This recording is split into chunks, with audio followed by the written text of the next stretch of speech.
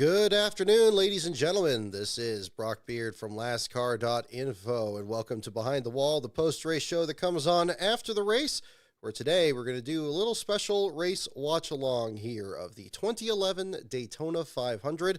Hard to believe it's been 15 years coming up later this month here since this race was run.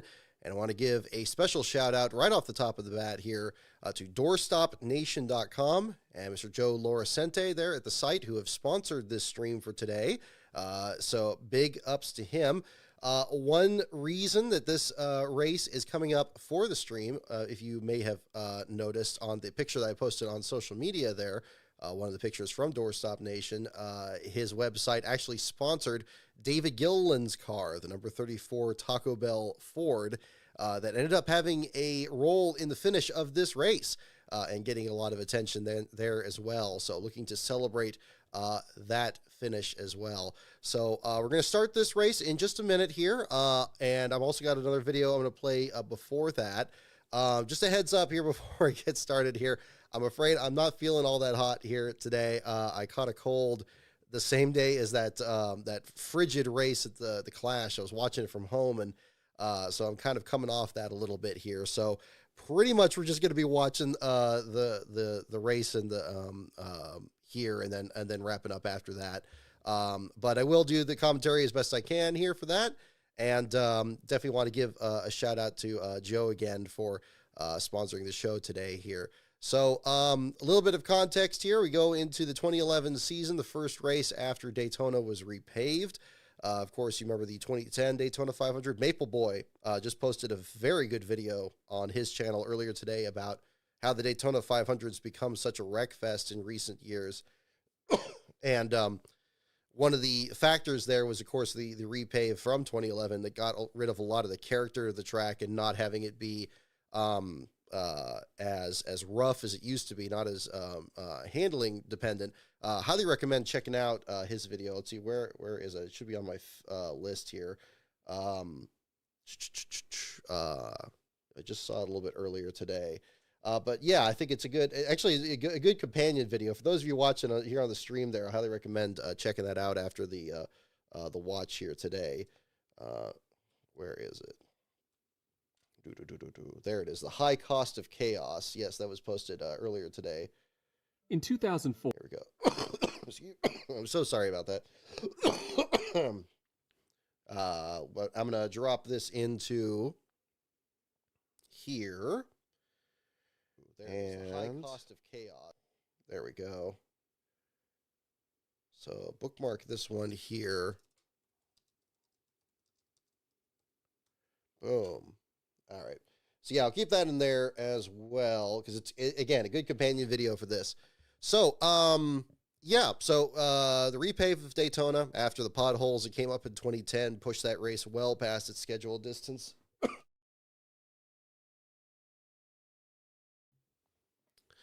And also at the same time, Trevor Bayne made his Cup debut at Texas the previous fall, driving for the Wood brothers, who were still just a part-time team at the time, had scaled back over the years, I believe, since about 2007, 2008. It seemed like they kind of changed their strategy a bit. Maybe 2009, I guess, would have been more when they had Bill Elliott driving for them. But of course, long-time involvement in the sport. I have my 100th win shirt on here from Harrison Burton's win there. Yeah, equally dramatic circumstances there. Throughout speed weeks, Trevor Bayne had very much impressed the other competitors out there, including Jeff Gordon, who said he was going to be working with him in the draft during the race. And you get through the duels. Bayne had a very good car for the race, got spun out at the very end of his duel race, had to get some repairs, and a lot of unpredictability that was set up coming into the main event. And so that was where things went. Now, probably a more efficient way to get through the rest of the storylines here is if we go ahead and jump into, excuse me. How about a starting grid video? Here's the one that I made in 2011, and we'll go ahead and play that. Ladies and gentlemen, I am Brock Beard, and this is your starting lineup as they have qualified for the 53rd annual Daytona 500. On the pole, part of a front row with a combined 4 500 victories, fan favorite Dale Earnhardt Jr. celebrates his 400th start with his first restrictor plate pole. The flying fork of the Wonder Boy, 3-time winner Jeff Gordon, makes it an all-Hendrick front row. Junior will start in the rear in a backup car after this practice crash on Wednesday, and Jeff Gordon's machine was damaged in this final lap altercation in Thursday's duel, but both will certainly be ones to watch when the green flag drops. Row 2, your winners of the duels, both seeking their first win in the Great American Race. The double deuce of Kurt Busch looks to become the first driver ever to sweep the shootout, qualifier, and the 500 in the same year.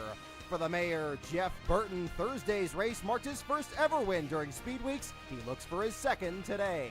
Row 3, both of them so close to winning the races on Thursday. Sleek and Swift, Regan Smith for rejuvenated Furniture Row Racing, and the Warrior from Emporia, last fall's Talladega winner, Clint Boyer. 3 Daytona 500 wins belong to Row 4 between the new Budweiser Chevrolet of happy Kevin Harvick, third in last year's points, and back in car 15, the Napa Maniac Michael Waltrip makes the show for the 25th straight year, 10 seasons after his first career win.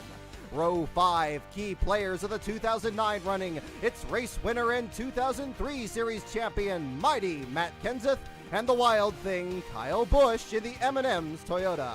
Row 6 has a Red Bull and the Bull. On the inside is car number 4, belonging to Casey's Citizen Kane, winner of the second duel last year, and charging from the slowest car in practice to a thrilling 5th place finish in Thursday's duel with an assist from brother Brad, Brian the Bull Keselowski and K Automotive Motorsports will make their first Cup Series start in the biggest race of them all. I mean, I owe everything to everybody right now. It's Ernie Elliott for helping me with the motors, and Dodge for helping us on the car. And this is an old car. It's an old Evernham car built in 06. So, I mean, you know, the old dog just would not hunt all day long. And I'm like, dude, we just have no chance. But you get out in this draft at Daytona and you get a guy that knows what he's doing pushing you, and, man, he can get you to the front. Row 7 belongs to Earnhardt Ganassi Racing between the Destroyer, Juan Pablo Montoya, and defending 500 champion Jamie McMurray from Joplin, Missouri. If McMurray wants to become the first back-to-back winner since Sterling Marlin in 1995, he must do it in a backup car in the aftermath of this crash in Saturday's opening practice. Row 8 is where you'll find a pair of hard-charging youngsters. Dangerous A.J. Allmendinger, so fast in the last 2 runnings, looks to give the 43 its first 500 win in 30 years. Taking over the blue deuce to his outside is Brad the Big Keselowski. Row 9's occupants nearly unseated Jimmy Johnson as champion. The Mark V of last year's pole sitter and 2007 runner-up Mark Martin, and Denny Hammerin Hamlin looks for a turnaround after what has been a thoroughly frustrating Speed Weeks. Moving to row 10, you'll find the bright yellow fella, Paul Menard, his new Richard Childress Chevrolet, very fast in qualifying, and the new Jersey Fury, Martin Truex Jr., one of the contenders from last year's running. Row 11 has 2 race winners from last season. The Rocket Man, 2008 Daytona 500 champion Ryan Newman barely averted disaster when he spun in Thursday's duel, and it's black, it quacks. It's sponsored by Aflac, the 99 of concrete, Carl Edwards. Row 12 has a 5-time champion and a 2-time race winner. The 40 Dominate of 2006 500 winner Jimmy Johnson begins the fight for title number 6. Rudaman, David Rudaman was 5th here last year. Row 13, both winners of the July race, but never the 500. The Rushville Rocket, 2004 runner-up Tony Stewart, and the Biffmeister, Greg Biffle, 3rd in 2010. Back to row 14, coming off a 9-month hiatus following surgery last spring. Oh boy. Welcome back Brian Vickers in the Red Bulldozer, returning for another try at the 500. Robert Richardson Jr. in the front row Ford makes his second start in this race. Row 15 has a super speedway legend and a road course warrior. Awesome Bill Elliott in Phoenix Racing receives sponsorship from Billboard.com and the speed energy drink Dodge this year of Robbie Gordon. Row 16 has a champion and a rookie. 1998 runner-up Bobby Labonte for JTG Darty Racing. And all aboard the Trevor Bayne train as a 19-year-old youngster from Tennessee makes his second start for the Wood Brothers following a 17th place showing at Texas last fall. On the Row 17, where 1 year after Whitney Motorsports missed the show, J.J. Yaley raced the International Trucking Chevrolet into the team's first 500 start. Believe me, this is a relief off my shoulders, this entire team's, because, we got the Speedway engine about 2 weeks ago. It's been a mad thrash, and to put it the biggest race of the year is it's awesome. The amazing David Reagan starts 34th after being involved in that multi-car crash with Gordon on Thursday. 2 new cars in Row 18 with 1 new star. The Tasmanian Devil, Marcus Ambrose in Richard Petty's Stanley Tools DeWalt Ford, and the 5-hour Energy Toyota of Steeman Steve Wallace in his Sprint Cup debut.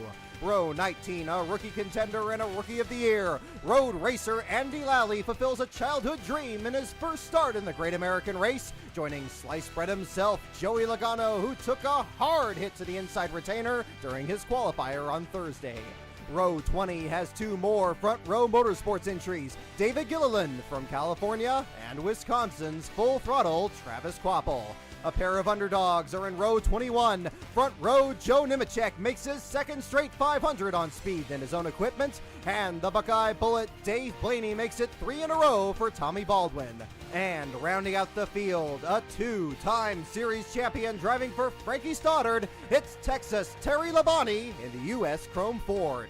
5 cars failed to qualify for this race, and all of them were Toyotas. 1990 Daytona 500 champion Derek Cope for Larry Gunselman, Kevin Conway in the second Nemco entry, the Onion Todd Bodine following a late crash in his duel, and engine failures knocked out both the Texas Twister Michael McDowell for HP Racing, and Casey Mears joins Germain Racing teammate Bodine on the list.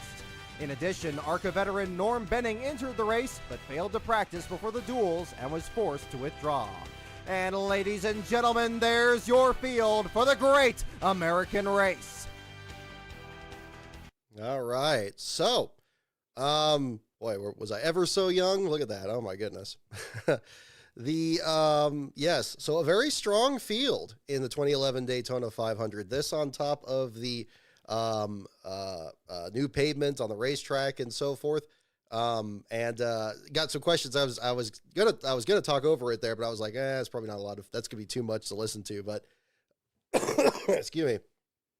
But the cookies were the design there for the different race cars. My mom and my brother and I made those in the lead up to Speed Weeks once the paint schemes were revealed, and had a lot of fun with that.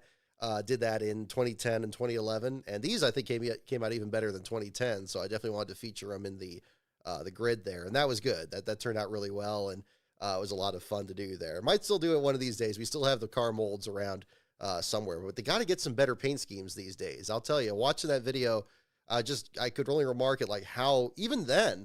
I mean, I think about like the late 90s or something having great paint schemes, but 2011 had some really nice looking cars. And honestly, the COT, the way it evolved in that direction, it was a much better looking car by then.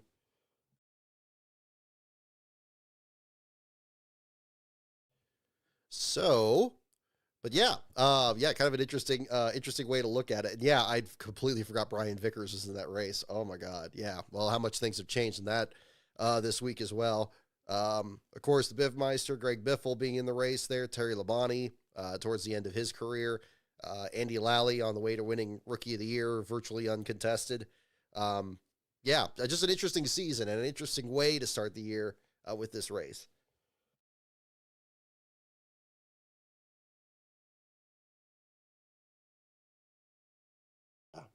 Apologies again. As I mentioned earlier in the show, they're feeling a little under the weather here today. So if you see me turning away or muting my audio here a little bit, that will be why. But we're going to plug away. We're going to go move forward. I want to give a shout out again to Joe Loricente at doorstopnation.com for sponsoring this stream here today. I want to show again the picture he had from, where is it? Here we go. This will be a good way to show it. Let me put it on the second screen. There it is. So David Gilliland's car right there. Got this great spot here for his website there on the C-pillar of the number 34 car. So I was wondering if the video was going to show it pretty well. It didn't show the angle very good, but there was definitely another one there at the same time. So we're going to start the race in just a moment here. I'm going to get set up. I'm going to switch it on this, and we're going to find out. So we're going to pull up the NASCAR Classics version. So again, classics.nascar.com. Definitely make sure to support their work there as they continue to fill out their wonderful archives there. The race broadcast is about 3.5 hours here, so we're going to click through it here. And yeah, we're going to jump into it. I'll keep the mic open here and I'll probably do some commentary in between. If you want to, if you have any other questions or something in between, we'll try to do that as well. Yeah, but yeah, I got my water bottle here. I got all set up, and it's gonna be interesting. So without any further ado, let's go ahead and jump to the second screen, and we'll get started. Ladies and gentlemen, please welcome co-grand marshals and stars of the upcoming movie Transformers: Dark of the Moon, Josh Duhamel, Rosie Huntington-Whiteley, and director Michael Bay as they deliver the most famous words in motorsports. Thanks, Jim. I want to take a moment to thank all of our troops overseas fighting for us. And now, gentlemen, start the engine! Those Transformers NASCAR cars were so underused in the movie. I mean, wonderful design, but this is about the most exposure they got for making them. Jeff Abbott, Chris Myers from the Hollywood Hotel, the guys that will take you through another season of the NASCAR on Fox coverage and the Daytona 500. Darrell Waltrip, Larry McReynolds, and Mike Joy. Mike, gentlemen, start your talking. Thanks, Chris, and hello, everybody. The Daytona 500, NASCAR's biggest race and one of the toughest to win. Took Dale Earnhardt 20 tries. Buddy Baker, 18. DW, 17 years to win it. Bobby Allison, David Pearson, Michael Waltrip, each won it on their 15th try. But today, Darrell, you say this could be the toughest 500 ever to win. Oh, I think physically and mentally, this is by far and away the toughest one I've seen. This two-car tandem that we've been watching around here takes a lot of focus, a lot of concentration, and the speeds are incredible, over 200 miles an hour all the time. And folks, we just can't make this stuff up. This has been a great week down here with the tribute to Dale and everything else, so it's all good. Junior starting on the pole, he's fallen to the rear, but it's been a good week. Well, Larry, it's not just having a fast car and good pit stops. Finding a partner, keeping a partner, and all that goes into that.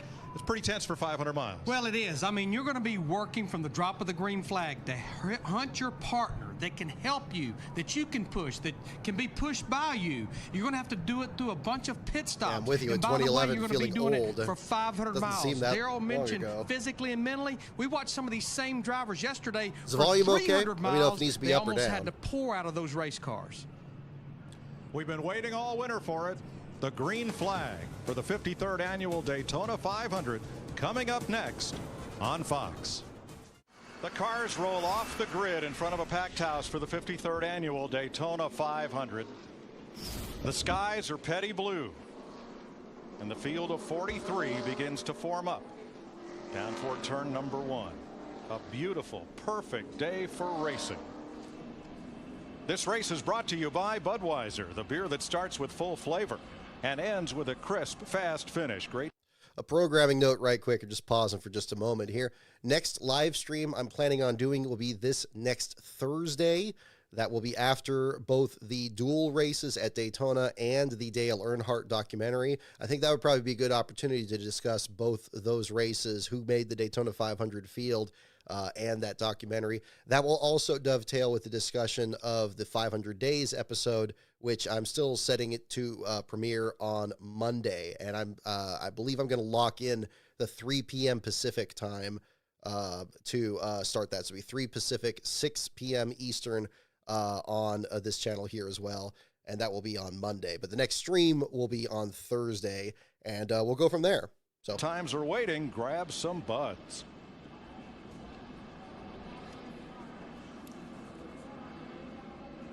Chevy is proud to pace the 53rd running of the Great American Race with the 400 horsepower Camaro SS. Try to keep up with it, boys.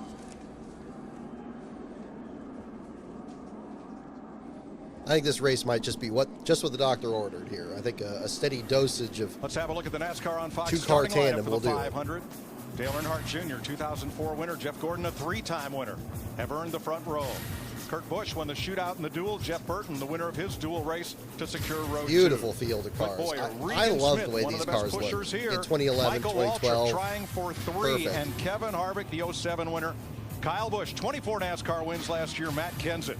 Brian Keselowski, the Cinderella, the glass slipper fit for him. McMurray, Montoya, teammates. McMurray, the defending champ.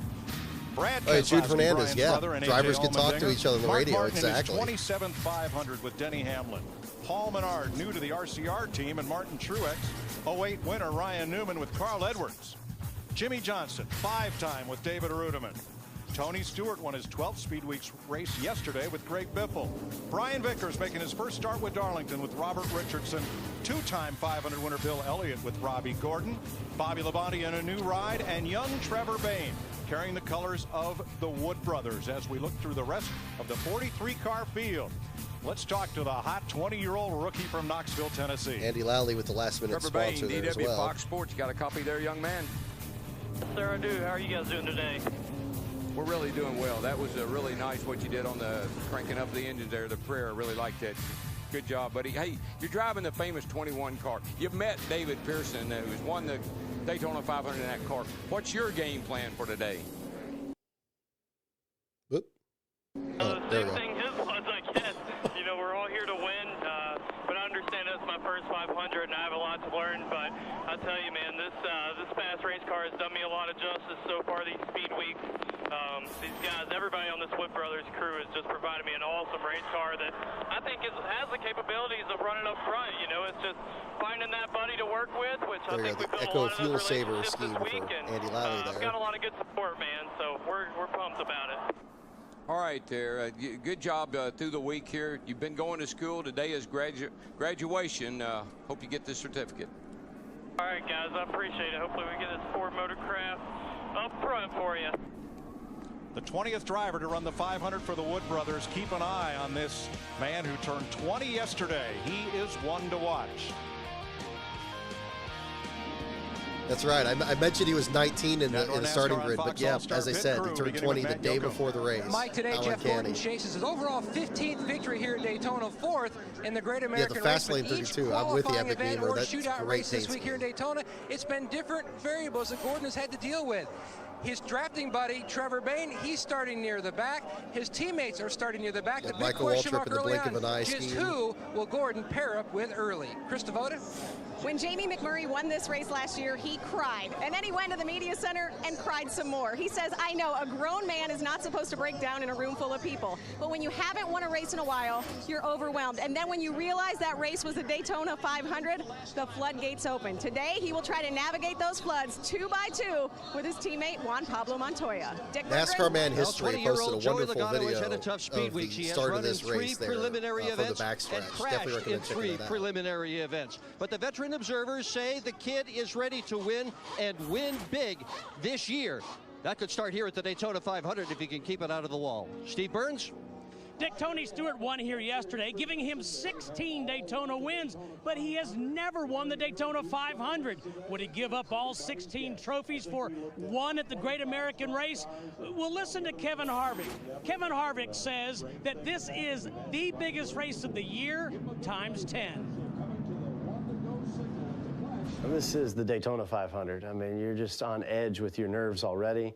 Just the whole experience of the Great American Race. It's the first race of the year, but it's the biggest race of the year. So, you know, you got the early in the year jitters. You got the nervousness about the Daytona 500, how much it means to win. So there's a lot going on the Daytona 500 morning. You get the worst night of sleep ever the night before the Daytona 500, and you can't help it. You know, your heart pounds all night long, and you just can't sleep. The anticipation is really high, and the enthusiasm is really high, and everybody thinks they're going to win a championship, and everybody thinks they're going to win the race. Just the emotion of the high with all the people, the colors, the atmosphere, you can feel it. It's electric. The whole field is pretty amped up as you come to the green, and really as a driver, there's really no bigger anticipation than coming to the green flag. Got 83 people in here. Thank you so much, everyone, for tuning in. Hope you enjoy the watch along. The start of a new season. And at this Dale moment, Jr. every one of 43 drivers can win the Daytona 500. everyone can be Sprint Cup champion. In a world where most sports play their biggest game at the end of the season, NASCAR does it just the opposite. It's when the best are at their best. Today, last change a of the whole race. new style of racing at Daytona. We'll go 200 laps, 500 miles as we always do. 55 on pit road. Fuel window 42 to 46 laps and 4 cars to the back. And that's going to be huge. Ooh, but the pit window there, because tires. this racetrack has so much grip. Tires are not going to be that important, but that fuel window certainly could be. A few things to note as we get ready to go green. I mean, the brand 500 new surface may at have become Daytona a mess, but has I mean, led to a it's new still the style of Daytona racing. 500. The It's bump still and special. push style of drafting seen at I'm with Talladega Maple Boy is in now his video. possible It's at like, it Daytona can get back due there to this again. smooth surface. As mentioned, after 300 miles yesterday, drivers were worn out. Imagine driving in a snowstorm where all you can see are the taillights of the car in front of you, and you don't know what's on either side, what's behind you, or what'll happen next. That's what's going to happen here, especially for that driver pushing the car in front. And finally, we'll remember Dale Earnhardt and his legacy with a silent 3rd lap to honor the number 3 that he made famous. The other thing Joe is Nemechek's a car looked really nice. I remember always has liking been the that difference one, in blue and all the gold races car. run down here this weekend for the winner. Had this really dark blue. Set to go green, the Camaro pace car will make the left turn to pit road, and Darrell, it's time to start another season of NASCAR. And all right, let's get going. Be nice here, be nice guys. Hold on, hold on. Oh, look at the crowd. Boogity, boogity, boogity. Let's go racing, boys.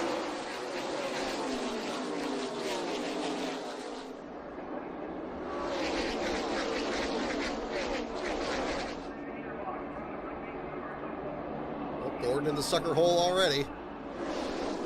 I like 2-car tandem. I don't care what anybody says. This was exhilarating.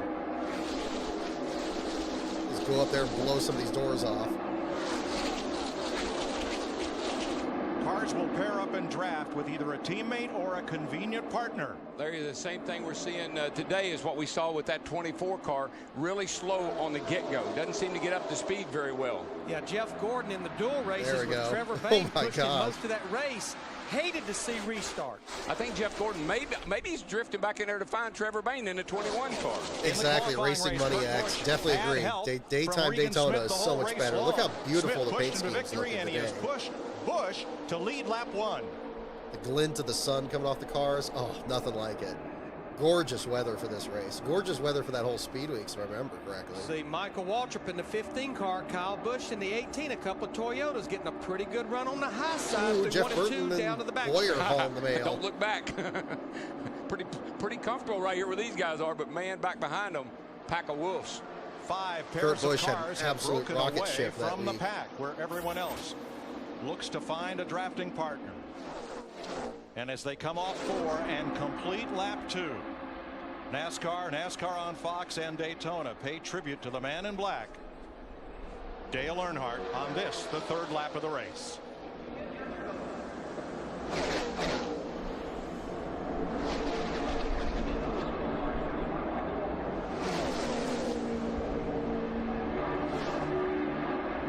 Oh, look at that. Oh, my goodness.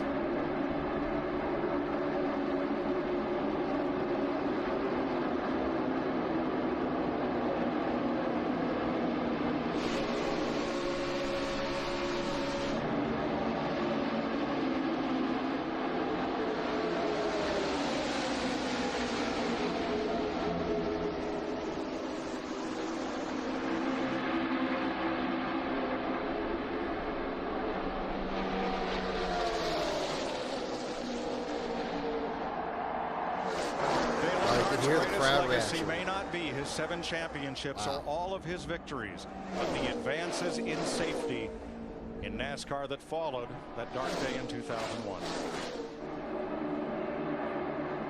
This 2-car draft at the bottom of the racetrack, A.J. Allmendinger in the 43 car, AJ's Mark Martin in the 5. Saw these guys work together a lot in practice, and they were fast no matter which one was pushing There's the no other. fuel saving Together a here. lot in I mean, they're practice, just but I believe going this may be for the it. first time we've had them up in the front here fighting for the lead.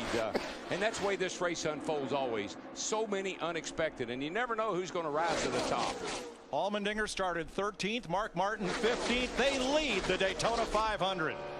Look at that. You got Carl Edwards and David Gilliland among the last few cars in line there, just setting things up. Ooh, boy, look at that run. Man, oh, man. Oh! Kyle Busch! Speed behind you, wave to 7. Gets it down on the apron without further contact. Jostling further back, but no other collision.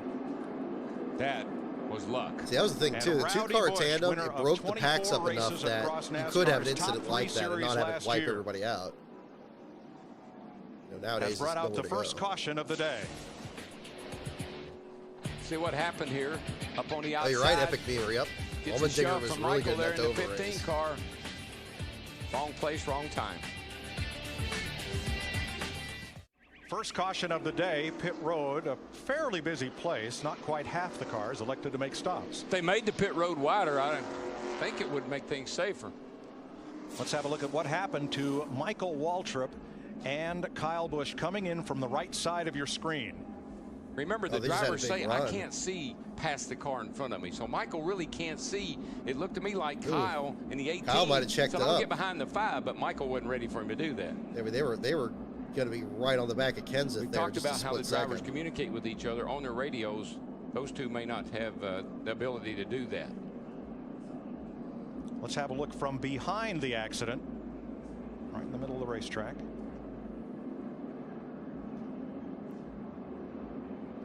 Darrell, did it almost look like he wanted to first go down there and then had a second thought about it and came back up? I think he got just a tad loose when he was going to cut to the bottom. I think his car got a little loose. Got in the transition at an awkward angle there. And the air just from Mark Martin. 3 wide. Yeah, look at the run. Look at the run. Oh, my God. 18 is wrecking behind you. 18 is wrecking behind you outside. Now, there does not appear to be major damage to Kyle Busch's car. Here's what he had to say after the spin. I had to check up because there were 3 wide. There was nowhere to go, so I trail broke a little bit, and it just spun me right out, getting in the corner. Stupidly insane. Stupidly insane. Haven't heard that one yet. I was never a fan of that diamond Kyle plating. Busch did get on the radio and say, tell Michael he didn't do anything wrong. There's just not enough real estate. The plan right now is for 18 of Kyle Busch to come back down pit road. You see him there. He's asking for the toe plate, the alignment on the car. He wants to know, is it toe in or toe out? What is wrong? They said, that's what we have to check. Steve? Krista, Michael Waltrip said on the radio, I didn't do anything wrong. I stayed right in the middle like he asked me to. Pindra Masterold. Yep, that scheme was a throwback for Michael. Yeah, it's like a throwback to the 15 scheme, but then you can see it's black on the sides there. Of course, marking his book. Aligning the front end on Kyle Busch's blink of an eye. Here's today's before it was adapted F-150 EcoBoost track facts. It took 6 months to repave Daytona International Speedway, beginning right after the July 4th race. They used 50,000 tons of asphalt, 1.4 million square feet of it. The first complete repaving since 1979, and the cost, $20 million. Spotters all over the place, radio frequencies abuzz. You see spotters up atop our control tower, and radio frequencies were being exchanged in the garage all morning. There are some drivers who can talk to as many as 15 different competitors by selecting them on their radio. 15. However, That's we are insane. told that the Joe Gibbs teams, including Kyle Busch, refused all requests for their frequencies from other drivers and said, if you want to communicate with our driver, go through their spotter up on the roof instead of trying to talk to them directly. It would have been wise to have had Michael's radio frequency in that situation there. We're coming to the green, but real quickly, trail braking. When you get a gap between you and the guy that was pushing, Kyle Busch owns you. I get it. I get why people love the diamond plating. It was never my thing. I just thought, you know, candy versus like hard metal. On the inside of race leader A.J. Allmendinger as they restart double file. I think it was just plain white there. Probably would have looked just as good. Has help from Matt Kenseth's Ford. We'll see. Well, Mark Martin. I know a lot of people like the diamond plating. I get it. Road racer A.J. Allmendinger in the 43. Yeah, immediately after that restart, we're seeing the same 2 driver tandems that we saw before the caution flag at the front of the field. Now, folks at home, I know you would say, well, with these guys running that close together, wouldn't his engine get hot? That's been a big issue down here for the last several days, trying to be able to push a guy in front of you for long periods of time man, maybe, and not cook your engine. Yeah, maybe it was the other direction. Really maybe they're denying them access, but maybe Kyle got Kurt's access. Harvick. Who knows, over Penske. Past winner Hard to of the tell. 500 and That's a one good of the point, best though. closers in the Thanks business. for tuning in, by the way, man. Laps, you watch for that 29 to come through the field. He's trying to lead a lap here from David AJ Gillen still towards Allmendinger. the back of Not the field. The Door Ford Stop stays out Nation front. sponsor. Here comes Gordon and Casey Kane in the Red Bull Look car. at that wad of cars behind these top 6. I mean, they're 3 wide for 8 rows deep. Oh, beautiful cars. My goodness. They're fighting for a position. I remember doing the Just starting not sure grids which one. and the And I don't think website they and are stuff in either. 2011. It Trying was, to find somebody to help I you mean, get obviously there was fouled some if you harrowing can. moments that year, but it was also like a really interesting because NASCAR one car season. pushing another Really good season. can be several miles an hour faster than any single car all by itself. On the high side, Big Daddy Jeff Gordon, even with the beginning play, his with drive Chase, for of course. 5 for a 5th championship. Brian Vickers pushing a former teammate of Gordon's. Oh, he boy. is back after a year's illness, cleared by doctors to drive after heart surgery, and nobody wants to win more than Vickers. Oh boy. Yeah, I don't remember Vickers featuring that the car prominently pushing in this, Jeff but- Gordon. His car painted identical to that Yeah. of Brian Vickers. Different number, Kane in the 4. Now, Oh God. Dale Jr. had to start this race. I mean, you never from know the these back, drivers but too his personally. 88's coming to the front. 8th place yeah. and coming. Ooh, We've Robbie seen Gordon. these two Look at guys. him. These two guys actually wrecked in practice. That was, we got a smoker up in here. Somebody's got something blowing out. Who is it? Oh, J.J. Yaley. Yaley. That's who a nice raced his scheme, way into the actually. 500 with a fine Red line drive in oil. Thursday's qualifying race. Drifting to the middle of the pack and trailing smoke. Caution is out for the 2nd time. Yeah, I'd say he's putting down some oil. Got to be careful here, boys. Racing Ooh, back to the Junior, caution. yikes. Junior almost got turned What the around hell are you by doing? Martin Truex. See, no, I don't understand that. They didn't get the message. The caution was out. They kept racing. Back to the... When the caution comes out. Yeah, 10-4. I never heard NASCAR say it, man. Now watch the 88 coming to the caution flag. Yeah, I don't know Martin what he got Truex knocked tucked up sideways by underneath it. Truex. They don't know the caution's out. You just heard Junior getting on his spotter.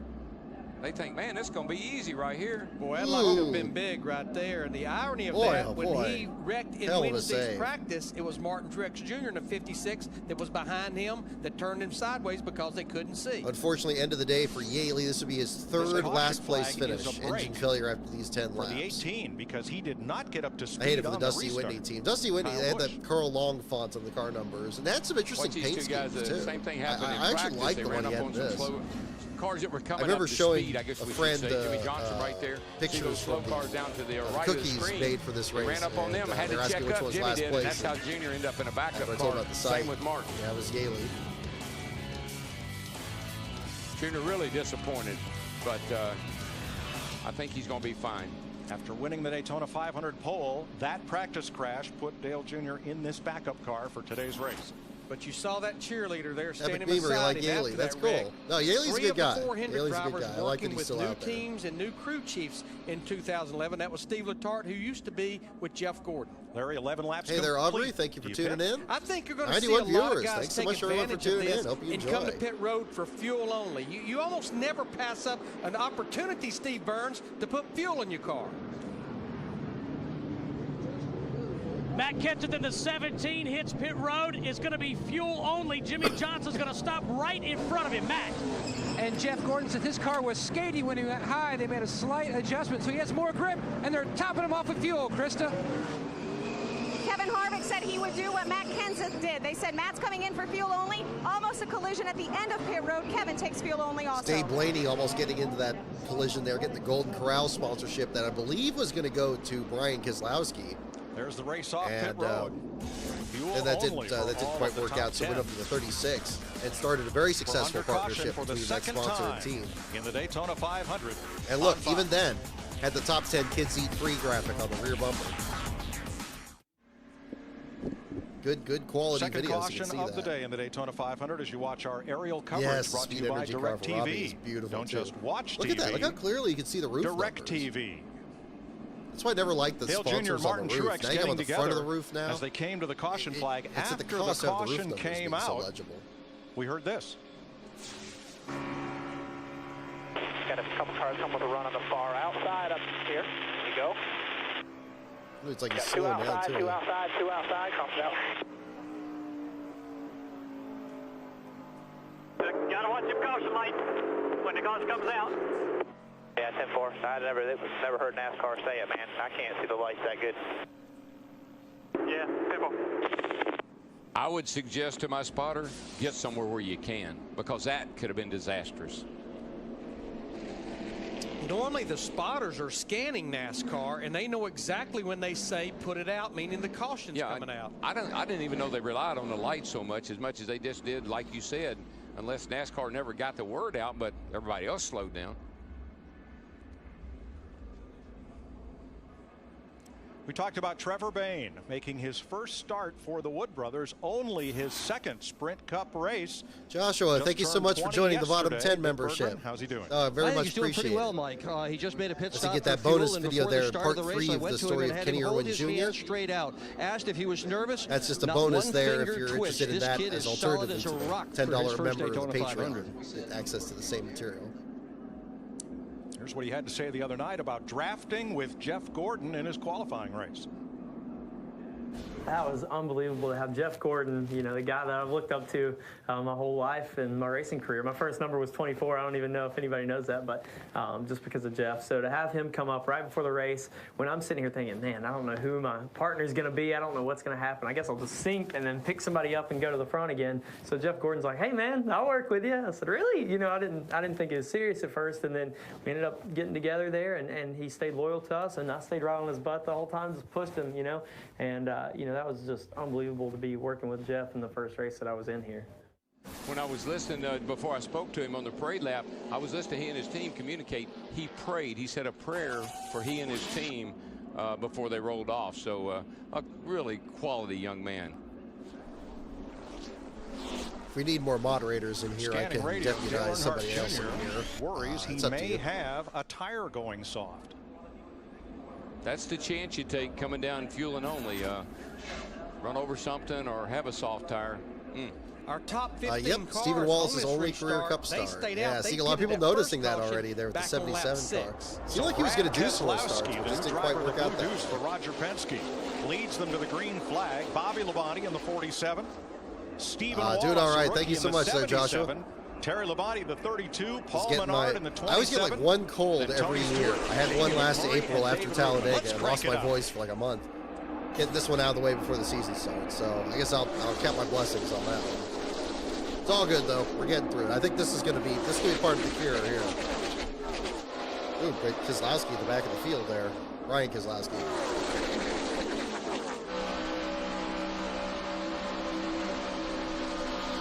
Oh, the space for the ads on the rear of the cars too.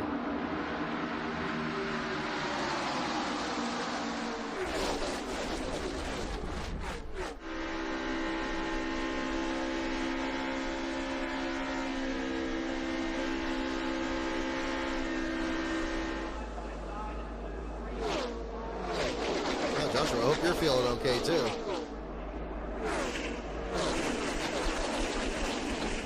Woo.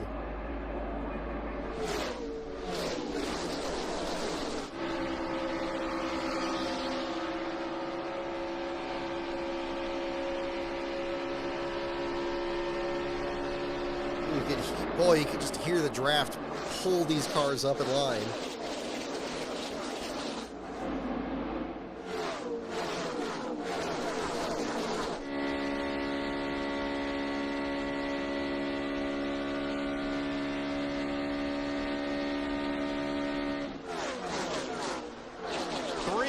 And worrisome. That's what restarts are here at Daytona. You know, a lot of the guys that have been coming here for years, they kind of view the preliminary events as just practice. But on Sunday, the Daytona 500, usually think the veterans show up. Bobby Labonte, he's a veteran. Got some Chevrolets, though, ganging up there on the outside. Paul Menard, remember, this is a 4th Richard Childress racing car for 2011, getting pushed by Tony Stewart in that 14 car. Getting of a long stretch Last year's there. winner slipping in the picture as well. Going on the way to his Brickyard win later that season. Tow, 42. Juan Montoya. Joey Logano in the 20. Dale Jr., the 88, slipped to the inside, move up to 5th and 6th. Before they went green, Mark Martin looked aside at Dale Earnhardt Jr.'s tires and said everything looked fine. Probably when he dropped down off the track coming to get that, when he realized the caution was out, may have picked up a lot of dirt and debris on his tires off the apron. That'll give you a false sense of a flat tire. Yeah, I like the grass too, David Jeff Jamison. Gordon running down on the inside. Or, I'm sorry, Aubrey said about the grass. Mike, he appreciated the help from the 4 of Casey Kane, but he's been looking for his new little buddy, the 21 of Trevor Bayne. But under that caution, Gordon had a lot of questions. I get the safety issue, but I mean, you still have situations where cars are slamming the wall head on. We have to call Gordon the skipper. Remember what that 20 was like in that shootout practice? Everybody's been talking about it. Just really squirrely. Yeah, I mean, we're not his pusher or anything, you know.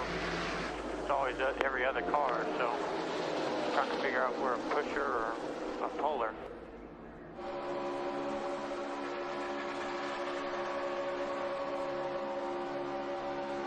The Best Buy schemes are usually pretty good too, whether it was Allmendinger or Kenseth. The front car, the puller, the back car, the pusher, and they have to stay in contact to maintain maximum speed. Yeah, it's really synchronized. I mean, you have to work absolutely in unison with the guy in front of you. If he moves, you got to move with him, and then you got to stick the nose out of your car out every now and then. Front row teammates up in the high lane. A lot going on behind the wheel of these cars this time. You know, we mentioned Dale Earnhardt Jr. in the 88 pushing that orange car, Joey Logano in the 20. Remember, both those cars had to start this race at the rear of the field in backup cars. And they now run 7th and 8th. Junior's old backup car is not a bad piece. Jeff Gordon drove that car last year at Talladega, finished 8th in it, so it's all right. The 1 of Jamie McMurray up high, making the swap with Juan Pablo Montoya. That was pretty cool. That was perfect. That was great. They timed that perfect. You have to do that because, as Darrell mentioned, you can only follow directly behind another driver. Oh my goodness! The car will start to overheat. Look at Biffle and Edwards flying through the middle. That was a thing of beauty. Greg Biffle with Carl Edwards now. Teammates working to get him working the throttle a little bit. Man, Carl had to get. He had to get out of the, or Biffle had to get out of the gas there for a second.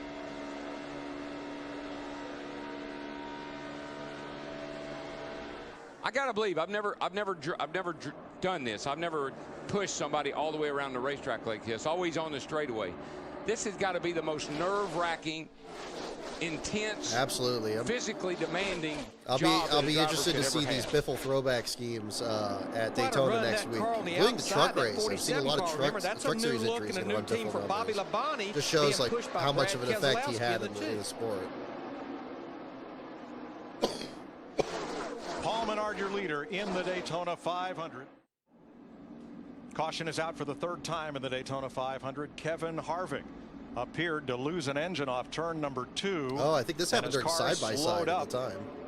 There's Harvick's car going to the garage. Jeff Gordon got into the back of Robbie Gordon. We'll show you that in a bit. First pit stops. Steve. Mike, Tony Stewart said no handling issues whatsoever. He's going to get fuel only. Matt. The 24, Jeff Gordon, making his way to his stall so that Alan Gustafson can take a look to make sure that there isn't any damage to that nose. There is some slight cosmetic damage. They've got some bear bond to fix that. 3 seconds of fuel for the 24, Krista. Dale Earnhardt Jr. made the call for fuel only. He also said he needs to know more about what that car in front of him is doing.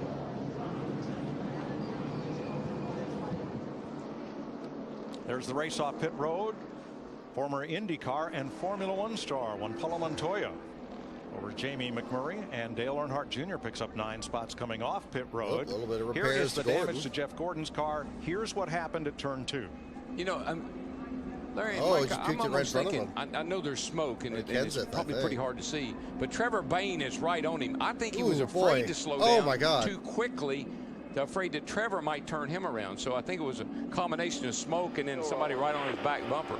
Yeah, that could have been really big. Right in front of us, man, right in front of us, the blow engine. Get down.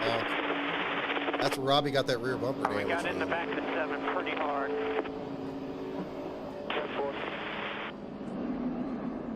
Jeff Gordon trying to win his 4th Daytona 500. There's a bit of damage to the bumper cover. We've seen these things go out through the grass pretty hot and heavy and come right back up on the track and continue on. This is the first year that the Drive to End Hunger sponsorship it wasn't is, it? you know, but it's the most sensitive part of that race car. But Not one a thing I bad did scheme. notice, nothing's Trevor going to be Bayne better in the than the 21, DuPont one. But he did yeah. check up behind Jeff Gordon in the 24 when he saw that smoke. I was just looking at some of Gordon's merch from back in his rookie season in '93 and how everything had that. I always thought it was bright orange, but I guess it's strictly on a previous like restart, Kyle Busch had trouble getting up to speed. They said they were It still looks so having good. trouble with the toe-in on his car. That's the adjustment of to which way the front wheels are pointing relative to one another. They brought him back in under that next caution and got it squared away. Boy, that's a sick feeling right there, man.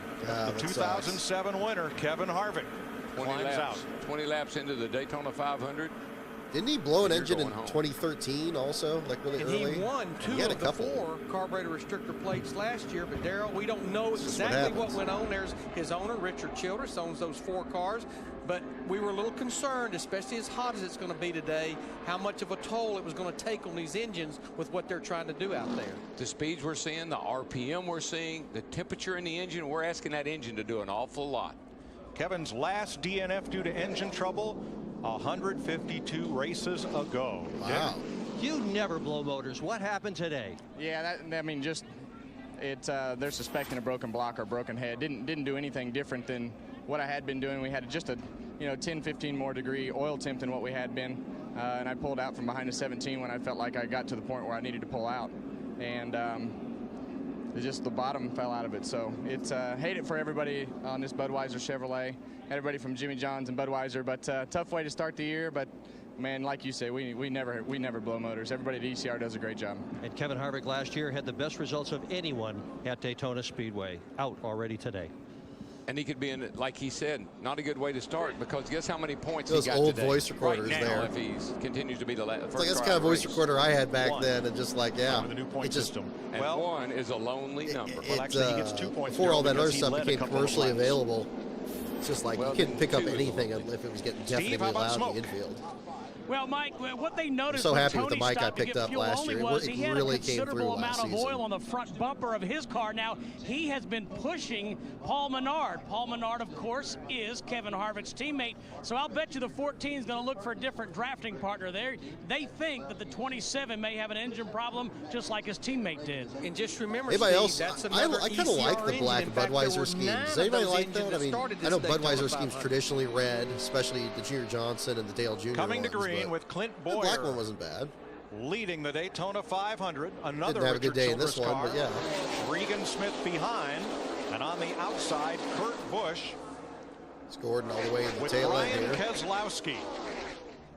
That's Brad's older brother outside in that white car, number 92. White car. They came down here with 1 car, 1 engine, and 1 set of tires. Ooh, they boy, made look at the that race. field just They catching picked up to a those sponsor. guys so Ray quick. Evernham said, I'll pay your Oh, my tire God. bill. Penske offered him an engine that they couldn't use because it was too new to fit in their car, but he's in the 500. Yeah, actually the crowd from home, That's right, the St. engine Mount didn't Fairgrounds, fit the sent a motor little money mounts. down to That's get what their the name issue on was Brian's with Brian car. Keselowski. So picked up a little bit here and That there. was a but wonderful Discount story to Tires follow. Probably paying some pretty good bills for him right now. Love those Jamie underdog McMurray, stories. Hopefully we get something like proud that this new year. dad of son Carter and the defending 500 champion. He's got the lead with Montoya behind him, Ooh, and they're here we go. 3 wide to the stripe again. Who's going to Yeah. lead this lap? Boyer. Oh, that's more like it. That 88 car, Larry, he just keeps inching closer to the lead, and we will know without a doubt when he takes it. Junior Nation will let us know. Oh, look at the pack catching them, though. Busch and Regan Smith going backwards in the high lane. Here comes There's Jeff McMurray Burton and Montoya. with Brad Keselowski on the bottom, the 31 and the 2. Just remember, Dale Earnhardt Jr., through virtue of starting this race at the back of the field in 27 laps with 3 cautions, he's worked his way right there into the top 2. Yeah, if you got to start in the back, it's not a bad place to have to do it. Always got the chance to draft your way right to the front, and that's what he's done. 9 different drivers have led this Daytona 500 as Boyer hauls them around for a second time. McMurray and Montoya, and 2 fast forwards right behind them. David Reagan in the 6 and rookie Trevor Bayne in the 21 of the Wood brothers. And just remember, David Reagan in that 6 car, that's a backup car that had to start at the rear of the field Top as 10 well. kids eat free. There we go. Ambrose in the 9 car.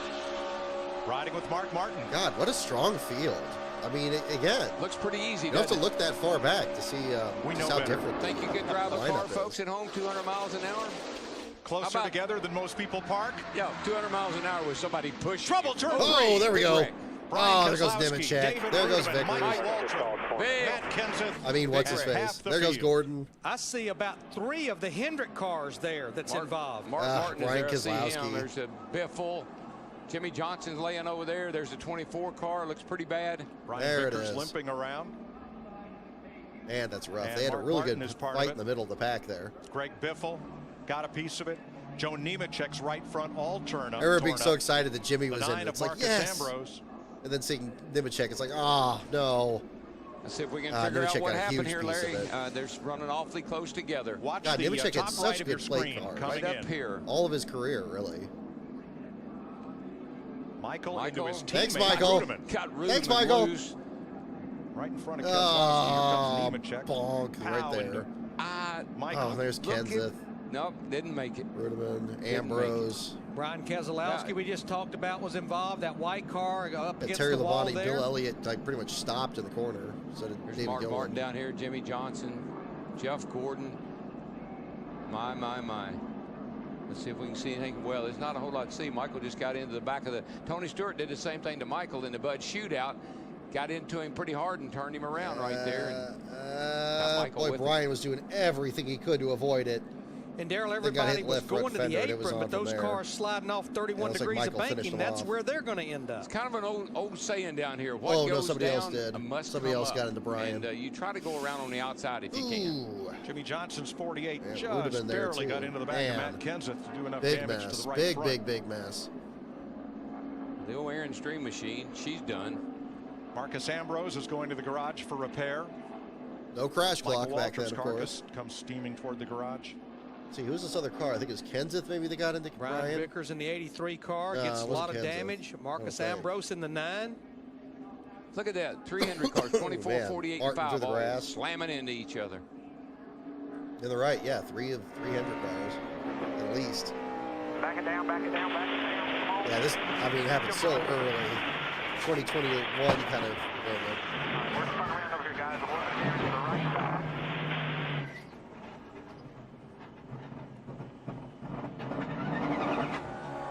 And now ride with Mark Martin. You still 3 sitting in front of you. Get down, Hang on. get back up, get back up. Back hard as spun us, 83 in the door. Well, he just hit a big rut in the Jeff dirt Gordon's there. view. And Gordon just had no luck in this. Check it up, check up, check up, check up, check up, check up. Get Back of Vickers. Spins out. Gets hit down here. There. Oh, it's Ambrose. I thought it was Quapple. Jimmy Johnson. Side too wide in front of you, in front of you, in front of you. Yeah, bright colors. Really love the colors in these. It's a shame somebody got taken out in this so early in the event. But it definitely added intrigue. I mean, who's left? Who's going to be good enough? And now Bain loses his drafting partner. What's he going to do? What's he going to do? Dick Bergeron is with David Rudeman. Well, whose fault was that? I don't know. It's a product of this kind of racing. Mike was pushing me, and I don't think I anticipated the guys moving up in front of us as quick as I did, and it's not Mike's fault. I just probably didn't get on the radio quick enough to give him a heads up. He's doing what he's supposed to do. He's pushing. That's all you can do when you're behind, and you can't see. You got to rely on the guy in front of you to help you. And I was probably a little slow on the draw there, giving him the heads up what was going on in front of us, and here we are. Crew going to be able to get this back out on the racetrack, David? It'll be a miracle. Okay, miracles sometimes happen in the Daytona 500. Jeff Gordon is in the garage. 3 of the 4 Rick Hendrick cars. All but Dale Jr. have gone to the garage. 2 of the 3 Michael Waltrip cars involved. Defending series champ Jimmy Johnson in the garage as well. Greg Biffle has also gone to the garage. You can make light repairs on pit road But if major work is needed, the cars have to go behind the wall or back to their garage stall.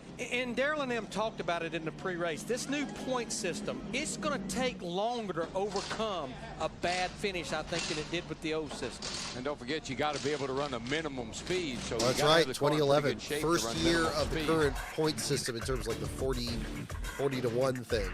A grinding crash puts us under caution for the 4th time in Daytona. Which is smart. And again, would be fine in a full season format. But we took an important step this year towards getting there. On Fox and an action-packed 45 minutes of activity here. Oh, it's Lally. Lally got up involved in the latest crash, including some of the headliners here in the 53rd running of the Great American Race. In the first 5 laps, we had 5 lead changes overall. There have been 10 different leaders. Pit road is open. Junior is in. Kurt Busch is in. Let's check down on the pits with Matt Yoakum. Chris, the guy who's taken all the money so far during Speed Week, Kurt Busch in the Double Deuce. He slides to a stop. He goes over the line. Mistake for Busch. They're going to have to back him up and then continue on with the stop. 4 tires for the Double Deuce. Got wore out the rear bumper is from the Dale slam Jr. was driving. told by his crew chief, Steve Letarte, things usually get conservative after a big wreck like that. Dale Jr. said, I sure hope so. 4 tires for Dale.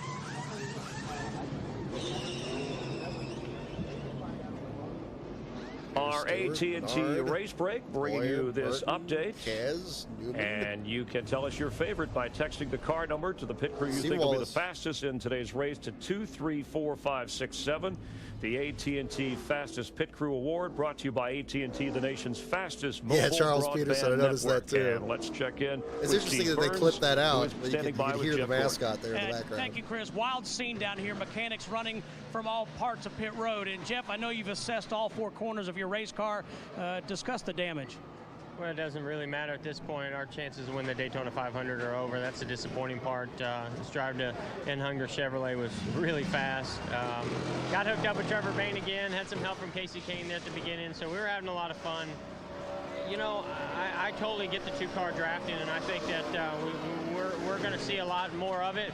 What I don't quite understand is why guys are doing it 3 wide, 3 deep, running for 28. You know, we need to, they need to let it thin out a little bit. As soon as it thins out, then go to it, you know, and it can be very safe and pretty harms-free. But, you know, you're sitting there, like right there, I was just sitting back there just kind of riding along there, just waiting for it to thin out. And I probably should have waited even further well, back. there you go, David Jameson. Yep.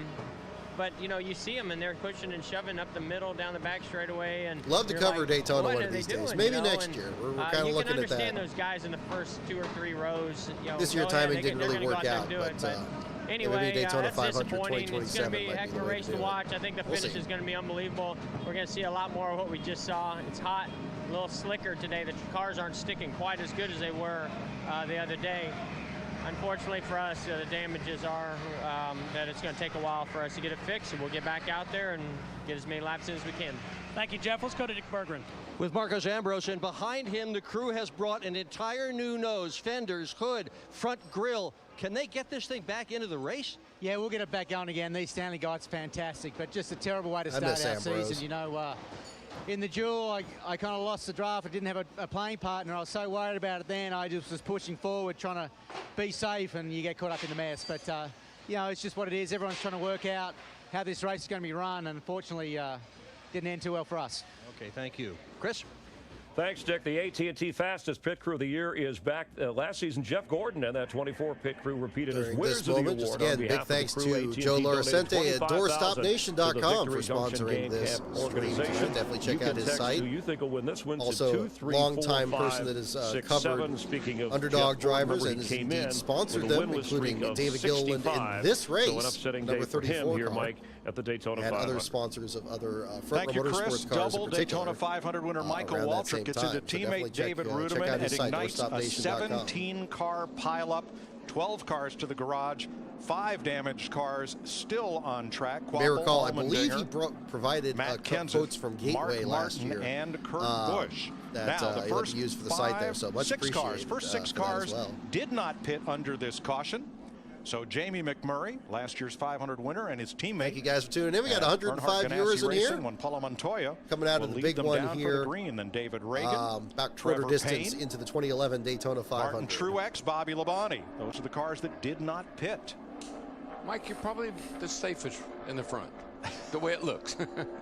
Boy, look how noticeably smaller the field looks. I mean, there's way fewer cars. Robert Richardson dropping down out of line. And what is Terry Labonte doing? We're actually hearing that he's got to drop to the back of the field because of a pit road speeding penalty, Robert Richardson Jr. in that 37 car. I don't know what Terry Labonte was doing there. He was just deliberately getting out of line. Well, you know, based on what Jeff Gordon said. All right, now Stephen Wallace into the top 6. The problem you have is this is a race. And some of these guys, when the green flag comes out. Hey there, Dominic. Thank you for tuning in. And, the Super Racer Racing Series was a big success, so thank you very much. Appreciated being part of that as well. Get on up there. If you haven't checked out that video, definitely check out Dominic's channel. Wallace, a rookie, running in 4th place with one of the most experienced drivers at Daytona, Bobby Labonte. Now Labonte down to the middle and picks up Wallace's 77 once again. On the bottom comes Levi. Thanks for tuning in as well. And not only is this his first Daytona 500, this is his first Sprint Cup I'd love to be in Daytona here this year. Unfortunately, I won't be out there for that. But if you guys are going to be out for San Diego or Cedars Point, I'll be out there for those races. But, yeah, best of luck to everybody there at the Ram effort. It's going to be exciting this season. For 6 consecutive championships has hit a pothole. Steve. Good. I'm glad everybody's tuned in. And Jimmy Johnson sits in his battered race car. Mike, 14 mechanics working on this car simultaneously. About the only part of sheet metal that isn't bent is the rear bumper and the deck lid. Heavy, heavy damage to the right side and to the front of this number 48 car for Jimmy Johnson. He stays in the race car. Since he won the 500 in 2006, he's not finished better than 27. Paul Menard back to the lead with help from his Richard Childress teammate, Clint Boyer. And Clint Boyer in that 33 car, he has been a great pusher all week long of speed weeks, whether it's been Paul Menard in the 500 or his teammate Jeff Burton in the 31 in the Gatorade Dual race. Paul Menard looks like he's San Diego. Okay, exciting. Right on. With Richard Petty I'm sure I'll be through there. Last year, now he's over made travel arrangements this winter here. We might do something in the fall as well. We're still trying to figure that out. Probably not going to do a race in the spring. I'd like to. I'd love to do like Vegas or one of those, but we're probably going to do something in the fall. Pretty obvious those two have made a deal. They've been together in practice. They've worked pretty closely together. They're very comfortable with each other. That is so critical right now. Be comfortable with the guy you're running with. Yeah, not only were they teammates, remember Martin Truex Jr. is 2-time Nationwide Series champion. His owner, Dale Earnhardt Jr. when he did it. Some years ago, the two of them spent an awful lot of time racing each other on video games. Video games. Down to the garage, Steve Burns. And Michael Waltrip walking through the garage. 2 Daytona 500 victories, but it won't happen today. What happened out there, Michael? Well, I just didn't get the information soon enough. You know, I'm pushing David against him a little bit, but he said, give me some room, and I was giving him room, and then right at the last second, he said, gotta go low, gotta go low. And then all of a sudden, you know, we're sideways. So same thing with Kyle. He decided at the last second, he said, I'm going up the middle. And when you change directions, pushing in the corner, it's just a recipe for disaster. So as a driver, I'm frustrated. As an owner, it's expensive. But as a fan, this is a Daytona 500, and I can't wait to go get on my toolbox and watch those boys battle. This is big-time stuff, the biggest prize in racing. And I got Martin Truex. I got one more bullet. Let's go see if he can get it done. Thanks, Mike. Truex right now running at 8. Got the right attitude. I think the surprise of this whole week, as we watch Truex and Jr. and on the outside, McMurray and Montoya, is that black number 78 of Regan Smith, the former Rookie of the Year from Cato, New York, near Syracuse. Good for him. He drives for Barney Visser in a car that's prepared by Joe Garoni and crew in Denver. Not Denver, North Carolina, near Mooresville and Concord, where the rest of these teams are. Regan but Smith Denver, has worked his tail off. And they come down here and they push Kurt Busch to victory in the qualifying race. And Smith has shown he can work with anybody and he can keep his car up front. Yeah, the rise of Furniture Row, last pit stop. The car that Smith pushed to victory on Thursday, Kurt Busch, had some issues. Matt? Mike, it was a chain reaction of problems. Busch slid through his pit box. He backed up. He stalled the car. And then when he refired, watch the rear tire changer. Jonathan Billy, he goes to work. When Busch refires, there's a flash fire. Catches him in the face. He backs away.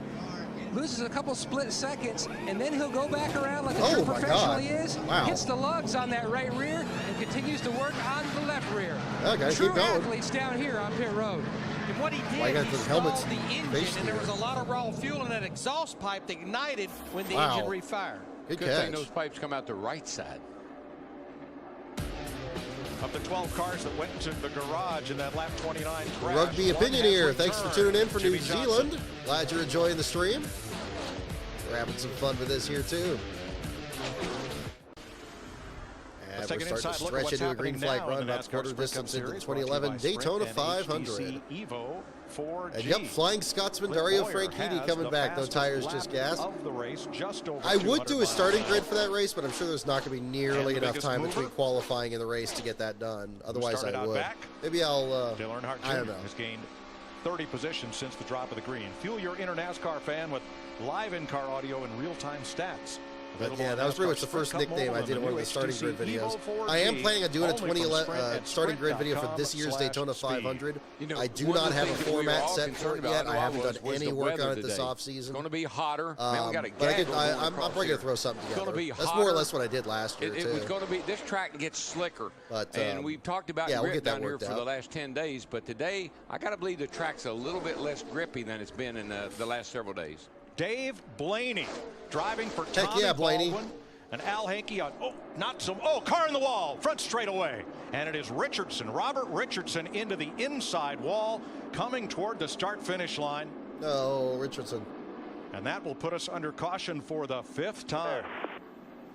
Yeah, hot off the corner. I just think that's right back to what I was saying about the track. I think it's given up some grip that these guys have had down here. When it's been at night, been cool, this place gets slick in the daytime. Single car crash for Richardson, Matt Kenseth. Yeah, Richardson was one of those guys that seemed like, he'll come around and like a Scott Lagasse or a Cesar Vaccarella that just shows up at the super speedways. Dave Blaney in that 36 car just had taken the lead. This was a team and a driver that had to wait to the second dual race to see if they were even going to make the Daytona 500. They came down here with no sponsor on that race car, just got this sponsor done last night. Here's what happened to the 37, Robert Richardson. Oh, go. Yep.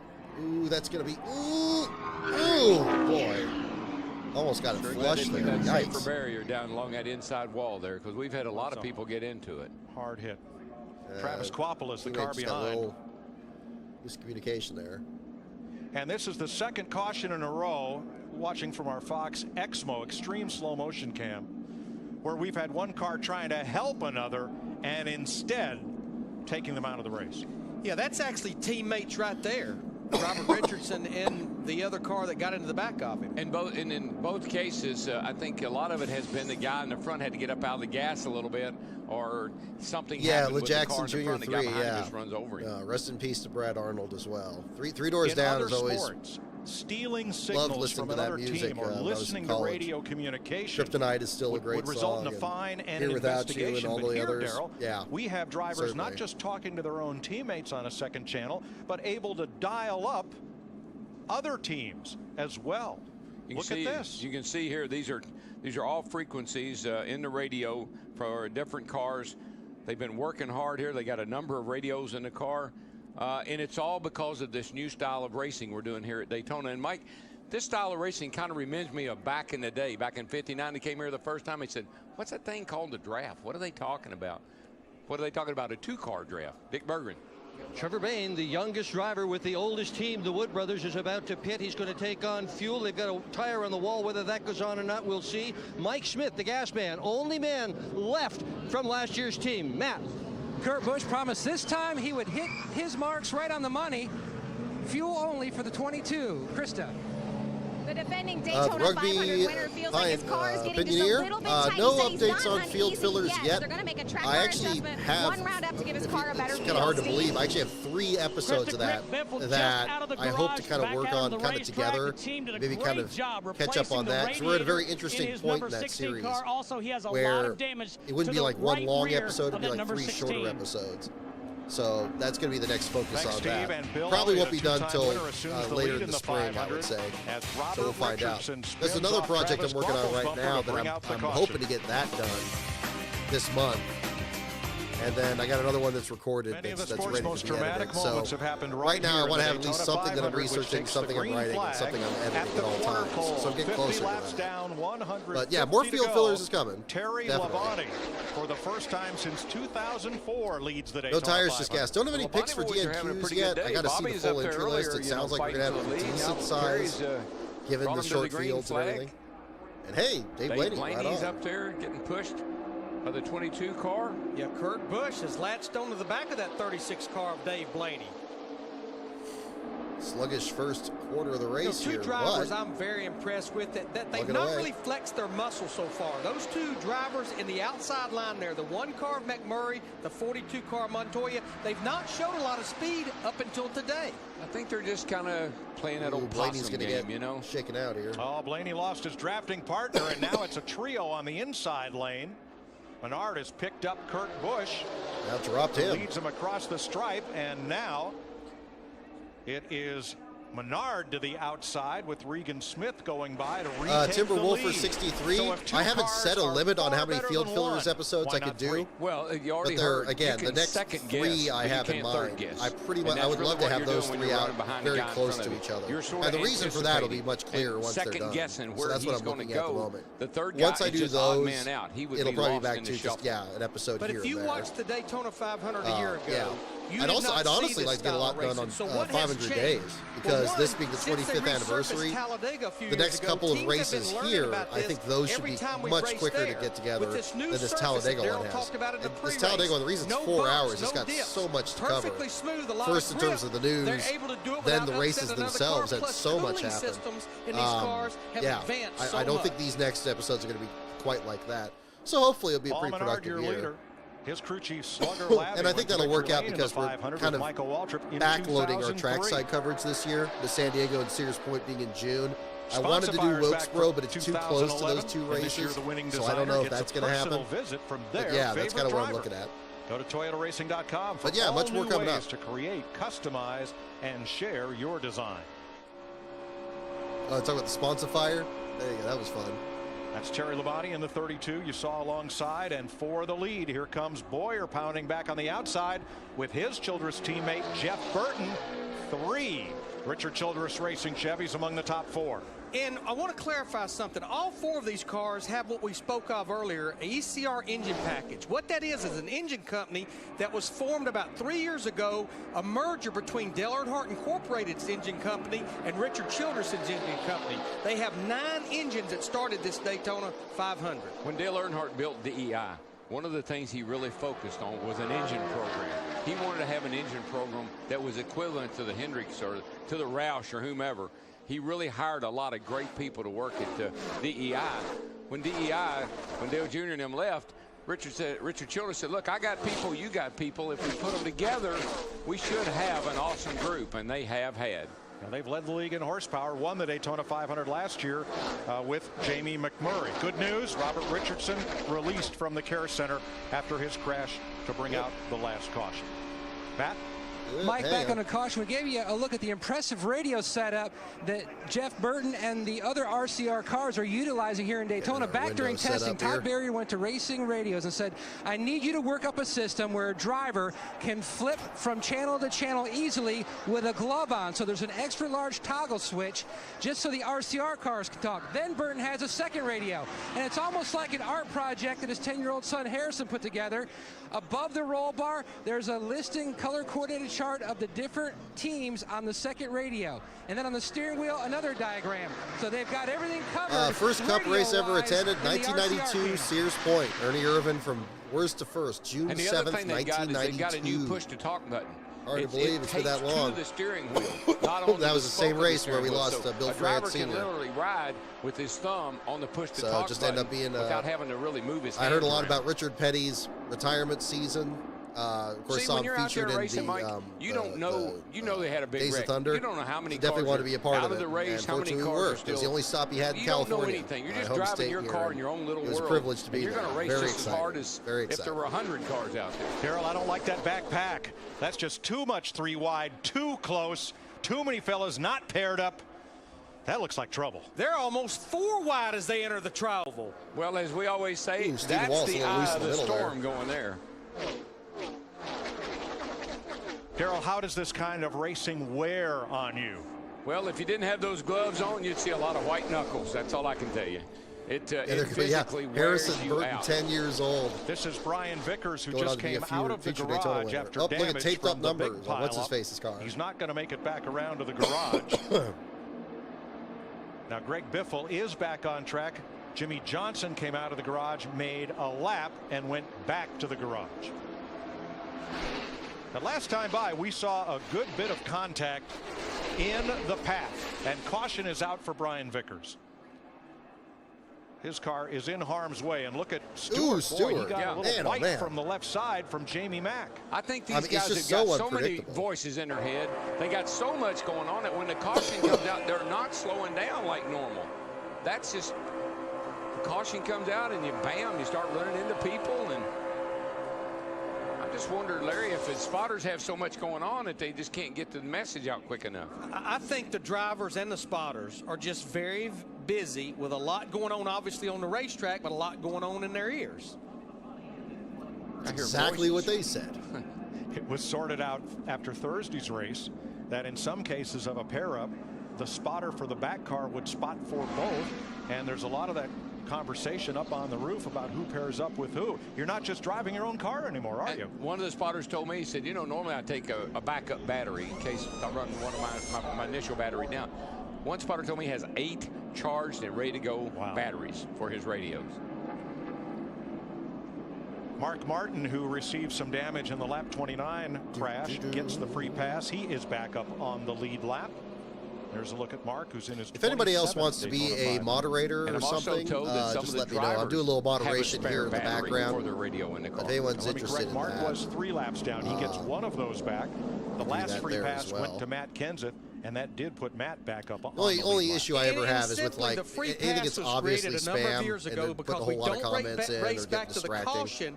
That's the only real issue I have. Anything beyond that, Mark Martin, he's the first car 3 laps down. He gets 1 of those laps back. Steve Burns.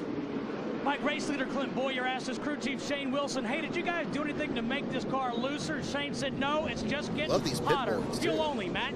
Steve, at this juncture, the 31 of Jeff Burton, they're looking for fuel only, and that's what they're doing to that 31 machine, Krista. Dale Earnhardt Jr. hooking up with Casey Kane. They said to do what he does, they only need a splash. This should be a quick stop, one small adjustment. You see the fuel can, and there goes Dale Earnhardt Jr. He did get on the radio and say, all of our brains are fried right now. Wow, I believe it. Krista, the 33 lost 3 spots, Clint Boyer. It's not just getting into the pits, having a good stop and getting out. It's managing the traffic all around you. Whoops. Ooh, well, you're in your pit road so quick because you're just getting a splash of fuel. Maybe those spotters ought to be talking to them on pit road too. Caution is out in the Daytona 500. Look at that. You can see the underside of that wrap on Bill Elliott's car. I think it had the Phoenix Racing logo underneath it. You can win a legend and meet one too. Enter for a chance to win a new Chevy Camaro SS and a chance to meet Jimmy. Visit winyourchevy.com now. 29 cars on the lead lap. As we go back to green, Juan Pablo Montoya and Jamie McMurray on point. You know, Larry was talking about the free pass, and that's one thing. There's 2 things that have changed racing a lot. Caps. The free pass, which puts one car back on the lead lap, and the wave around rule. We haven't seen it today. Thank you very much. But we may experience that before. That's why I got the other window open just in case. So in case I miss something. It's good. Have another set of eyes on it. Busch with a full head of steam from Regan Smith. And then on the inside, Burton and Boyer, Menard and Keselowski, and Dale Jr. up top with Casey Kane in the 4.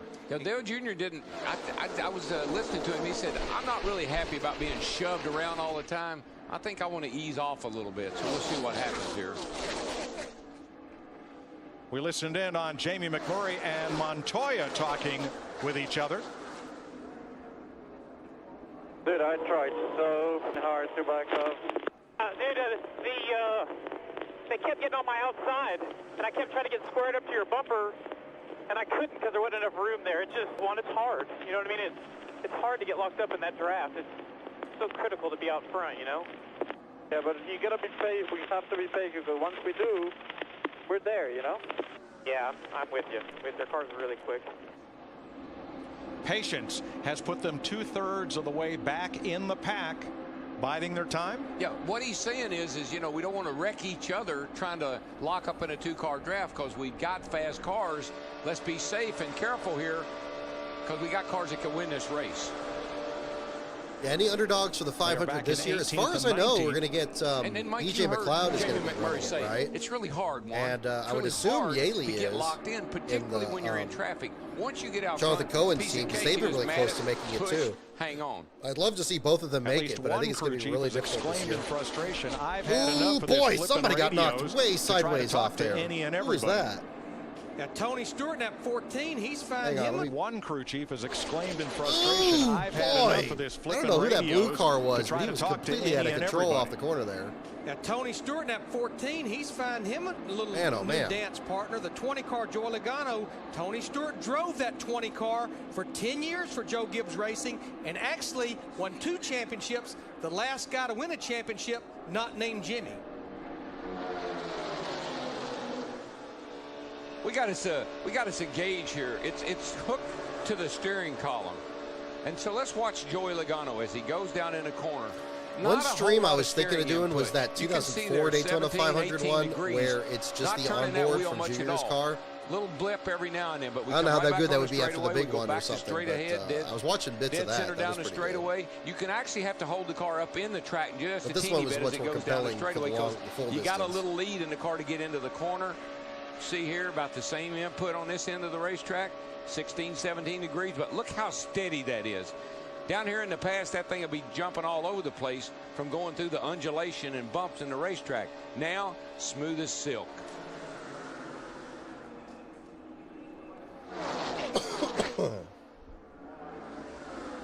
Logano runs in 7th with Tony Stewart. It's Kurt Busch, Regan Smith, Busch's wingman when he won the Thursday Gatorade Duel to earn a second-row starting spot in the 500.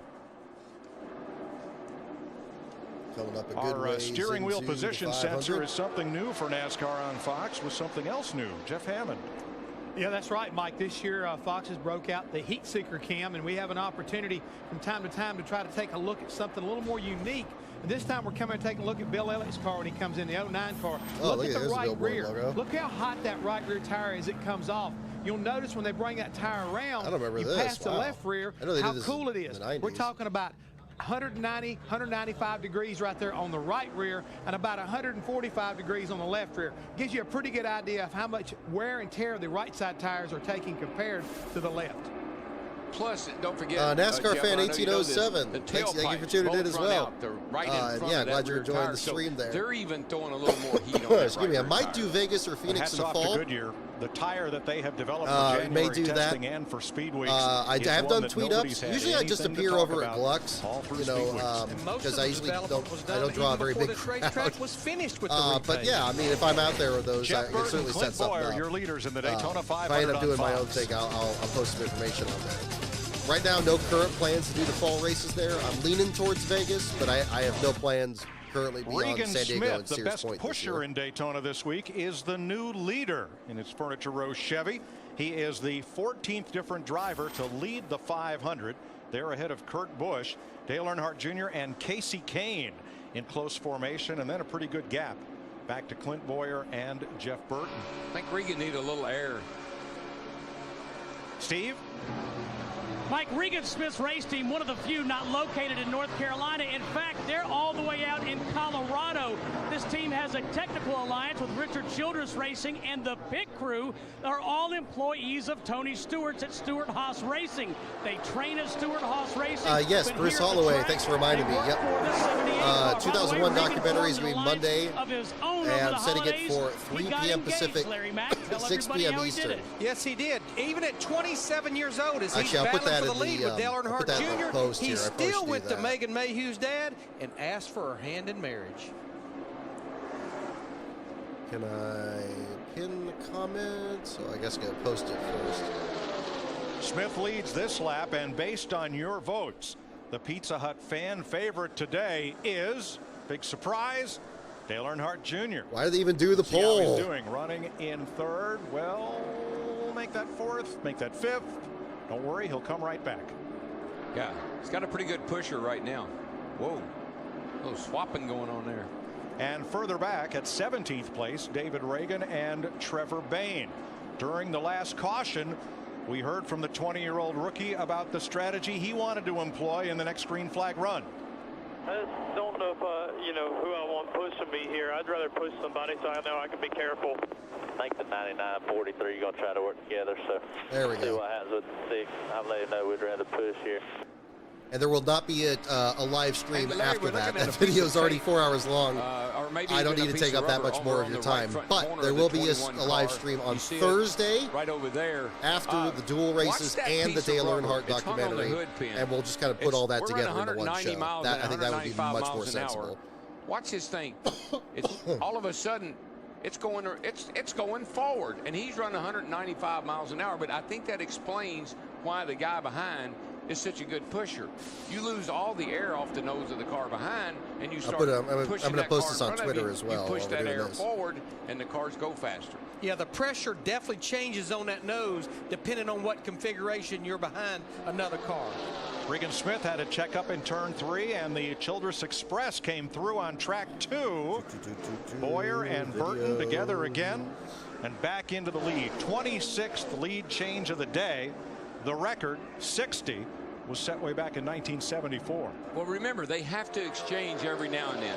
The guy running in second, the pusher, he's got to get some air into his radiator after several laps, or he'll melt the engine down. So these passes and changes of the position are pretty orchestrated.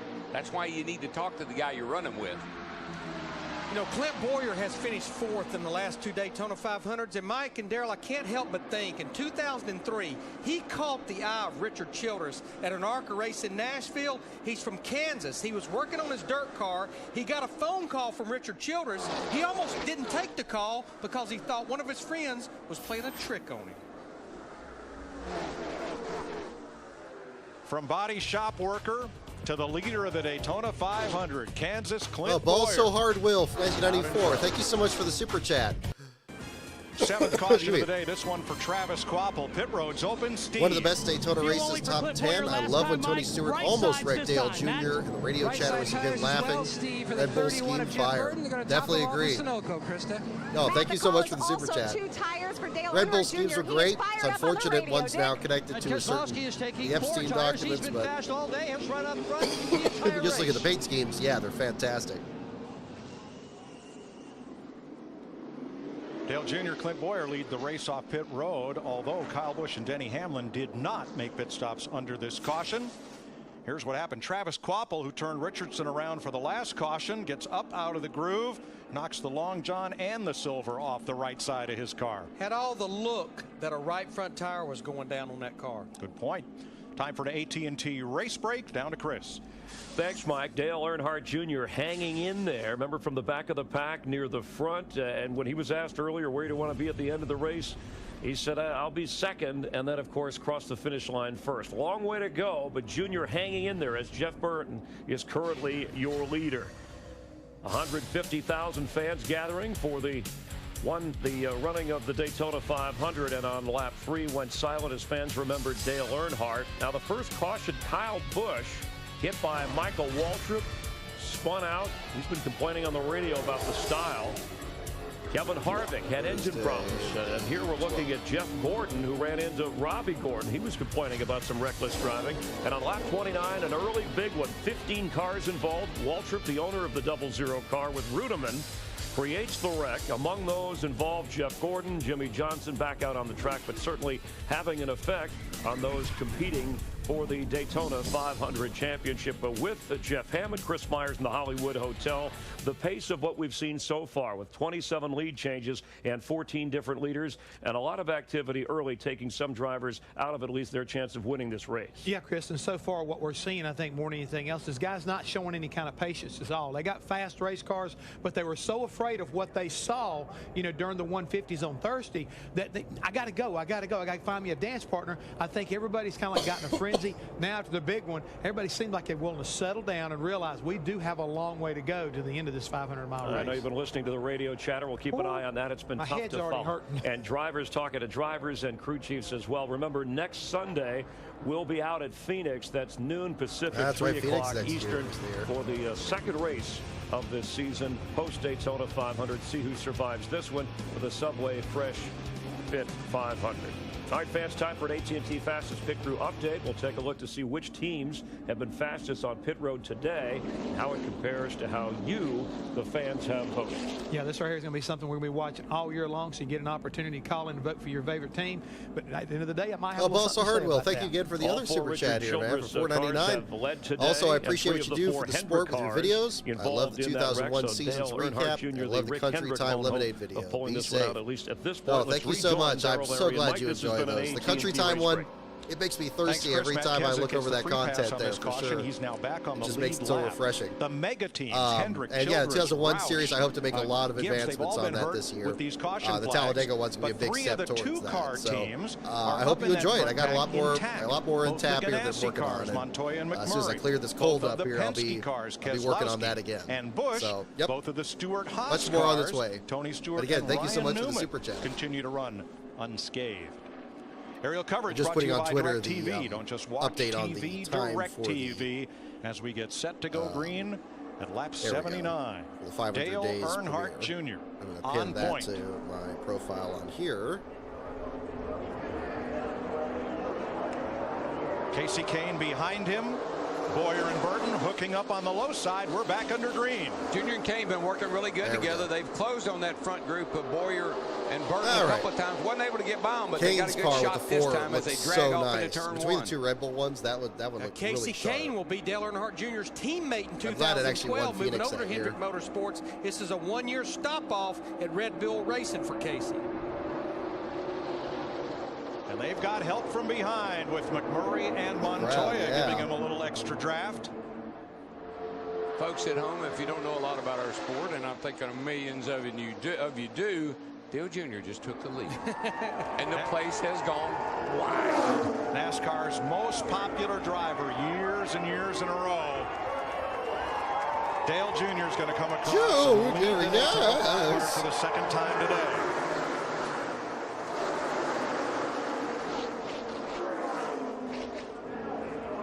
Yeah, the 2007 Red Bull schemes were good too. 28 cars, absolutely, still on the lead lap and still in contention. Junior won the pole, crashed in practice, so he had to go to a backup car, and he started this race. Raining Money X, you raised a good point. Yeah, the 2001 500 Days episode that's going to be airing on Monday, it does have an intermission, like an actual intermission. It has a 5-minute intermission, 1 hour and 21 minutes into it. So it breaks it up, and so each half is closer to feature length. So no, I'm not expecting you to sit through 4 straight hours of it. I think that'd be too much for anybody. We listen to radio transmission and it's at a natural point in the episode there too. So you have that as well. I thought about making it longer, but I think 5 minutes. We'll start with that. If I have to do it for future episodes, we'll figure that out. Now, a couple cars that have been working together at the front of the field.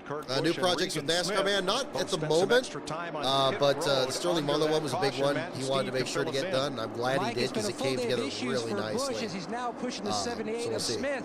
Earlier slid through the pits. Then he had a vibration thinking that a possible brake issue that he experienced in practice had come back. And then when they pitted the car, they saw a huge hole in the nose. They repaired half of it. Oh, I could do that. Would people prefer if I do that where I mute the commentary and talk over them? Just let me know in the chat. I can do that. I'm Steve. Matt, issues for Regan Smith in that 78 as well. He had to come down pit road again. He had a side flap for a cowl opening that had broken. The team had to tape that down as well. He lost a lot of positions.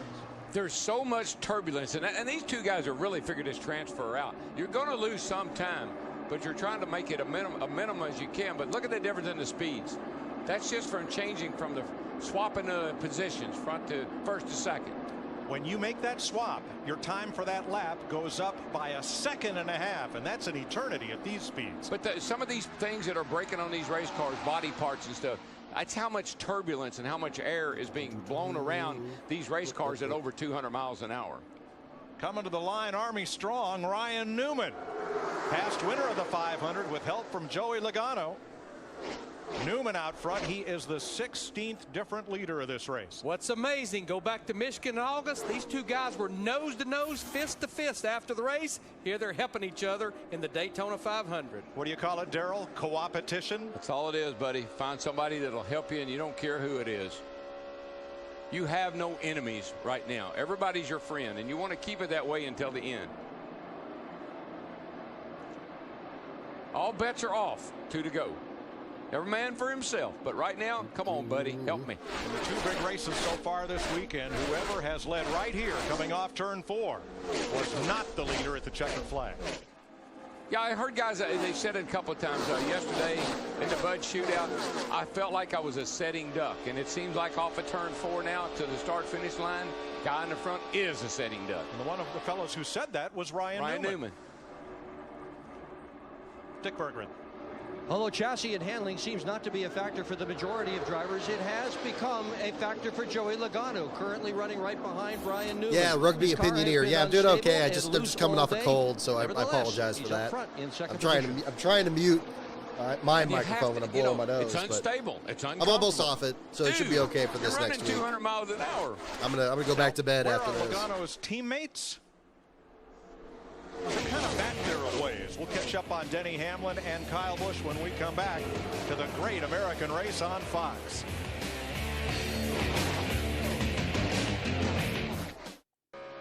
Clint Boyer, Jeff Burton back out in front of the Daytona 500. Ryan Newman coming back to the front with Joey Logano. Martin Truex, the 56, with Carl Edwards. I'll close the poll in a couple minutes here. And Casey Kane with Dale Earnhardt Jr. I mean, I'm not going to be talking too much over Joe this. Gibbs cars that are not Joey Logano. They've been kind of idling along in mid-pack. Now, last time along, though, watch the 18 and the 11, Busch and Hamlin. Boy, Kyle Busch's car is just very unstable. That looked like Michael when Michael turned him around earlier, and Kyle has been on some great adventures. And I know this is in slow motion, but I think as you saw a while ago with our telemetry, it's in the mid-190s that all that's going on there in the middle of the corner. Now they are back at 22nd and 23rd, trying to stay out of the fray. As this race still has 111 laps to run. Krista. Well, don't be alarmed yet. Kyle Busch and Denny Hamlin, they are laying back in an effort to stay out of trouble. And you know, Kyle Busch will be the first to admit he can sometimes be a hothead, but keeping cool is a lesson for him and his car. That's what the team worked on in final practice.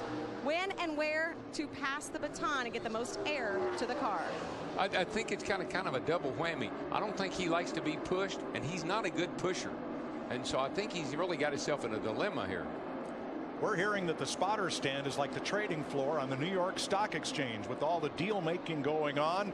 The radio chatter is wild. The spotters are trying to be matchmakers while still trying to keep their drivers out of harm's way. Didn't even think about that. Yeah, without stages, there so you much see better. Ryan Newman in the 39 car hooked back up with Joey Logano in the 20, trying to get by Kurt Busch and Regan Smith.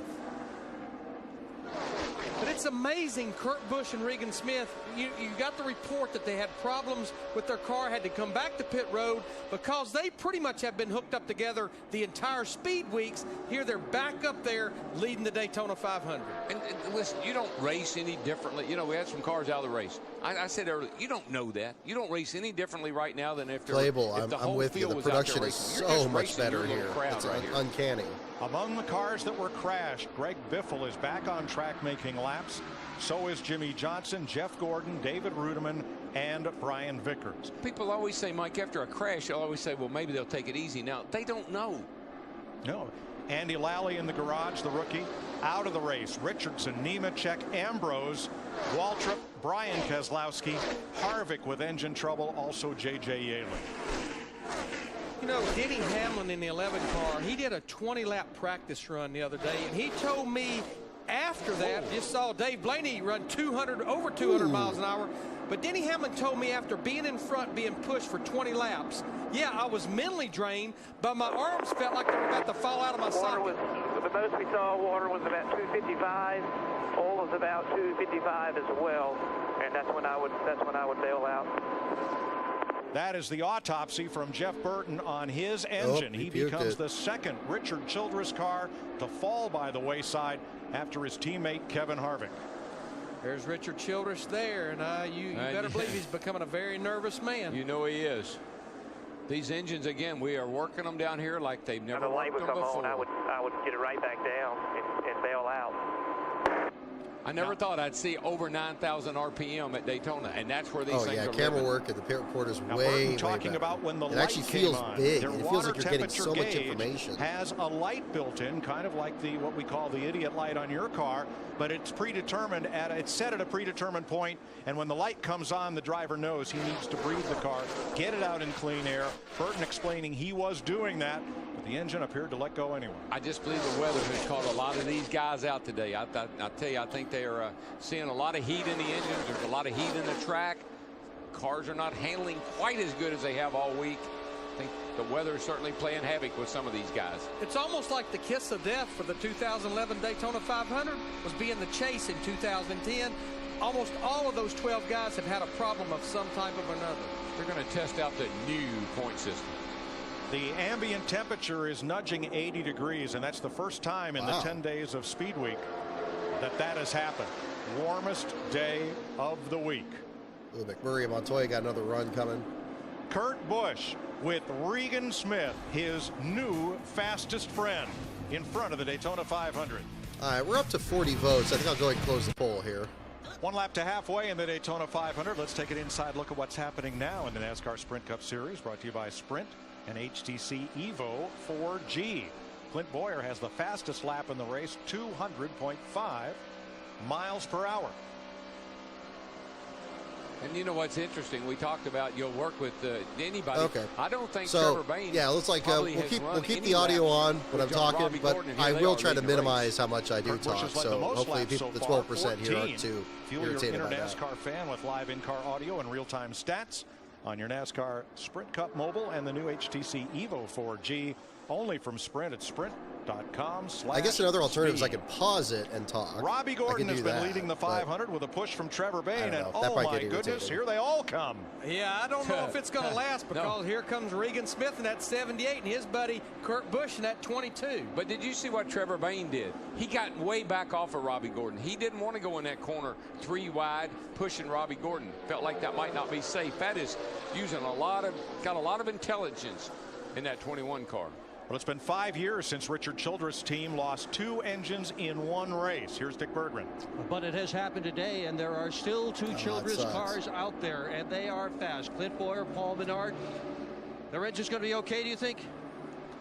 I hope so. We, you know, this is we're asking a lot out of the engines here for sure, and these are tough situations. You know, to run it all, you got to run them 240 or so, and you know, that may be a little more than we need to be running them. We thought we were well within our limits, but maybe not. But listen, I'm proud of everybody. Everybody busted their butt to come down here and put the best. No, it's okay. I didn't mind putting it at the poll. It's good that they have that function. I'm proud of I'm disappointed, exceptionally disappointed, but I'm really proud of everybody's effort. He ran well enough. He won his qualifying race on Thursday. Jeff Burton out of the 500 after winning on Thursday. Last year, 12 drivers made the chase for the Sprint Cup. Jimmy Johnson won his 5th straight championship. How are those 12 chasers doing today? Not too good. But for Carl Edwards and Kurt Busch, it's been a long haul for the drivers who made the chase last year. Yeah, that's the order they finished. Of course, Jimmy Johnson winning his 5th consecutive Sprint Cup Series championship. Just past halfway, 99 laps to go. And remember, I think everyone's aware of the fact that we got a new point system. Here we go. We're clicking through it, folks. For first, with a maximum of 48 points if you lead the most laps. Green flag racing. I missed that. Ryan Newman, Joey Logano leading the field around. I love the post that Connor Zilic tweeted where he said he's been starving for green flag racing between Mike, you never all know the cautions in the second half of the clash, and then, of course, the 6-hour caution here at at 24 hours after of 4 Daytona. races, set 34th in points. While on vacation, we'll one of his crew members named Jay Guarneri saw a voodoo store. He thought, what the heck, I'll try it out. Stepped inside, said, I need something for good luck. He bought a mojo bag. He came back to the next race, told Newman about it. Newman put it in his left hip pocket, reading the directions well. And for the next year and a half, every race he had that mojo bag in his pocket. He won a race and 3 poles. This year, though, they're trying to change up their mojo by going with no mojo. No good luck items in the 39. And DW, I've heard a lot about NASA helping drivers get to victory lane, computers, but never voodoo. Voodoo. Oh, that's you good. Do that, you do that voodoo that you do so well. Charles Peterson, there you go. Newman, I knew the country time would get you there. I really enjoyed making that video. Yeah, you see, I make some of it at the end of the video too. That was the last shot I did to edit that together. I really enjoyed that. I'd like to do more videos like that on sponsors individually, because there are some that really had an interesting presence and really good brand activation. That's certainly one of them. The Sprint Cup Series. Made his first Daytona 500 start 2 years ago. What a difference 2 years has made for that young man, Joey Logano. All right, we've all made our picks. Let's check back in and see how your Pizza Hut fan favorite driver is doing. Dale Earnhardt Jr. is 14th right now on the lead lap, running about 2.8 seconds off the lead. I've never minded Pizza Hut. I know some people don't like him that much, but I don't know. I don't think that they're in trouble. I think this is a little bit of a plan. Dale Jr. was not comfortable the way people were racing in front of him, and he said, I want to ride back, fall back a little bit, I don't know. Stay out of trouble. You know, Mike, we're now 4 laps past halfway, 104 down, 96 to go, and this is the longest green flag run we have had in this race. In fact, we're about 14 to 16 or so laps away from what will be green flag pit stops, something they hadn't had to make so far in this race. Yeah, Pizza Hut stuff, exactly. Well, the personal pizzas, like the ones they served at Target, like they still kind of have that now, but like it's not like it used to be. Green flag stops which is, it's strange to be nostalgic about that, but those are really damn good. Like we always have Mountain Mike's is the big franchise out here. It's more of a California thing, as far as I know, and they're pretty good. But I like Pizza Hut better. Well, it's not enough to get on pit road fast, Mike. They've told Trevor Bayne not to use his brakes hard because that locks the shock absorber. Jimmy, actually, I have been to Texas once.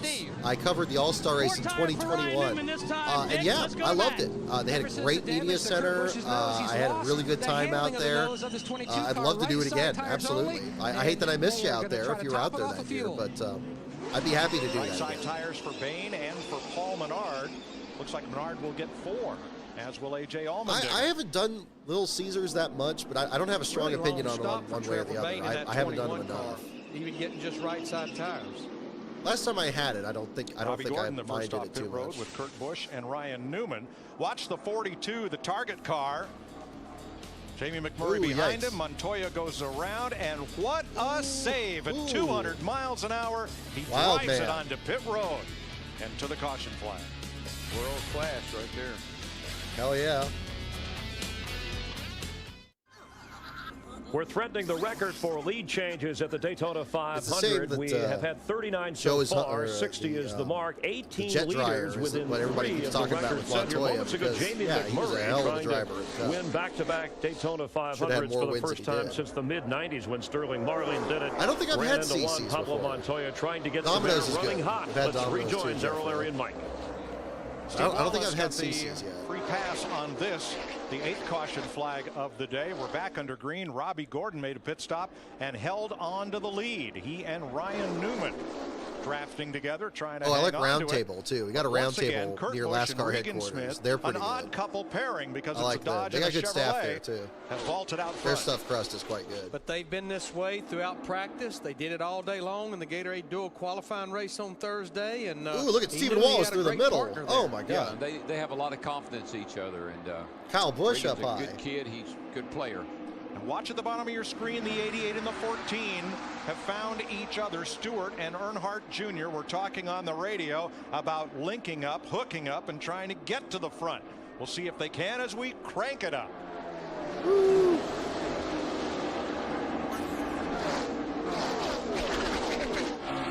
Greek's Pizzeria. Right on.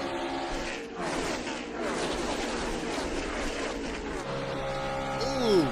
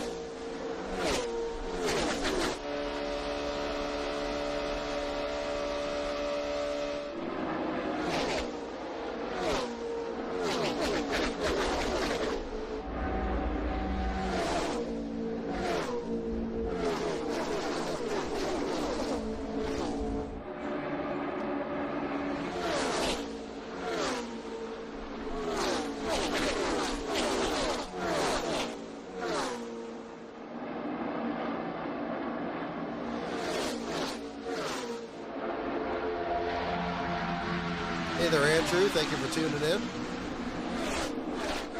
Man, look at this. This segment is so good. Look at these angles, the sound, and the color. 87 laps to go as they come to the stripe. Kurt Busch, leader by a narrow margin over Martin Truex. Just exhilarating.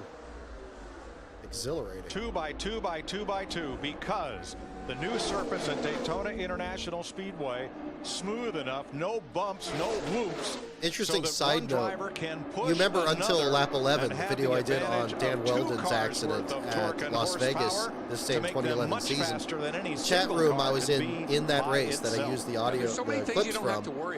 I was in the chat room for this race too. I don't think I saved the transcript for that one, but I was in there for that one. Here we are, 3 wide for the lead. It's kind of a motorsports thing in general. Bowyer up the middle, Truex on the high side, Busch on the bottom. Trevor Bayne gives a little breathing room there, and Bowyer vaults back to the lead. He and Busch have traded back and forth the honor of leading the most laps, and whoever does gets a bonus point toward the Sprint Cup Series. And Larry, you talk about ECR engines, and here we got the 33 and the 27. They're out of the Childress stables, just like the 29 and the 31, where they're running fine. They don't seem to be having any issues at all. Well, and remember, Regan Smith, the 78 car, has that engine package. But Darryl, I'm so impressed with that young Trevor Bayne. You talked to him on the pace laps, 20 years old yesterday in the 21 car. Whenever they get 3 wide, he gives some breathing room to that car in front of him. Yeah, he backs out of a hole. If he sees somebody he doesn't like, he's smart enough to know to get out of there. Kurt Busch trying to lead this lap. Robbie Gordon on the outside with Joey Logano. I love seeing Robbie Gordon do well. He was always so much fun at Sears Point. He always signed autographs but it is certainly the most at his team hauler every year. Very cool. We asked last year's winner Jamie McMurray about that. Mentally draining. Hey there, Steven. It's going to be as bad as it gets, and it's going to be worse this year. It's going to be twice as bad this year as it was last year, because it's about 2 cars being hooked together, and you're not only driving your car, but you're trying to know what the guy in front of you is going to do and also what everyone around you is going to do.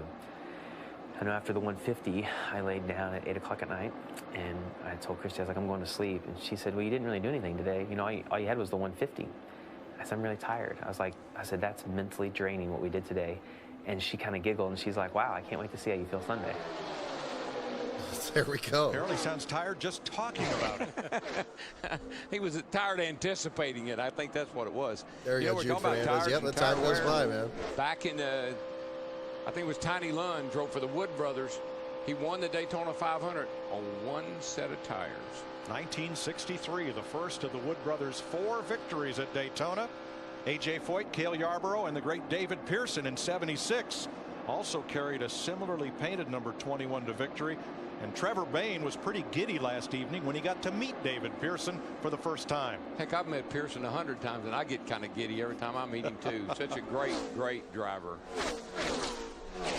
I like that. I like that memory of Pearson from DW there. Perfect timing. We just saw earlier today Josh Berry going to run a 1976 Pearson scheme for the Daytona 500 next week. Very good choice. Very good choice. That's going to be nice. Martin Truex, Trevor Bayne out in front of Kyle Busch, Joey Logano, Mark Martin, Ryan Newman. Now watch Junior and Tony Stewart. Watch what happens between them and then listen to Junior's reaction.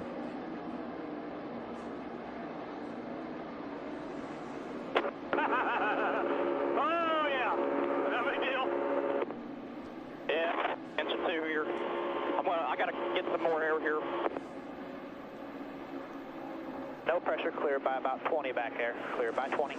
These two are the best of friends racing nose to tail. Stewart finished second to Dale Jr. in the 500 in 2004, and they are favorite drafting partners in the Saturday races. Yes, breadsticks at Pizza Hut are absolutely excellent. Grab those at Target too. Get on. Fine, man. So they're just talking strategy. This get camera off of it, get a good run, and just I'm go pretty happy with by, this new camera arm. That's what the plan was. But Junior, I've heard him say all race long here, I don't want to be up there in all that fray right now. I want to be back here where I got a little bit of a safety zone. But they're back in 16th and 17th, Larry. Name me another sport where you communicate strategy with the guy you're trying to beat for the biggest event of the year. I mean, we're seeing it all over this racetrack all day long. I mean, you steal signs in baseball, you get a pitch in the ear. Sure. Oh, you'll play nice right now. I wouldn't depend on it at the end of the day. We talked earlier about Regan Smith, who has been with the leaders all day. Now Beast Metal, I appreciate it, man. For $5, thank you for the super chat. Sorry about the Bills. Steve? I hope the new coach works out for your sake. I don't know if anyone asked you about it yet, but thoughts on McDermott? You know, I did touch on it a little bit. Travis Quapple limps onto pit road. Oh, yeah, Quapple finished his car off here. And back to Steve.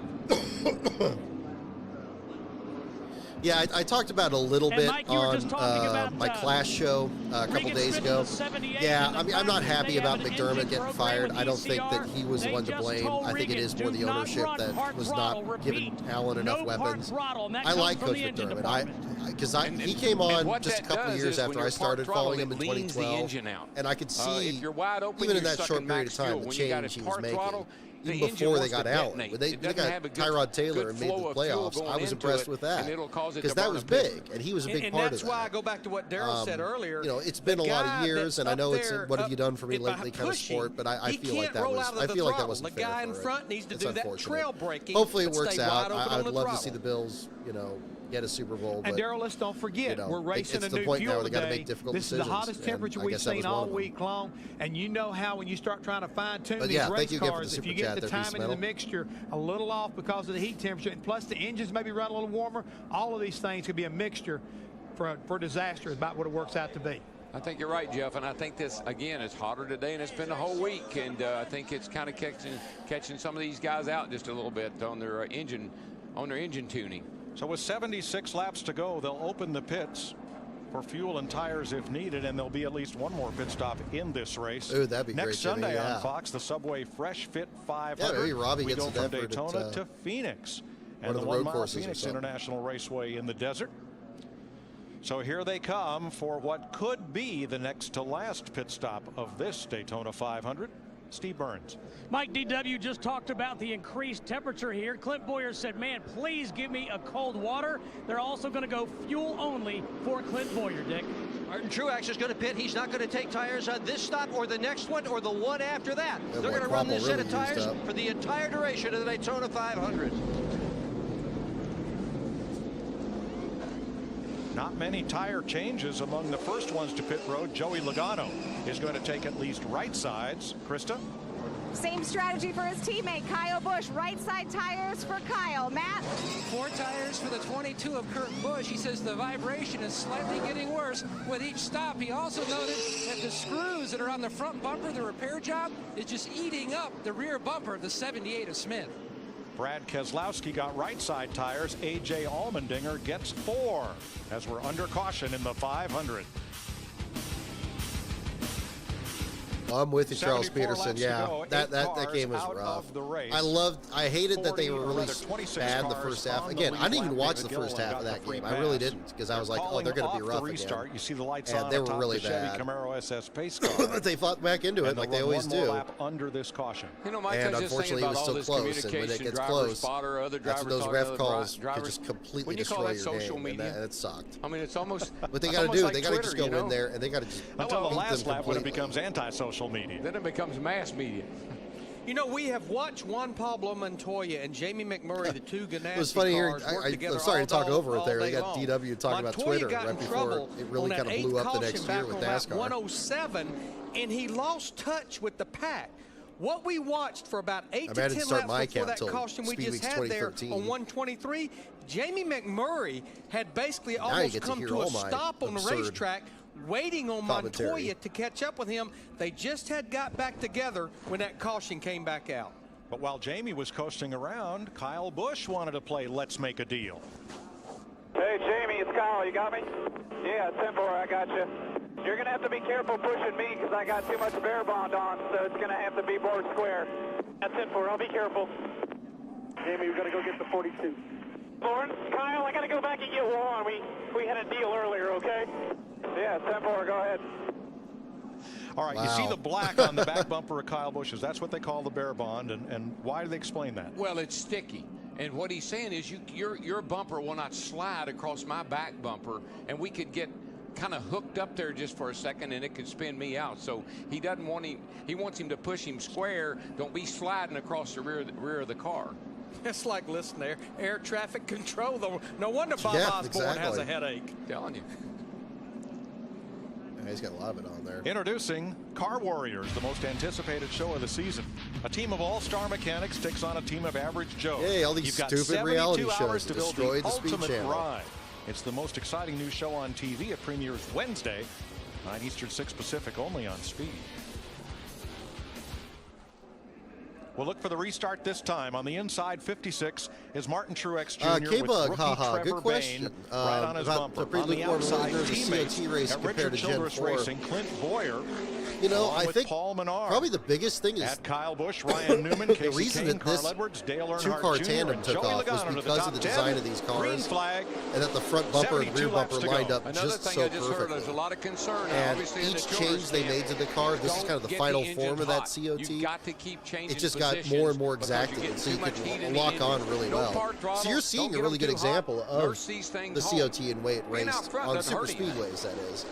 At the other tracks, yeah, it had its own kind of unique attributes, but that's the biggest thing here, is that you could just stay on somebody the whole way around, and you wouldn't knock them sideways. The orange number 7 of Robbie Gordon. The he most has no exciting teammates show in this on race. TV, There's Gordon right in the middle. Now sweeping up high. His teammates are whoever he finds and whoever he latches onto. He's worked with just about everybody today. He's found his way to the front a couple of times. And he's worked with just about every manufacturer. It's the best show on television. It's not even aired yet. And now he's in a Dodge, and those Dodges have a lot of steam, look to me like. He's got a Penske engine, and right now, Mr. Bad Guy 51, thank you for the super chat for $5. Must have been really surreal to talk to the competition. You think they should bring that back? Man, they're getting, maybe. I mean, it'd be fun. It'd be fun to listen to the scanner audio we have access to today. But logistically, I don't know if it would work. It might. I mean, these drivers talk about the exhaustion, the mental aspect. 71 laps it might be too much. 7 laps to go. Got to get up there and get in the front. I think that's what these guys all want to do. Yeah, but K-Bug, very good question as well. Watch these guys coming through the I think if you watch more right COT races, you'll get a good sense of it. But this is, again, great example with the bumper lineup. Right in here. He's coming. Now he went down on the yellow line, and look, whoa! He's turned plumb sideways right there. Then he got knocked below the double yellow line. And that was his teammate David Reagan in the 6. Just barely hanging on. That's crazy. Now, Sprint Cup director John Darby says putting your your tires on the yellow line is legal. The yellow lines belong to the competitors. Anything to the left of the yellow lines, that's out of bounds. Is that slow car down to the inside? Oh, Bobby Labonte. Bobby Labonte off the pace. He was running in the top 5. I just had looked at the scoring monitor. First race for JTG Doherty and Bobby Labonte. Going to ease it back to pit road.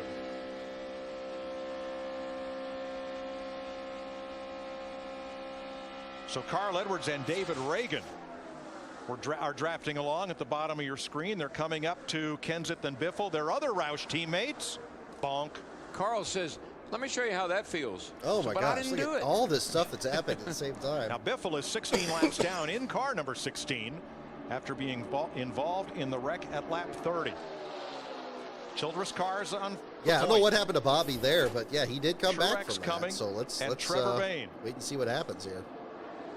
And we're told from all that bump drafting, this left rear corner on Matt Kenseth's car may be coming loose. Kenseth is shown 1 lap down right now. Can't see anything from here, but hanging out in the breeze. Kind of what the drivers all see. Can't see anything from back here. Yeah, you see at the wheel opening, it's hanging out. Yep. And that's got to slow him down. We're riding with Greg Biffle there. Yeah, that's like a parachute hanging out there. Greg Biffle. Oh, thank you, Steve Deswan. Big wreck earlier. Appreciate you following on the social media there. Well, there's some wounded warriors. Yeah, we're going to have much more last car updates as we get closer to the actual action here. I'm going to clear this up here, and then we get into Daytona qualifying, especially the duels. We'll have more of your play-by-play back place again. To find a driver who's won the 500. Steve? And Mike, listening to Clint Boyer talk about positioning on the racetrack, Shane Wilson, the crew chief, just asked him about his temperatures. He said, are you faster in the redneck? Yeah, oh God, all those shows. Steve, I think Darrell pointed out, you know, the 33 car's in great shape right now because he's those damn reality shows. It just ruined all these channels. The same thing happened to MTV. But if he's at 250 how they got rid of that leading his thing, imagine what he is if he's behind, like his teammate Paul Menard is. That's going to shoot that temp way up. Childress cars leading, strange bedfellows coming. Tony Stewart with his former teammate Kyle Busch, 3rd and 4th.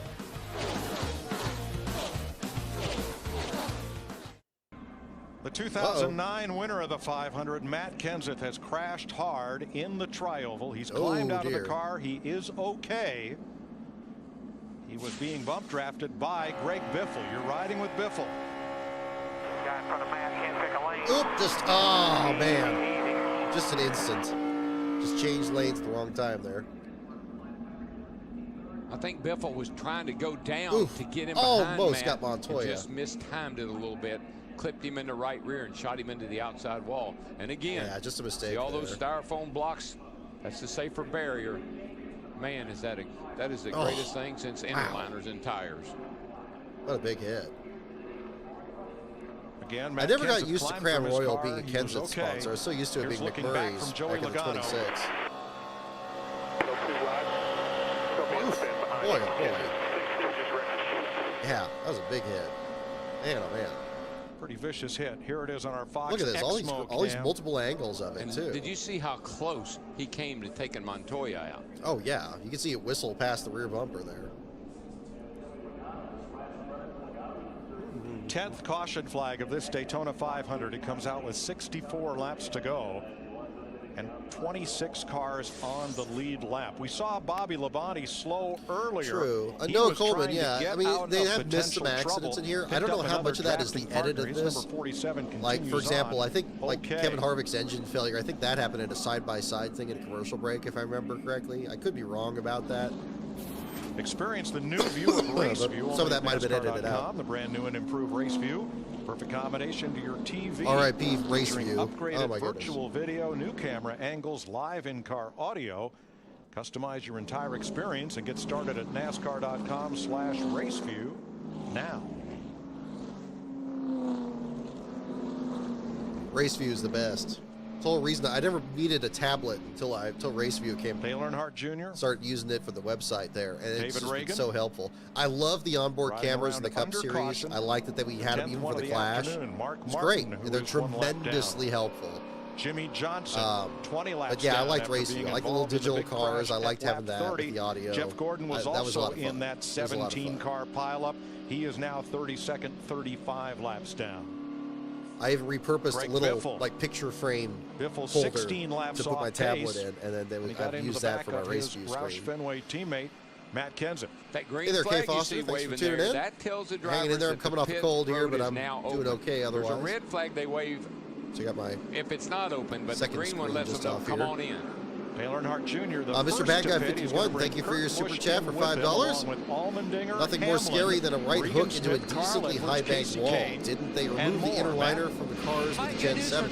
I think so, yeah. I think they did remove the inner liners. It's a very good point. As far as I know, because I know the tires are much lower profile, so I don't know if they have room for it. A little bit of an audible Well, if no one else had come behind Dale Jr., they would have put on some tires. Instead, it's fuel only. Let's go upstairs to the hotel. Chris and Jeff.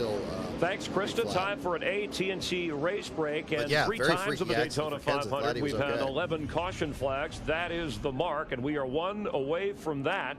Again, 19 leaders. 56 lead changes, and currently Clint Boyer is your leader with 63 laps to go. The big one Mike referred to moments ago, lap 29, when it was Michael Waltrip, car owner and driver, into a car driven by David Rudiman. Jimmy Johnson. Hey there, Death Killer. Thanks for tuning in. Yeah, I'm feeling all right, man. I'm hanging in there. A chance of winning this. I'm glad I did the show, though. This is making me feel better. It's absolutely with the Hendrick cars wrecked in the lead and a chance to win this Daytona 500. Meanwhile, the Richard Childress Racing my Super Bowl prediction is 62-7 Seahawks. Kevin Harvick blows an engine. Jeff Burton has a problem. Don't put money on it though, because I don't either. Moments ago, a lap 135 I hope they with just a couple of Ford teammates, and it seems hilarious. this is Biffle and Kenseth, Jeff Hammond, and like his teammates, whether the cars are running hot or they're not quite in communication with who's easing up or doing what. But it's tough to stay in concert as they go around and race and try to win this thing. Yeah, it really is. I mean, we just saw there Greg Biffle 16 laps down. His teammate, Matt Kenseth, he's been hanging in there all day long after getting caught up in that wreck, in and out of the lead lap, and all of a sudden now he's totally out of the race. I mean, it's just a crazy, I guess you might say, Daytona 500 so far. Yeah, well, they said it would be unpredictable. Now, Clint Boyer, who is currently the leader of the last 2 Daytona races, he's led with 10 laps to go and wound up not winning the race. The leader at the halfway point, who in this case was Martin Truex Jr., has failed to win the last 18 Daytona 500. So the unpredictability continues, but a little bit of irony with the Richard Childress car out in front after the engine problem. Well, you got him really 1-2 because Paul Menard is now that 4th team at Sideways RCR Racing. Was such a good intro. Both of them are running the Earnhardt Childress engine. The sideways intro they did for NASCAR on Fox 2011. Kyle, I agree. That was a great intro. This probably be the hardest Daytona 500 to win because mentally and physically it's wearing you down. Now they've got a mandate coming down saying you got to watch your gauges even more so. Besides racing and keeping up what's in front of you, so they got a lot of wear and tear going on inside that cockpit right now. As they drive. I don't endorse sports gambling on there. I have especially my brother and I we do our little picks of the week thing, but that's just for bragging rights. You're working the radio and also keep your eyes on the road, by the way, way, put money on nearly one of his 200 miles per hour. And he actually won, and then he's like, nope, I'm done. I'm not doing that again. For NASCAR he picked Denny Hamlin to win Fox. Vegas, It's I think, Phoenix 3 next years ago. Sunday. Yeah. It's like a heat race. You don't have any other track like this.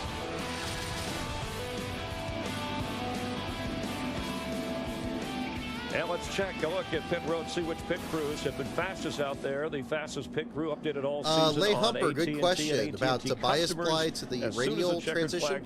I haven't really done a video on it, but I did touch on it in my J.D. McDuffie book because that had a direct effect on what happened at Watkins Glen the weekend of McDuffie's last race. With the updates, so I did discuss that. Pit crew award brought to you by AT&T, I don't know if it's the most comprehensive account of it. There's definitely more to discuss in how it was phased in. I think one of NASCAR Man History's videos that I narrated for him went into it a bit better, of the Great American Race. especially talking about the tire wars Chris, there. But yeah, that's the closest I have on the lead lap that pitted under that caution. Joey Logano, David Reagan, Dave Blaney, Bill Elliott, so yeah, if you're interested in more of that, Martin the J.D. McDuffie Bobby book, Labonte. I have it on Amazon as well as in my eBay store. 13 cars in the race did not pit under this caution. And good eBay news, store is the easiest way for me to sign a copy for you. All this strain, physical strain, mental strain we've been talking about, the guy that can be the sharpest come the end of this race, get down to 20 to go, the guy that's still thinking clear, can make good moves and good decisions, could be the guy that wins this race. Brad Keselowski trying to win the 500 for Roger Penske. Give Roger his second win in the 500. Yeah, I'm with you, Steven. I think that is a good idea. Under this caution. Yeah, I've had no shortage of video ideas. That's definitely. I know the video uploads have been a little few and far between, but. Oh, I'm just riding, man. Yeah. Enjoying the good life. Riding around with your top down?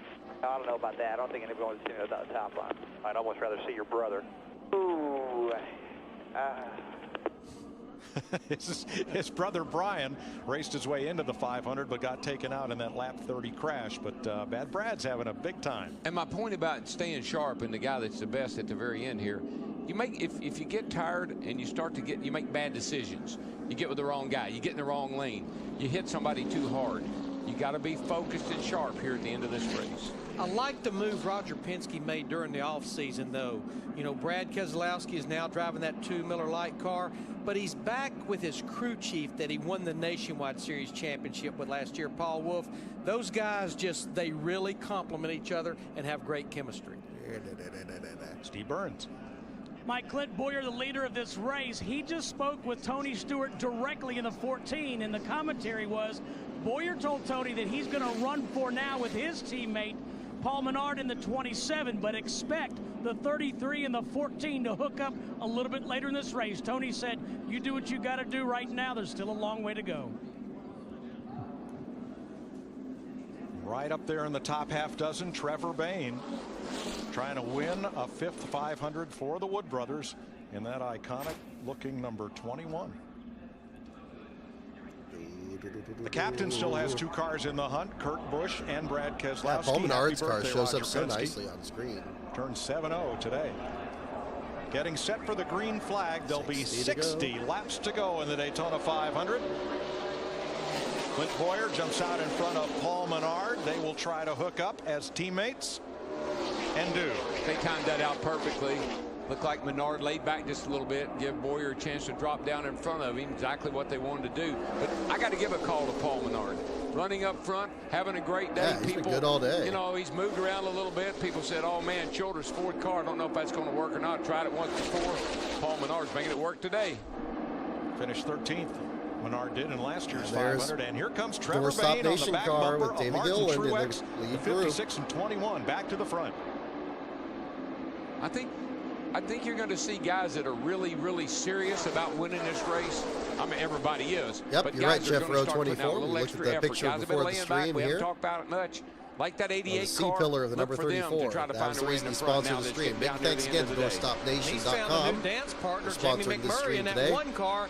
Jamie, he can't Underdog get coverage up with and his underdog teammate sponsor Montoya as he in the was so NASCAR much Cup of the first Series. part of the race. I think Montoya's car is not handling very good. I don't think he likes Jamie behind him, and I think that's had an effect on their relationship.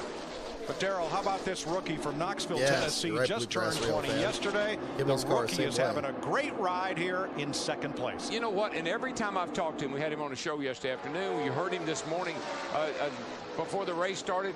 Very confident, very calm, got a great head on his shoulders. Truex will bring him off the corner. Here is Dick Berggren. Matt Kenseth Biffle on the racetrack. And it is Montoya crashing along with Greg Biffle.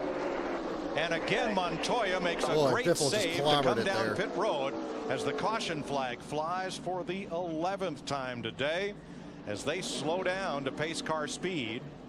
Let's get back to Dick Berggren, who is with the driver taken out in the last incident. Yeah, and you and the Biff are the best of friends. What happened between you two guys? Oh, it wasn't his fault at all. It's my fault for using bad judgment. So our car was pretty beat up, and Mark got the wave around that time, and there was 2 of us a lap down, both trying to get the lucky dog, and in the heat of the moment trying to race up through there. And I've never been in traffic with all the damage from the first incident, and I couldn't control my car very good, and I was trying to work my way to the back, and we were kind of going up through the middle and had some slow cars, and Logano tried to block, and when he did, I had to slow up, and at the same time, Greg just couldn't slow up in time. So it's just should use better judgment, roll around the back, and take what we could get.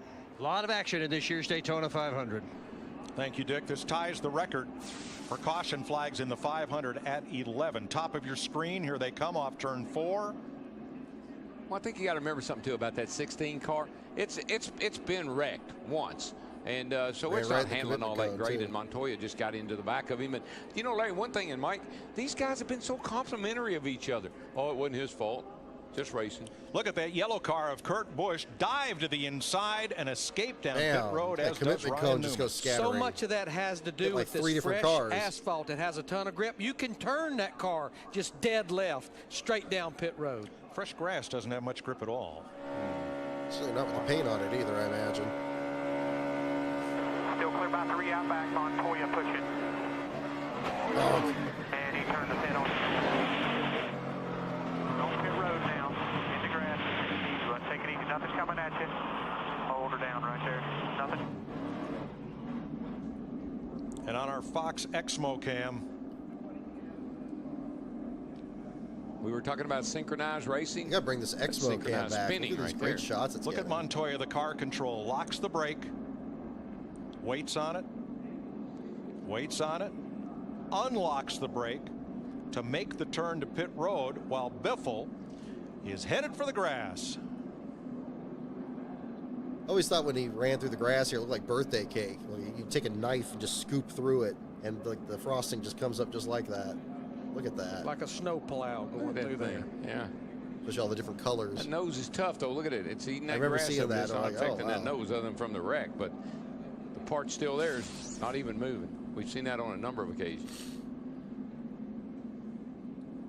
His voice sounding a bit more, 33 is they're going to change 4 tires, Mike, and this will be the last obviously, time you know, they you got take guys tires like in Penn this Squire race. and Bob So Jenkins, you know, they stayed in well after that Not started everybody happening with stops. them too. Truex, Trevor Bain, but I thought Dale he did a Jr. decent job in the class. Stay I out. thought, So do you know, Logano compared to some of the races we heard from him last year. Those are all drivers that was just in on pit road reinvigorated over the offseason. But he did sound a bit older this time around. That's right, and Murray's so I think with them positioning Eric Brennan in the truck series, they probably are getting ready for something. I believe it was Elite Precision that was talking him up a lot. And well justified. I think Eric is very good. Refires and ease away. Yeah, hopefully Mike gets a good send-off whenever that does happen. So he should be good to go. I don't think he's washed yet, but I do think it's, you know, it's certainly. Looks like 13 drivers stayed on track, led by Martin Truex Jr. We had so much fun watching Cars. That Cars 2 is going to be released nationwide in June. Well, Squire said that the 97 500 was a tricky race to broadcast because it was very sleepy, very fast race. I think he will. He had a lot of fun doing that. He did get that really good call when Earnhardt flipped, though. He did still nail that, so I don't know.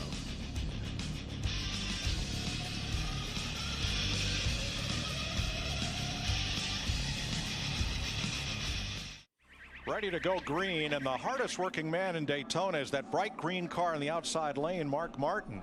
He was in the lap 30 crash, and at one point he was 3 laps down. He's gotten a couple of the free passes. He's back on the lead lap. He's up there in 8th place. It's his 27th try to win the 500. Can he make it? These cars look really good. They look really good in diecast, too. Never won it before. These couple of years, 2011, 2012, very nice. Very, very nice. 54 laps to go. And still 27 cars on the lead lap. Boy, Dale Jr., he just forced Trevor Bain up off the bottom there. He said, I'm coming through, dude. You got to move out my way. And for a minute, he didn't have a dance partner, and then those 2 Gibbs cars, Kyle Busch in the 18, Joey Logano on the 20, jumped right down behind him. But the 21, I mean, he is falling like a rock because of that. He lost his momentum. He's in the middle back there behind Martin Truex right there.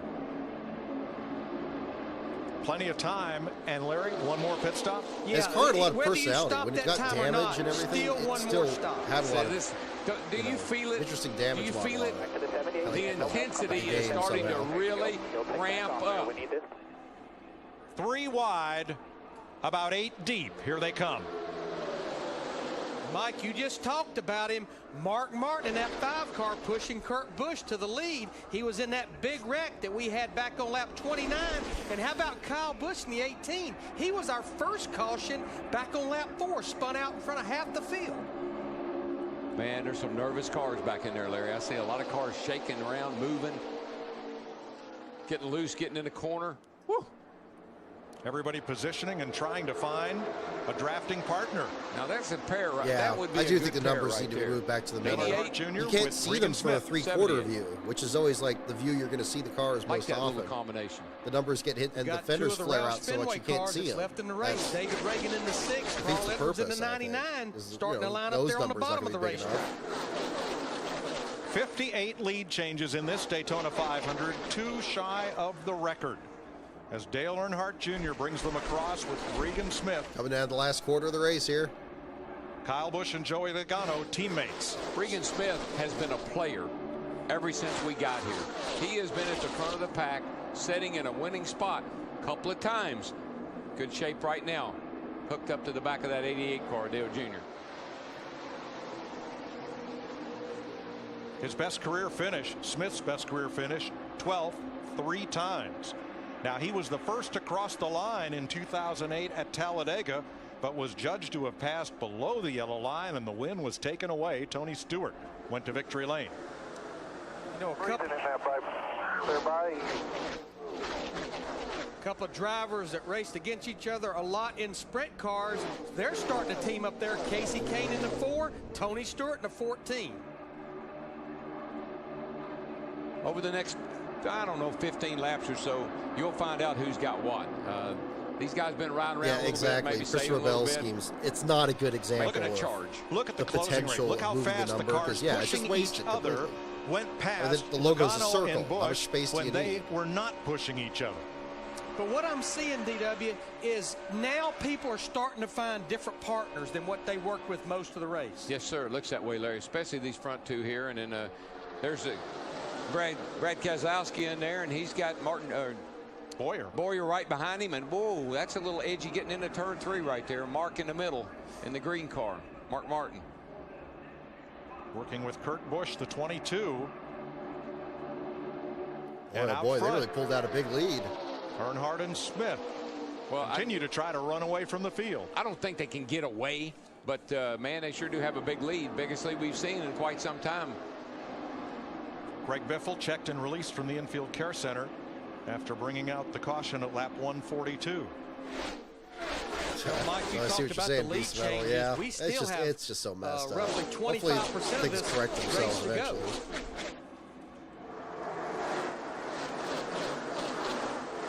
19 different leaders, 2 off the record. 58 lead changes. Picture flashing on screen. The record. Let's check back and see how your Pizza Hut fan favorite driver is doing. It's probably flickering when I'm going back and forth between windows. Is that what's happening? Dale Earnhardt Jr. I had our window pulled up when I was taking care of the bot there. You know, Dale Earnhardt yeah, Jr. I have a wallpaper picture for another video that's coming up. And I'm sure somebody will recognize which picture it is here. Oh, look, it's going to have to come up again because here we go again. 2 back from him, 56.21 on the outside, 2.33 on the bottom. He's still clear. 56.21 got a big run on the outside. Just make sure they don't pull you apart. Big run coming on the outside from them two. There's still 2 behind him. 1 behind him. 1 behind him. I'm going to watch him in the corner here and make sure you guys stay attached. That's what they've been doing to people. 3 behind you, 3 behind him, 3 behind him, side by side back there. Still good job. Sounds like a horse race. Well, actually, it sounds more like air traffic control. Yeah. The calm voice of the spotter giving you all the information. I'll get that picture for you guys here. Without any of the excitement. Check this out. There you see 93 races since that last win. He told the media, I just know with the right formula, the right chemistry, communication, which I think you'll have with what was the 24 team last year. He said, I can get back to where I was How about a few years ago as far Stanley as Smith in the 49? How about that? Around the outside and to the lead comes Ryan Newman, with Denny Hamlin's Toyota pushing Newman's Chevrolet. There may or may not be a project in the works about Stanley Smith here I'm working on. 47 laps stay to tuned go on that one. In the Daytona 500. That's what that picture is. I didn't know that was still flaring up there when I was trying to get that window switched, but yep. I do have that. That's my wallpaper picture at the moment.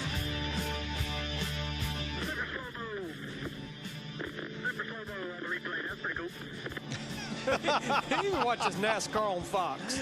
Yeah, on the caution flag, Dale Jr. could look over and see the replay on the big video screen. I wouldn't be so sure he doesn't have a TV in that car. He might. Wonder if he has a view of Digger. Get back in there. Ryan Newman, Denny Hamlin were out front last time by. Regan Smith, Dale Earnhardt Jr., Martin Truex. Let's see. Regan Smith now hooked up with Earnhardt Jr. So a way to change it to the 5-second delay. I'm open to suggestions Toyota out front. The 2007 winner Kevin Harvick has tweeted that he is back home after falling out of the race with a blown engine. 42nd place. Harvick says, sounds like a wild race. What it is, I don't see nothing. 38 car hit the wall. Kevin, it is a wild race, and into the wall for the 3rd time today. Travis Kvapil, caution waves. Kvapil just having a miserable day. Mike, what this caution does, you got to make sure you get that car full of fuel. This puts you right there where you can get to the end, but just remember, you always have the chance of green-white checkers. I can almost guarantee that. No, I guess it's not in here. Probably the first time Kvapil hit the wall did enough damage to cause the second 2 times, and been a tough day for Front Row Motorsports, as it has been for several teams today. Hendrick Motorsports, 3 of their 4 cars taken out early. Richard Childress Racing, 2 engine failures. Roush Racing, 2 cars out in 2 consecutive accidents, and Michael Waltrip Racing, 2 cars out in the same wreck. Jimmy Johnson continues 20 laps down. Jeff Gordon 35 laps off pace, but trying to pile up as many points as possible. Under the new system, each position gained. I'm hoping these cars sound a lot better this year. I was encouraged by how good Chastain's cars sounded at the Wilkesboro test. Get in the chase. That could be pivotal. I mean, certainly at the smaller tracks. The big tracks, I mean, that's further down the line, I assume. Pit road was closed that time, so, you know, every lap they run now, that will put probably about everybody coming to pit road and put some in the fuel window to make it to the end. Going to give me any tires, or are you just going to make me finish on these? You got what you got, partner. All right. Ooh, there we go. See where that piece came right from. Front torn apart in Travis Quapple's car. See if they can still bolt tires onto that. Cool shot, so wow.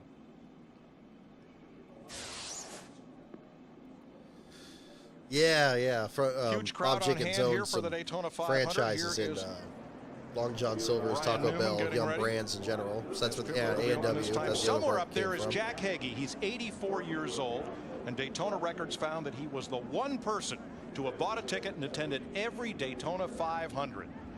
Last April, he had a fall. He hadn't been feeling well up in Lexington, North Carolina, but this week the doctors cleared him, and Richard Childress Racing's David Hart got him on one of the team planes to come down here and keep his streak intact. Aw, that is so cool. Got his picture made earlier in the day with Richard Petty, the king. Awesome. So hats off to Richard Childress and his team. Just another example of how the folks in racing band together and do good things often unnoticed for a lot of folks within and without the sport. That's awesome. Well, this is a good break for these guys. Get their breath, maybe get a drink, wipe the sweat off your brow, sit up in that seat, tighten them belts up, Larry. I think that's what they all better do. Because I think things are getting ready to pick up. You know, we've all been here a long time coming to this racetrack, but one of our spotters, Larry Dye, this is Larry's Mr. Bad Guy 51, thank you for your super chat again. My goodness, buddy. $5 on here. I dislike how muffled the cars sound now. Crank it up isn't really worth listening for sound quality these days anyways. Yeah, that's a very good point. It's a double whammy now. Larry doesn't sound good to begin with, and then the sound for the broadcast sucks. Yeah, it's muffled. You know, that used to be the edge NASCAR would have over Formula 1. Now Formula 1 sounds like vacuum cleaners, and people are falling all over themselves about how great it is. So let's go ahead and put on NASCAR needs to get that back. I'm hopeful we're heading back there. At least the ones that have the 750 package should sound good. I'll be anxious to hear what it sounds like at the road courses. As he told Steve Addington, working with Mark Martin, so look for Busch to possibly work with the 78 of Smith. No, the broadcast is really this good, What If Racing. It really is. It's been very engaging. The 21 was in, the 20 was in. I'm not feeling all that hot, but it's held my attention. 32 car got down here, got turned around in his pit box.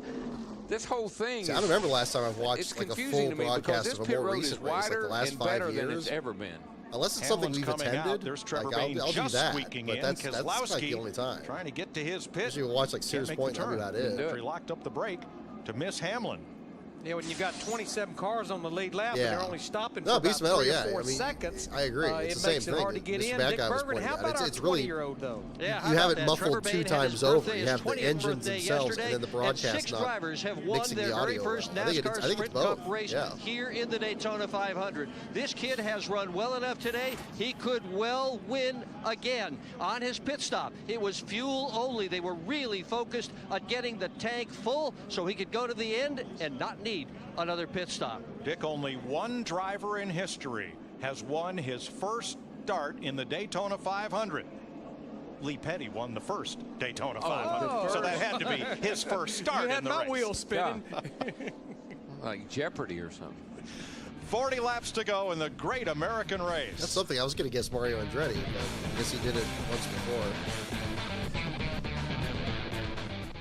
39 laps to go. You're watching a record-setting day in this, the 53rd running of the great American race, the Daytona 500 on Fox. We've had 62 lead changes, a dozen cautions, and the swap meet going on. Drivers teaming up and moving around has been affected by a number of things, Jeff Hammond, including heat and cooling. Yeah, thank you everyone for tuning in. We still got 105 viewers, the last 40 laps of the race. Does, and appreciate you guys tuning in. A great illustration, the 4 car being pushed by the 20 car of Joe Logano.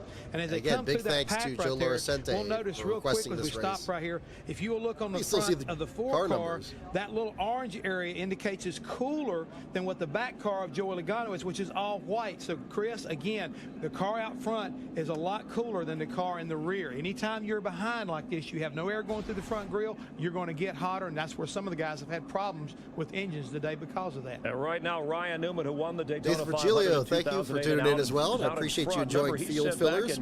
I was just mentioning a little bit earlier in the show that there's 3 episodes that I'm working on together. So maybe a little while before you get another episode of that. Because I'd like to release these 3 close to each other. But I think that'll be worth the wait. So stay tuned. Waltrip talked about Hamlin needing some mental toughness to try and win a big race like this one. Well, Chris, he's had a tough week. He's had a couple of crashes and spins, but now all that's on Denny Hamlin's mind. I like the thermal cam stuff. I don't remember them doing that this the winner year. of the 500. I remember seeing that as far back as like 93. And a Dodge when they among had, like, 7 the Chevrolets in the top 10 as we get ready to restart. 37 laps to go. They have enough fuel. They have enough tires to make it to the finish. Do they have the mental toughness to stand there in victory lane and pick up one of the most coveted prizes in stock car racing? I should have dug out. I have a victory lane hat from we this know race. that. I bought after the event. He's in a great position right now. Let's see if he can stay there. Dale Earnhardt Jr. behind Ryan Newman. Spoiler cam. They both know the way to victory lane in the 500. Green flag.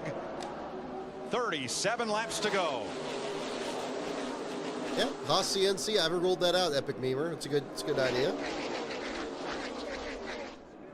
I liked when it was the net zero car when Jack Sprague drove it. I thought that car, anything with that 2003 Pontiac, Daryl, awesome. you talked about that caution, letting them catch their breath. I've got to believe and getting reports there was a lot of deal making going on during those caution laps as well. Oh yeah, that was a great time to set something up because you had time to talk about it and think about it. So yeah, there's people that are saying, will you run with me? Well, I don't know, I haven't run with you all day, but now is when you got to go, I'm telling you. McMurray up the middle with Mark Martin. Mark in tow. That left Regan Smith in the 78 out to dry. Mark's one of those kind of guys you don't know what he's got until you come down the end of the race, and then you kind of find out by surprise. 36 laps to go. Let's crank it up. Why do you say it like that?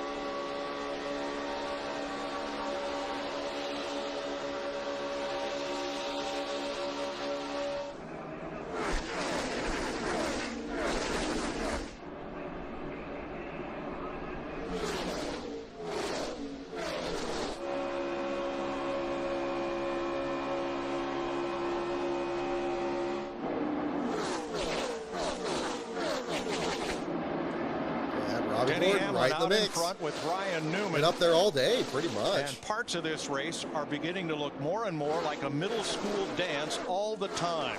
During the caution, Carl Edwards asked the 18, Kyle Busch, to draft with him. Busch politely declined because Trevor Bayne had asked him first.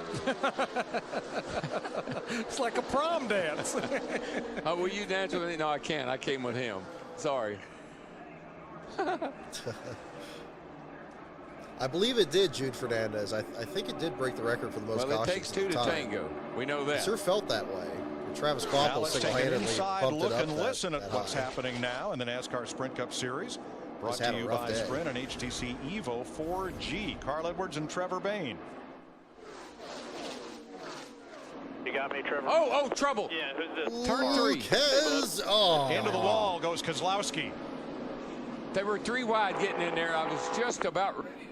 Oh, that there was going to be trouble in turn 3, and sure enough. And there's more. Another car involved after. Is that Regan Smith? Out of it, and it's Regan Smith. I thought it was. Did he hit anything? It looks pretty clean. I don't think so, Darrell. I think he just got turned around. Slowed up and got turned around. So caution is out again. Record number of cautions. This is number 13. Yeah, they were getting wadded up going into 3 over there, and then there were 3 wide. And look at Brad's car. It's killed. You can see right in here, there's just a big wad of cars. Robbie got into him a little bit. Like Robbie got into the back of Brad. Bonk. And you know, you just can't say what happened. You don't know if Brad had to lift. You don't know if he was trying to change lanes. That's what sent Smith to the infield. He got down there and hit Joey Logano on the 20 that got into the side of Regan Smith in the 78. Yeah, I think that's a pretty hard lick on that 20 too, Larry. Robbie gets a little contact. Oh, Tony, big miss right there. Great job there. Yeah, look at Montoya once again, just slips by. Then as he comes down the track, when he comes down the hill, I remember this race had a ton of cautions, like the last 50 laps. Right there. Oof, just whiffed him. Look at Stephen Wallace in that 77. What a job. He missed one. What a job. Hey. Yay. Right here in front. Stay low, stay low, stay low. He missed stay low. one. Just check up, stay low. Get on the apron, on the apron. Oh. That sounded pretty hard.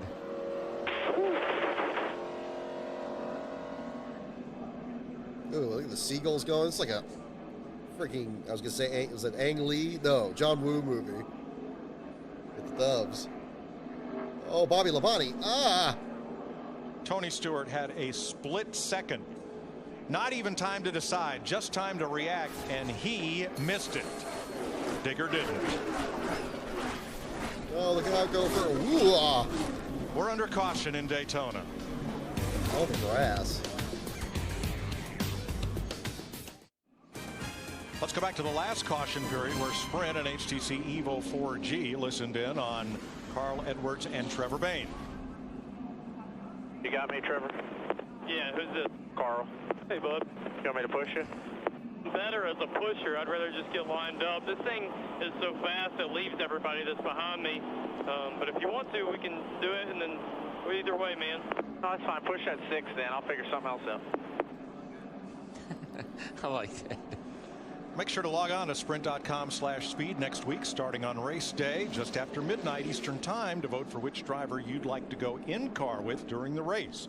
Fuel your inner NASCAR fan with live in-car audio. I love it. Yeah, it's like a phone call. Stats available on NASCAR Sprint Cup Mobile and the new HTC Evo 4G, only from Sprint at sprint.com/speed.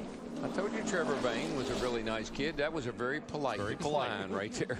Goodyear, official tire of NASCAR. Everything we've learned making tires for one of racing's most grueling proving grounds inspires what we roll into yours. Goodyear, more driven, providing today's aerial coverage as you look at this huge crowd at Daytona, wondering what will happen 30 laps from now as we go back to green.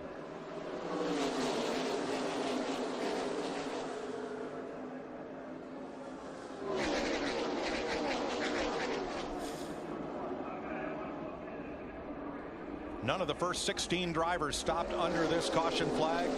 Newman, Reagan, Bayne, Hamlin, Earnhardt, the front 5, and here comes Junior. Boy, and he did that without a push. Without any help. Man, did he shoot the gap. Junior, yes. Boy, that's a show of strength. Maybe he is the Pied Piper once again. Yeah, he looks pretty dang good. Ooh, McMurray's getting squirreled through there. Take the lead, though. It's kind of like the NFL. Yikes, yikes, yikes. Not for long. Boy, he backed up a bunch getting off into turn 3. Really got back to the rear bumper. Jamie McMurray. Look at him, though. 3 and 4 wide coming into the tri-oval. Now, there was a big scrum going into 3. Boyer wisely backed out of it. Newman, and now they freight train Junior on both sides. Just outstanding in this race. The middle work. Right there with Trevor. Getting up to speed, but not so hot once they get going. Oh, Kyle! He hangs on to it. Oh, my gosh. He was exhilarating, man. See, I don't Crashes are one thing. It's almost getting like out of control and saving it, that's the exciting stuff. Give me that. Give me that 10 times out of 10. I just don't think his car's handling all that great. Look at the back bumper, and remember what he said. All that bear bond, when somebody gets against that bumper, it doesn't slide across it, it sticks, and it sends him sideways. That's exactly what's going on, Mike. There's just there's something wrong with his car when it comes to somebody pushing it. I got to link up, trying to get that gap back to the top 4. Blaney's got a fast piece. Joey Logano heads to pit road. We look forward to the Subway Fresh Fit 500 next Sunday on Fox. A whole different kind of racing on the 1 mile in the desert.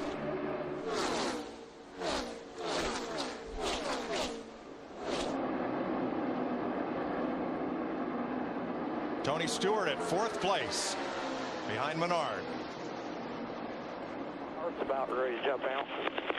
It's in for just save a little fuel and cool your heart rate down a little bit. Take a drink of water. Yeah, see. Tony Stewart's a tough guy. We know that. It's good when you hold the race up this time, so you can see the windshields really clearly around and here, see them his heart's about to jump out. That just tells you how scary and how brave these guys are to be able to do what they're doing. This is a really fun one. Tony Stewart now has 12 wins in speed weeks, counting yesterday's 300-miler. This is a good pick. He has won everything but the Daytona 500. Look, all got 27 laps to change that. And here comes everybody's best friend, Regan Smith, once again. Yeah, poor hooked Regan. up with Kurt Busch. He was just spun out down here just a few minutes ago, and here he is fighting his way back. That car is bad fast. You heard the strategy, though, before we went back racing. David Reagan in the 6 car hooked up with teammate Trevor Bayne in the 21. Kyle Busch trying to give Clint Boyer an assist. But look at Kyle's car, even following somebody. It's kind of moving all over the place. Look at his hands in there. I mean, that is anybody else would get it. Look at that. He let go of the steering wheel to catch it. Well, McMurray, too. From Reckon. But, Mike, I think the follow-up, it's, you know, everyone else's rear bumper is pretty solid. I think with all the damage there, his just moves a lot, and it gets him squirrely. And that stuff on the back bumper is like Velcro when Clint Boyer got up against him. You see how much of it rubbed off on Boyer's bumper. Not good. Dale Earnhardt Jr. in the 88, he has found a new friend. Dave Blaney in that 36 car sitting up there inside the top 10. Kids back eat free. With Dale Earnhardt Jr. now in the 88. Kids about to eat free now. Blaney's about to cost his sponsor a lot of money. You saw that on the taillight panel. If he finishes top 10, the kids eat free. He's up to 7. Yeah, let's go. And we've got a new leader, David Reagan. 2nd generation driver from Unadilla, Georgia, is out in front with Trevor Bayne. Pushing. Here come Busch and Smith again. It's like David Reagan and yes, that's the thing. I've never understood the whole thing with having to end in prime time. I remember watching these races as a kid. They start 9:30 in the morning. I'm like, I watch it at 9:30 in the morning. Then you get the rest of your day freed up. Right. Especially now where I'm doing the articles and live streams and make it so much easier. So much easier to organize. Because it takes up so much time now with it starting at noon. You can just see these guys, even when the car's not driving good, handling good, they're going to stay in there. I would be all for having them start early. Now, absolutely. 25 to go. 10 times out of 10. 3 wide off of turn 2. Busch has found his calling. It's to be the pusher. Yeah, this booth is doing a great job. It's lights out. Look at Ryan Newman in that 39 car. He's going to run out of real estate, getting pushed by Hamlin in the 11. Now, that was good communication because 11 could have wrecked him right there, but they worked together very well. Yeah, everybody's stacked up. Junior looking for a new partner, or does he just make the switch there with Blaney and move up front? Oh, Truex. 56. Truex. Good hang on to Stewart, too. Tony Stewart almost got spun. You're going to have to start slowing down at the end. Start slowing down at the end. Now, Truex will not be penalized because he arrests his speed coming down pit road. NASCAR will not penalize him for taking that evasive action. He had that same experience in practice with Dale Jr. They spun off of that corner and wasn't so lucky. Watch the right side of your screen, and the Napa car just gets turned off the bumper of Labonte. Thought he had it saved and was going to be able to get back up in the track, but he was afraid to try it. He'll be a straightaway or more behind, but he's still on the lead lap. But yeah, he'll be losing probably about 15 to 20 miles per hour per lap to that pack up there. Clint Boyer and Kyle Busch, a Chevy and a Toyota, lead the Daytona 500. All right, coming Inside, down to it, 20 folks. laps to go. And still a tight pack at the front of the field. 8 cars battling for the win in the Daytona 500. Ryan Newman holding back the 11 of Denny Hamlin. I was thinking, yeah, the Edwards thing in the Bud shootout in 06, where he went down pit road and they penalized him. That was, and on the that was outside, ridiculous. Clint Boyer and Kyle Busch. Yeah, don't. Okay, no. Caution out. Turn 4, caution's out. Oh, what's something up in front of him here? Casey Kane. Somebody did something big.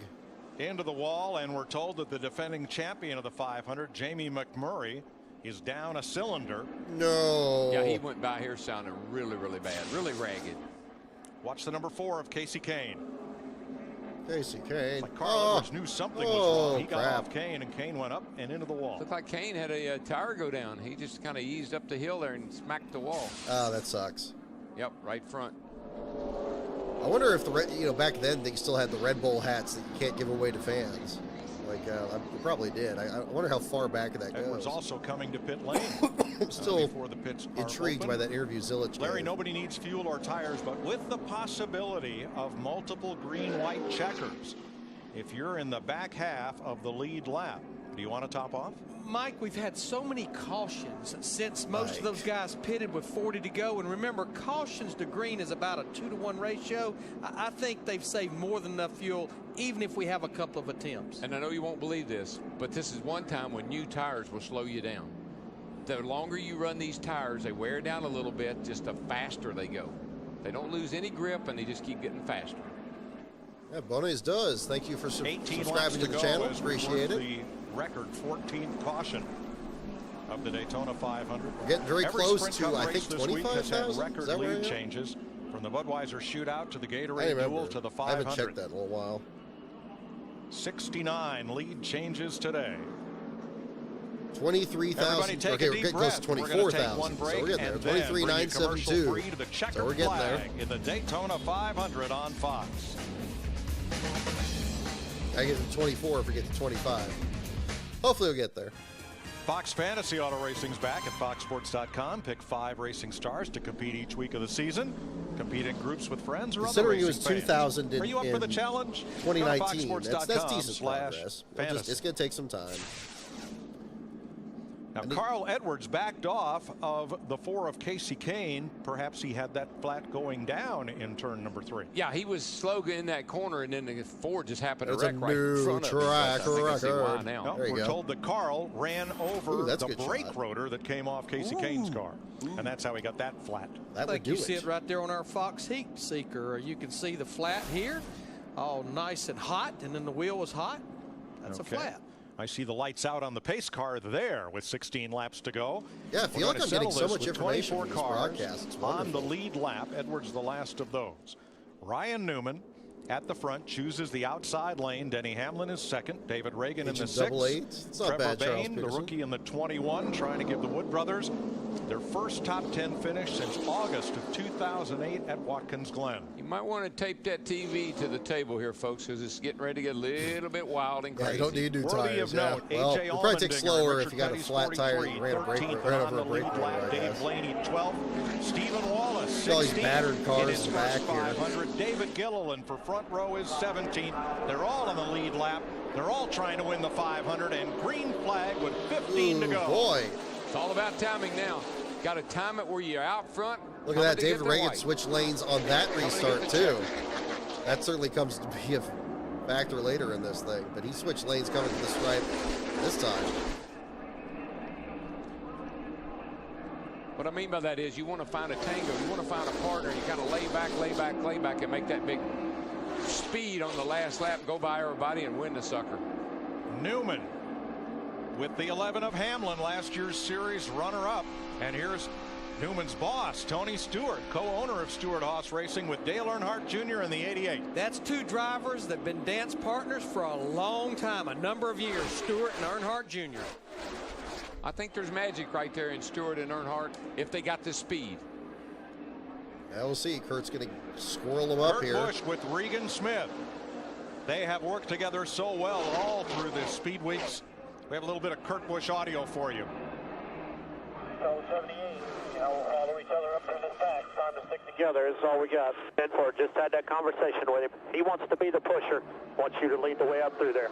I need to push at some point, to maintain the pace to get us up in there, cool him down, and then he can push again. Okay, 10-4.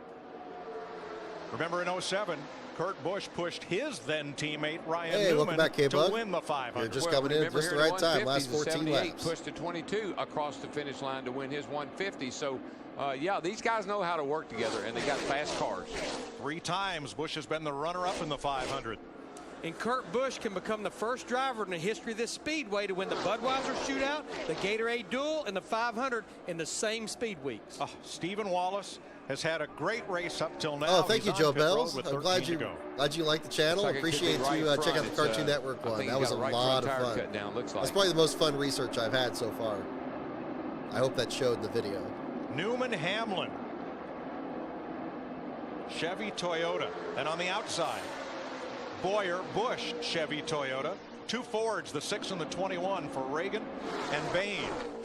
What will be the winning combination 13 laps from now? And they're wondering the same thing. They don't really know for sure right now. You know what you want to do. You know what you'd like to do, but things can change so quickly. You got to be willing to make a change and go with the best shot. And on the inside, here comes Stewart and Earnhardt, 2 Chevrolets. The 14 and the 88. All right. Ooh, boy. The side drafted much harder, too. Much more aggressively. Listen to that engine. That thing is singing at 9,000 RPM around here at 200 plus miles an hour. Daryl, it looks like what right now, Ryan Newman in the 39, Hamlin in 11, coming 11 to go. That yellow line, they're not going to move off of it. They're going to stay right at the bottom of this racetrack. And all 3 of our Pizza Hut picks are up there in the top half dozen. And we've seen it, and I've heard it from everybody that's been leading on the last lap coming to the checkered. I felt like a sitting duck. The question is, can you get that duck lined up? Ooh, Last Saturday, a week ago Saturday night, Ryan Newman was in that position in the Budweiser Shootout. It does look strange, doesn't it, Ralph? But it's intense, though. Under him, get them but below the yellow duck and line, weave. It's fascinating. Busch went around the outside and got the win. I think what's going to affect the outcome of this race is going to be cool, but you can't go stay anywhere. behind who the longest. Here, you absolutely Do they have to step out? Like you see Dale Jr. right there. He's trying to get some air to the radiator. You're probably going to burn it down right here. If it starts blowing water out, you're just going to have to let it blow water out. This is for all the marbles right here. I'd say with 10 to go, just block that water temperature gauge. Don't even look. Forget the gauges. Run it till it blows. A record-setting Daytona 500 in a number of categories. And I don't think we've seen the last lead change. 69 so far. 9 times the 500 has been decided by a last lap pass. And normally a driver would be saying, leave me alone. Don't talk to me anymore. I got to concentrate. You can't do that here today. That spotter has got to stay in your ear.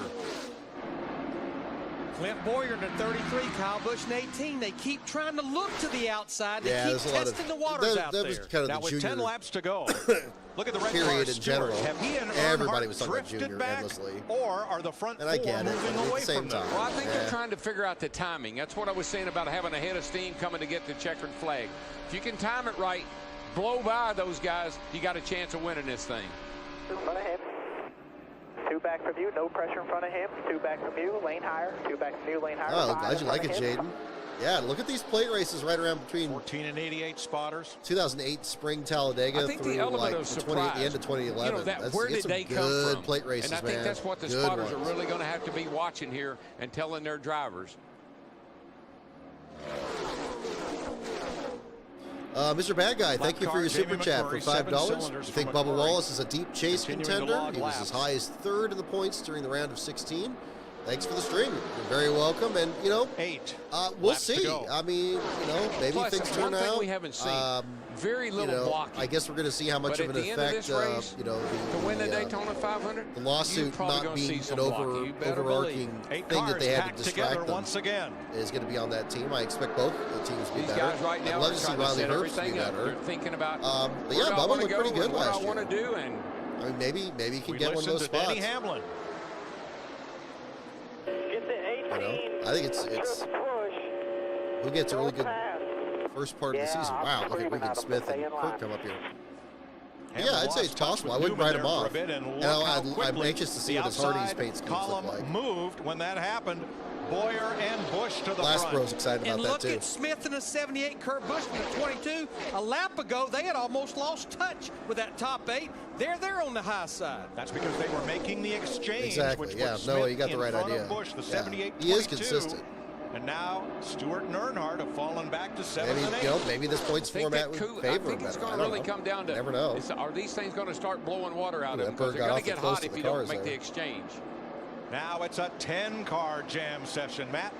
Mike Kurt Busch, he back-timed how many laps were left 3 laps ago. He told his spotter, Chris Osborne, we've got to make the exchange now. And then you saw them fade to the back, now working their way back to the front. Ooh, Stewart and Stewart Jr. And Busch made a little contact there. There was not Stewart room and there. Earnhardt had a head of steam and almost ran out of racetrack. That broke them up. And that cost him a little bit of ground because he had to jump out of the throttle, Tony Stewart did. It really hurt. Here comes everybody. There's Bobby Labonte and Robbie Gordon. Two players there. Bobby Labonte in the 47, Robbie Gordon in the 7. They're in the middle of this pack. This is Robbie. anybody's race right at this point. And now there are 12. Man, oh man. 6 pairs of cars. See how quickly other people can join the battle? In 5.5 laps is going to win the Daytona 500. Here comes Trevor Bayne. He and David Reagan are hooked up coming around the bottom. I like the bottom. And Darrell, I don't see how they can do any more swapping. You better stay where you're at till you get to turn 4 coming to the checker. Yep. Yeah, it's really a toss-up. David Reagan and Trevor Bayne just laid down the fastest lap of this Daytona 500. Uh-oh. 44.6. That was always a kiss of death. Whenever they said somebody had the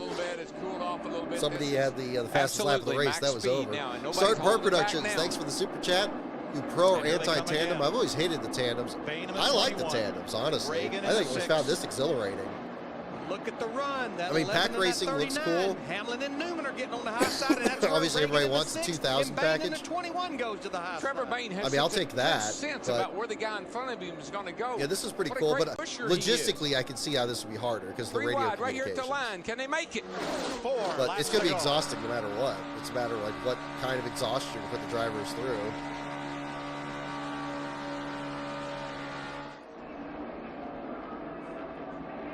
The 33 of Boyer, the 18 of Kyle Busch, they're blocked. They can't go anywhere right now because they're 3 wide in front of them. 6 times a driver has scored his first. Smith. Smith gets turned in front of Boyer and Newman and Hamlin. Keep coming. Caution down now. Wave them off. Whoa, almost gets Robbie. Let's see right there. That's where Dave Blaney got in the grass, tore the splitter out of his car. Ugh. Took out a lot of good guys. You could see that starting to happen. Yeah, that's when they went in turn 1. I said, can they make it? And Ryan Newman's attempt to win his 2nd Daytona 500 may be thwarted right here. Regan Smith's car looks remarkably intact. The right side's really in bad shape. And here it is from the blimp. Watch the bottom of your screen. One bad bump, that's all it takes. Watch this gap that the 78 gets off the corner here now.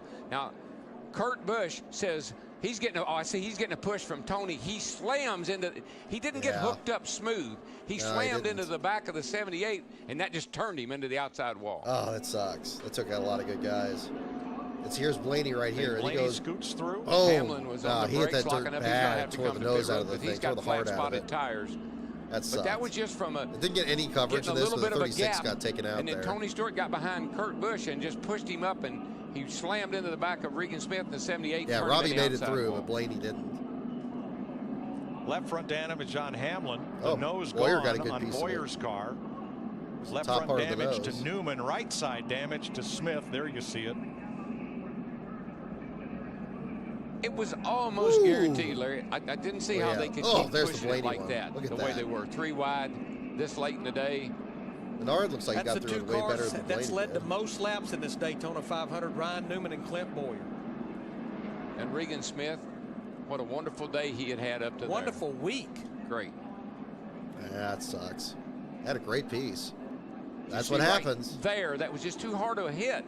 Even though it's on the straightaway, these cars are harder to control down the straightaway than they are in the corner with the banking.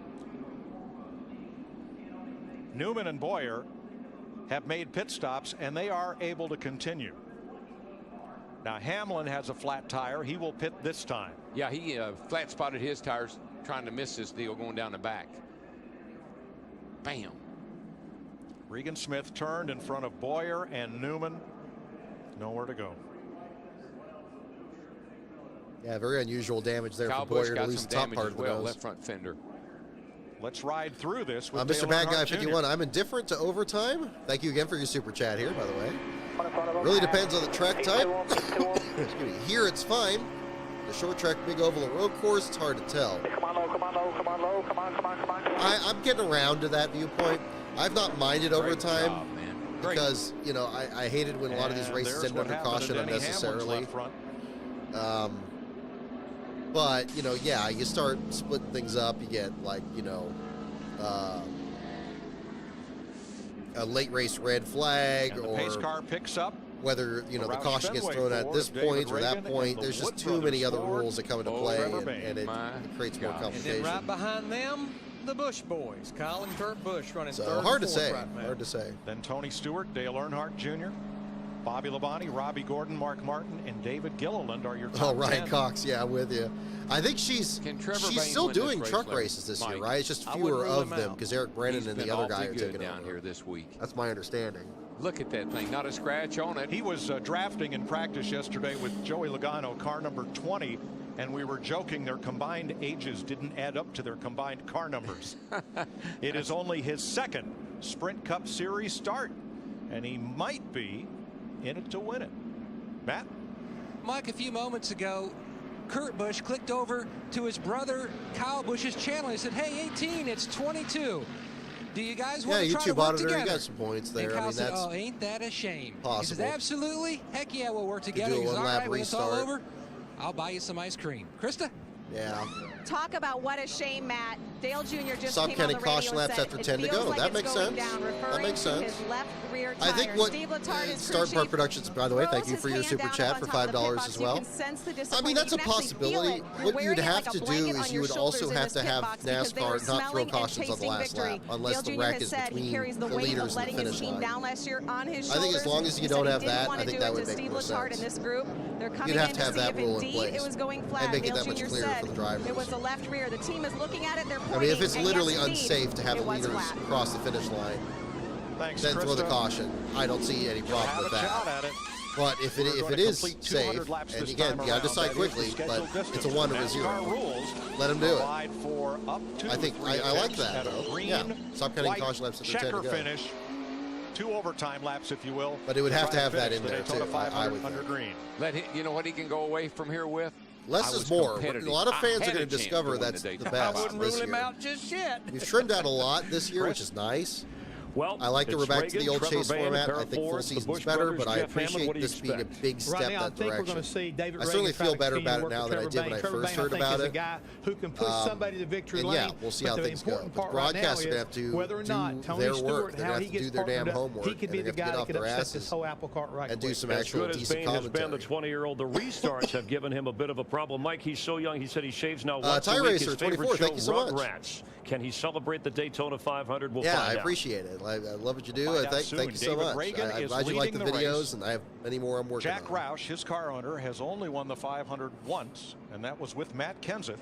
The Wood brothers, for Trevor Bayne, have won it 4 times. Tiny London 63, Cale Yarborough, A.J. Foyt, and David Pearson in that great last lap crashing, exactly. sliding Labonte flipping 01 to let him race back. Exactly, because everybody could get to the finish line and then slow down before they got to turn 1. That's fine. I have no problem with that. I don't care if it's only 3 cars. Yeah, I mean, the biggest key here is going to be make the decision and stick with it. Whenever you can. I mean, because they're going to have a run. You know, you only got to get back around.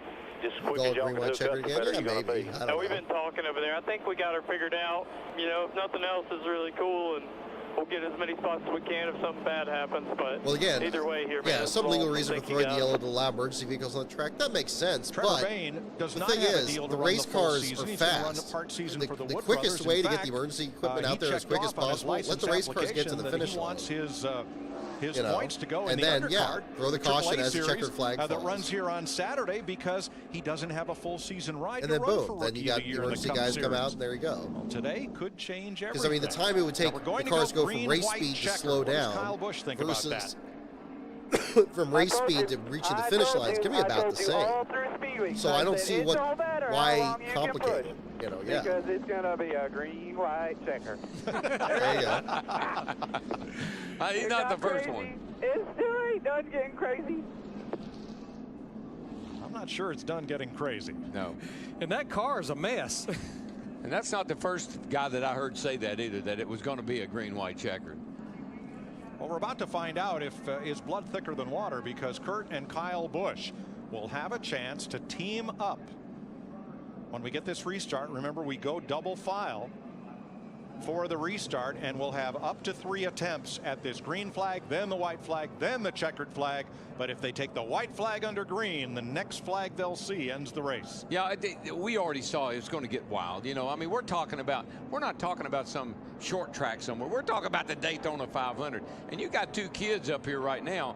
I would pick either one of them. One of those kids. Yeah, sorry about that, folks. Still, and to be quite honest, this is falling right into the norm, because we always have surprises during the Daytona 500. Earlier in the week, they were talking about, will David Reagan even be able to stay with Rouse Fenway Pass this year? And until DW talked to Trevor Bayne on the pace laps, they didn't even know who Trevor Bayne even was.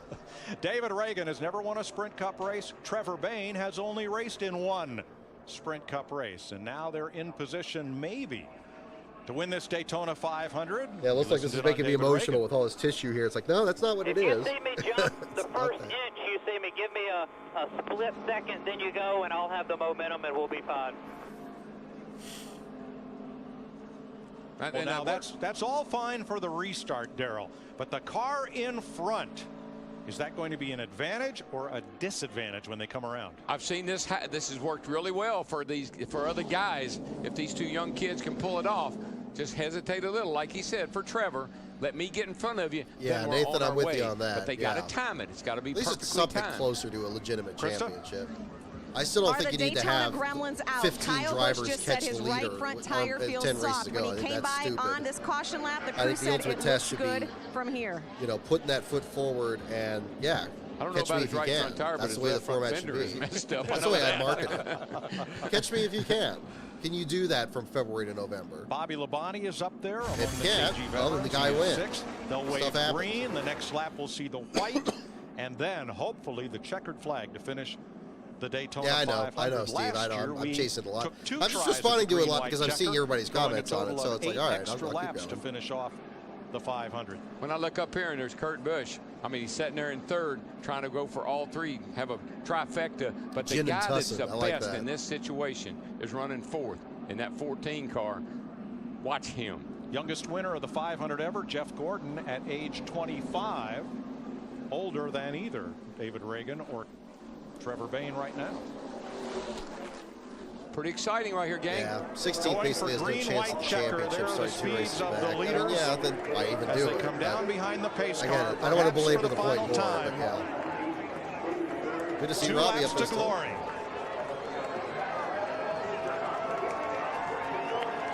Green flag. Perfect. Good hesitation. But now if they can get hooked up and push. And Tony timed it a little better. Mr. Bad Guy, Bobby Labonte get up there to help Tony Stewart, or is he a man alone? He's in no man's land. O'Reilly, maybe we get that. Who knows? But look at the 2 Busch brothers, Kurt Busch in the 22 and Kyle Busch in the 18, working the high side. I'm hearing they're going. Oh, we got a car around. Got a car around right there. Gordon saves boy, it. Robbie. But the 6 is being black flagged. passing before the start-finish line. And a car on the wall. Oh, Newman again. Oh, Junior. Oh, no, Junior. Junior, no. And here's Oh, Truex. no. Caution is out. Dadgum got Junior in it. No. But see, we saw earlier David Reagan switch lanes coming to the restart. Truex. He moved up instead of down. Didn't get Ryan penalized, but went down this time and got penalized. So and the caution again, is out with inconsistent two to go. ruling. And here it sucks. Yeah, let's look at this But it is restart what it because is. this is crucial. Watch the 6 of David Reagan. He is the leader right there on the outside. He must maintain lane position to the start-finish line for this to be a legal start. When he changes lanes, he has violated NASCAR procedure, and he'll get a black flag. They timed it perfectly. They just went too soon. Yes. They just needed to wait a few more seconds. Oh, if he just let Stewart push him out a little bit ahead, And then back get in in here, front of it the just gets 21, wadded let up. Bain catch him, that probably would have been better. But, you know, hindsight's 20/20. Tony Stewart was just a sitting duck right there with no help. He gets in right here, which is good. But here comes Robbie Gordon with a head of steam. And Tony had filled the hole that Robbie was going to try to go in. Robbie almost saves it. A nice sweeping move that Labonte, Martin, and that other car there cut across. Gordon's down and off the racetrack. What happens behind them? A.J. Allmendinger got into Ryan Newman, who got into the wall, who collected Truex, came Junior just across, lost it. and Junior spun. It's like some drivers were checking up, some were not. No pressure there anywhere you want to go. Standing up there, go high, go high. Watch that 7. He's coming, come back, come on. No caution, come on. Ooh, yeah, look at that. A little bit of contact there. Come on. There you go. Hold the brake. We're in it, guys.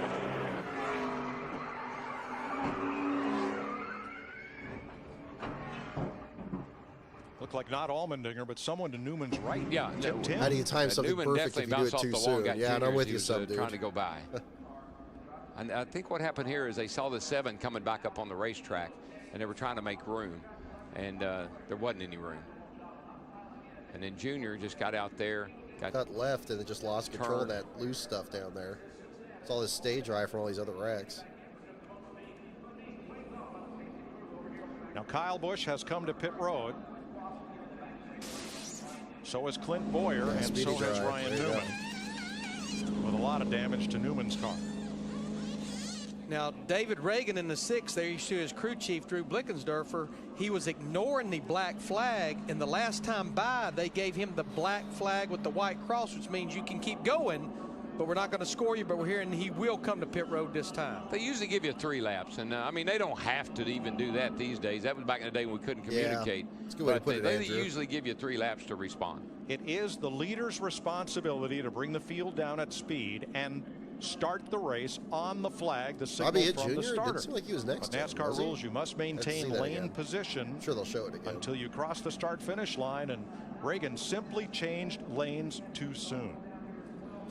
Robbie Gordon figured in this because watch the orange car, bottom of the screen. He got up against Stewart after a little push from Gilliland. Makes a nice save down here. Okay, Junior's and then behind tries him. to come back up on track. Up. But the car control, Robbie Gordon in that 7. Yeah, down on the apron through turn 2, unbelievable. Yeah, maybe he did get Regan into Smith was trying to move over a little bit to give Robbie room to get back on the racetrack, and when he did, he got into Ryan. Robbie comes up. Everybody moves a little. Wow, hard. Junior kind of overcorrected, even if he did get into him. But and I don't for know. Dale Jr. Yeah, there's no safer barrier down that back straightaway. Starts right there where Junior just hit, so pretty tough lick. And a big thank you to all of our NASCAR on Fox cameramen and replay technicians. They've had a busy day today with 16 caution flags. Now, David Reagan not happy about the call, but pretty cut and dried, Darrell. No, yeah, it's not even an interpretation. Tony was outside of you. You'll be all right. That's just so sad for that kid. But you're going to blend back out wherever you come out. Just don't speed on pit road. Do not.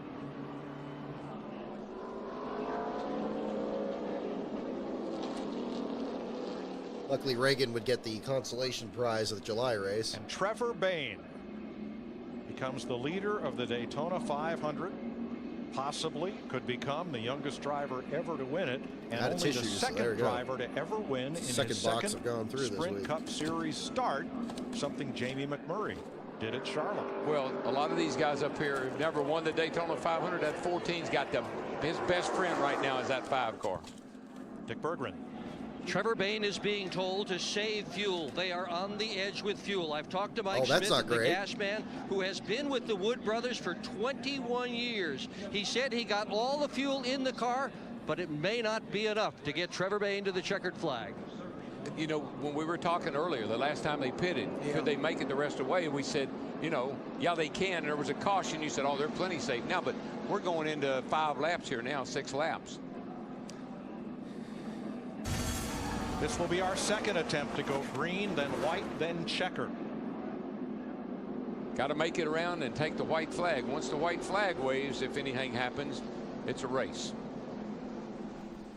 Tell you what, that's a lot of experience up there around Trevor Bayne right now. Well, there's 2 guys right there on that outside line. I know Mark Martin. I don't know how many more Daytona 500 opportunities he's got left. But Tony Stewart's never won the 500. Mark's never won the 500. Of course, we know Trevor Bayne, he could win his first 500 in his first 500 attempt. Cars up. Ready. Tony Stewart's won the pole for the Indy 500. He's won the IRL championship, twice the Sprint Cup championship. He's won everything at Daytona. 47 to you. Still with you. Still with you. Bottom. And coming through the middle, Kurt Busch. Now down to the inside. Bobby Labonte in that 47 gave Trevor Bayne a heck of a push. Now all they can do is try to hug the bottom of the racetrack and protect. I like what I tell you, that 22 though is coming in with a head of steam. And Juan Pablo right on him. Looks like Tony and Mark might have I don't know if they got enough time to get back up there or not. I don't think they do. Dale Jr. checked and released at the infield care center. They'll face the white flag when they come around to decide the 53rd Daytona 500. Rookie Trevor Bayne in his second Sprint Cup start will lead them to the white flag with Bobby Labonte. Here comes Kurt Busch and Juan Montoya. Carl Edwards in 5th. And we know Kurt Busch and Montoya is going to make a move. DW, when will they make it? I don't think they're going to make it till turn 4. I mean, we keep hearing about I'm a setting duck when I'm leading this thing. So I guess that makes the 21 a setting duck right now. But we'll see here. That 22 knows how to win from that position. That's where he won the Bud Shootout from. Edwards and Gilliland down to the inside, trying to. Where did that 34 come from? Trying to spoil the party. Oh my gosh! They spoiled the party for Kurt Busch and Montoya, and here they come through turn 4. Gilliland, former pole sitter of the 500. Edwards has room underneath. Now he pushes Trevor Bayne. It's over. Trevor Bayne is going to win the Daytona 500. Unbelievable. Happy birthday, Trevor Bayne, 20 years old. Are you kidding me? What? That was awesome. That was awesome, Trevor. You are the man. I love how all 3 people in the booth were excited at the same time. That's wonderful. Congratulations here. Saw Leonard Wood down on pit road where he stood in 76 when Pearson won it. There's Leonard, who with Glenn and Delano, they're the Wood brothers. Oh my goodness. First win in 10 years for what is now a part-time team out of Stewart, Virginia. Yep, first one since the Elliott Sadler one was covered in 500 days. The Wood brothers return to victory lane at Daytona with 20-year-old Trevor Bayne. That is a life-changing experience right there, buddy, even at 20 years old. And what a great representative for our sport. 20-year-old kid, well-spoken. Donnie Wingo. I love Donnie Wingo. He's one of those old school guys. Right here, bud. This is all you right here. This is all you. Are you kidding me? This is all you. Do yourself. Do your thing right here. I mean, you know, if you want to go out in the grass, you can do that too.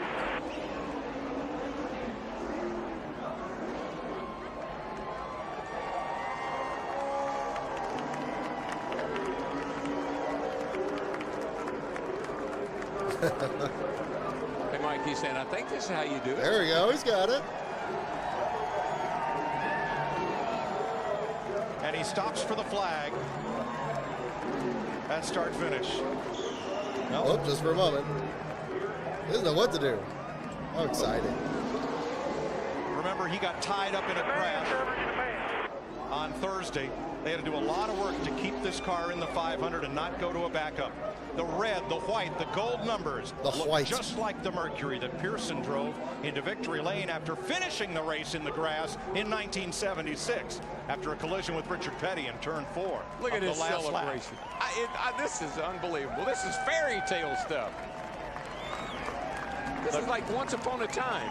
The glass slipper fit. It did, man. It did. Watch the spoiler, watch the spoiler. Watch the spoiler. Yeah, right. Oh, my word. Can you believe it? Oh, yeah. There you go.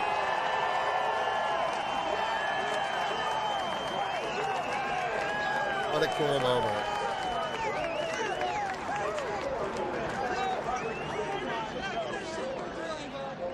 It is the 5th Daytona 500 win and the 98th career win for the Wood brothers, as Trevor Bayne becomes the 2nd youngest race winner in Sprint Cup Series history.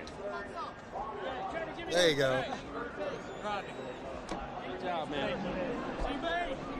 Huh?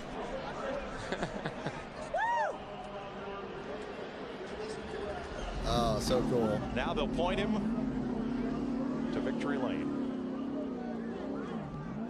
Oh, by the way, Carl Edwards finished 2nd, David Gilliland 3rd, Bobby Labonte 4th, and Kurt Busch rounded out the top 5. Trevor Bayne becomes the 35th different driver to win the Daytona 500. Everybody fired up for him. What? I don't even know where to go. Daytona 500 winner Trevor Bayne at age 20. There he has to second stop him. There's race victory ever lane. at the Cup level, and he'll find his way to victory lane as we welcome you live on Fox to the Sprint post-race show from the Daytona 500. His hero, Jeff Gordon, and on a record-setting day at the Daytona 500, Trevor, the hero. Let's go down live to victory lane.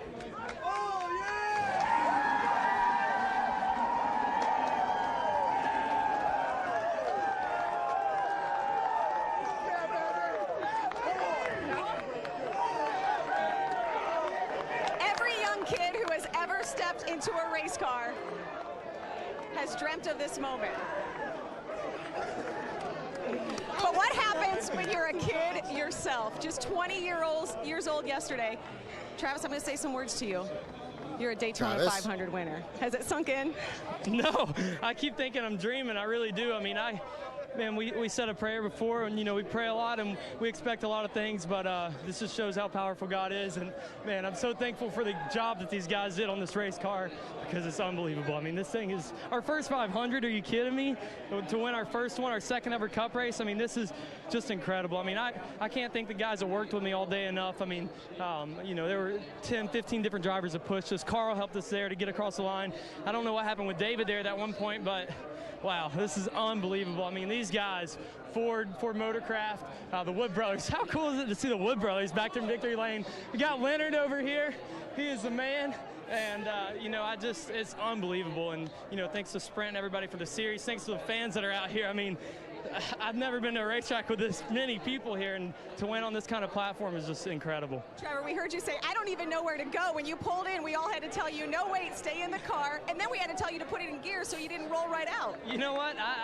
It's crazy to get my first Cup win before a nationwide win, but I didn't know how to get to victory lane. But we'll find our way back, hopefully, because this is, man, I'm telling you what, this is incredible. And I believe the King is here as well to congratulate you, as is the Wood brothers. And absolutely emotional win. Most 20-year-olds are trying to figure out which college class to go to. Trevor Bayne just added his name to the most elite list in motorsports history. Steve? Well, Krista, with Dale Earnhardt Jr., I just said, hey, you had a fast race car. He said, what about the driver? All right, we'll give the driver some credit. I know it's not the finish that you wanted, but are you encouraged by how well you ran? I didn't notice that either, Ben. I was real happy how fast we got up through there at the start of the race. I want to congratulate the Wood brothers and the whole team there. They did an awesome job. Had a good car all weekend. That boy drove his heart out, and I'm proud of them.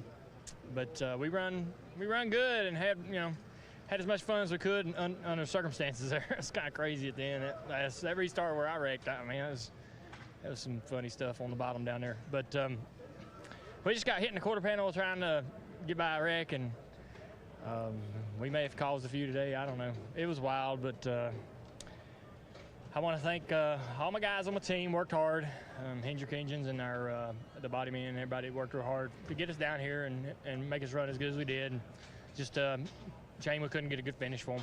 We'll see you at Phoenix, Junior. Matt Yoakum. Steve Carl Edwards listened in on Trevor Bain's celebration and excitement in victory lane. You remember your first win. You almost got your first 500 win today. What happened on that last line? I need to see a replay, but I just have to say thank you to Aflac, thank you to Scott's, Ford. That's Ford's 600th win. And Trevor Bain, you guys, is a good guy. He is a cool guy.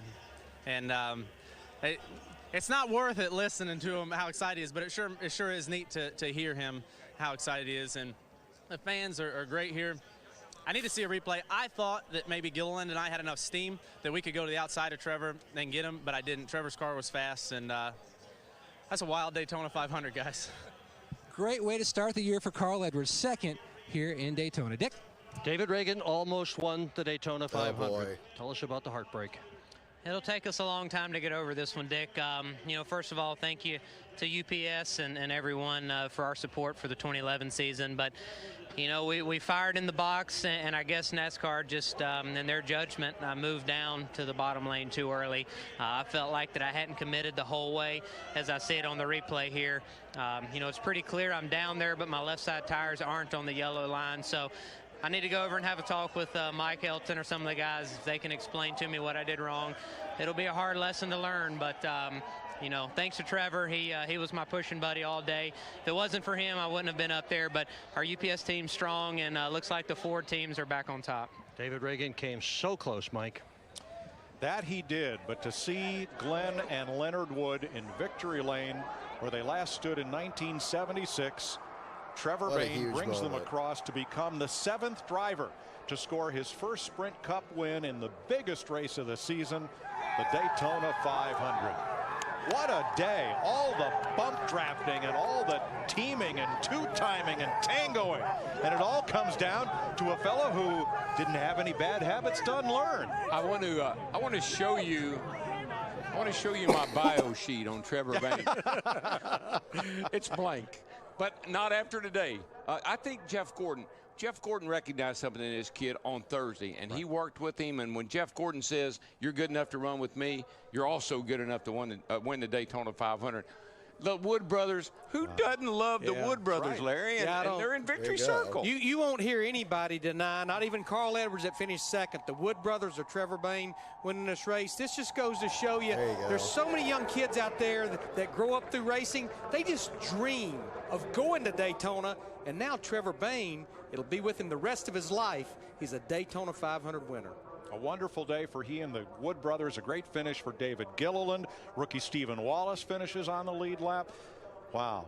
And David Pearson, who Trevor Bain met for the first time in our studio last evening on Speed, Darrell.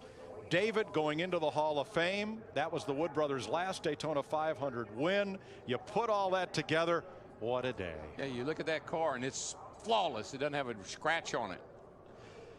Kurt, a great way to start the season with the 53rd Daytona 500, and now it's on to Phoenix. But we have found a challenger to Jimmy Johnson for the championship. All right, now we don't want to rush him yet, but it was really the Daytona 520, right? We had a second overtime, a 5th time in the last 7 years that we've gone to a green-white checker. Where did a guy like Trevor Bain come from? Well, Tennessee. We're real close to the magical kingdom. It does prove that dreams do come true around here. It really is. It's something magical. This kid showed some muscle, showed a lot of composure all weekend long, all the way back to the dual 150 when he and Jeff Gordon worked together, exclusively, and had a very good finish. And even though they crashed on the final lap, they were able to repair this car with the help of Roush Fenway and everybody in the Wood brothers. They worked on the car.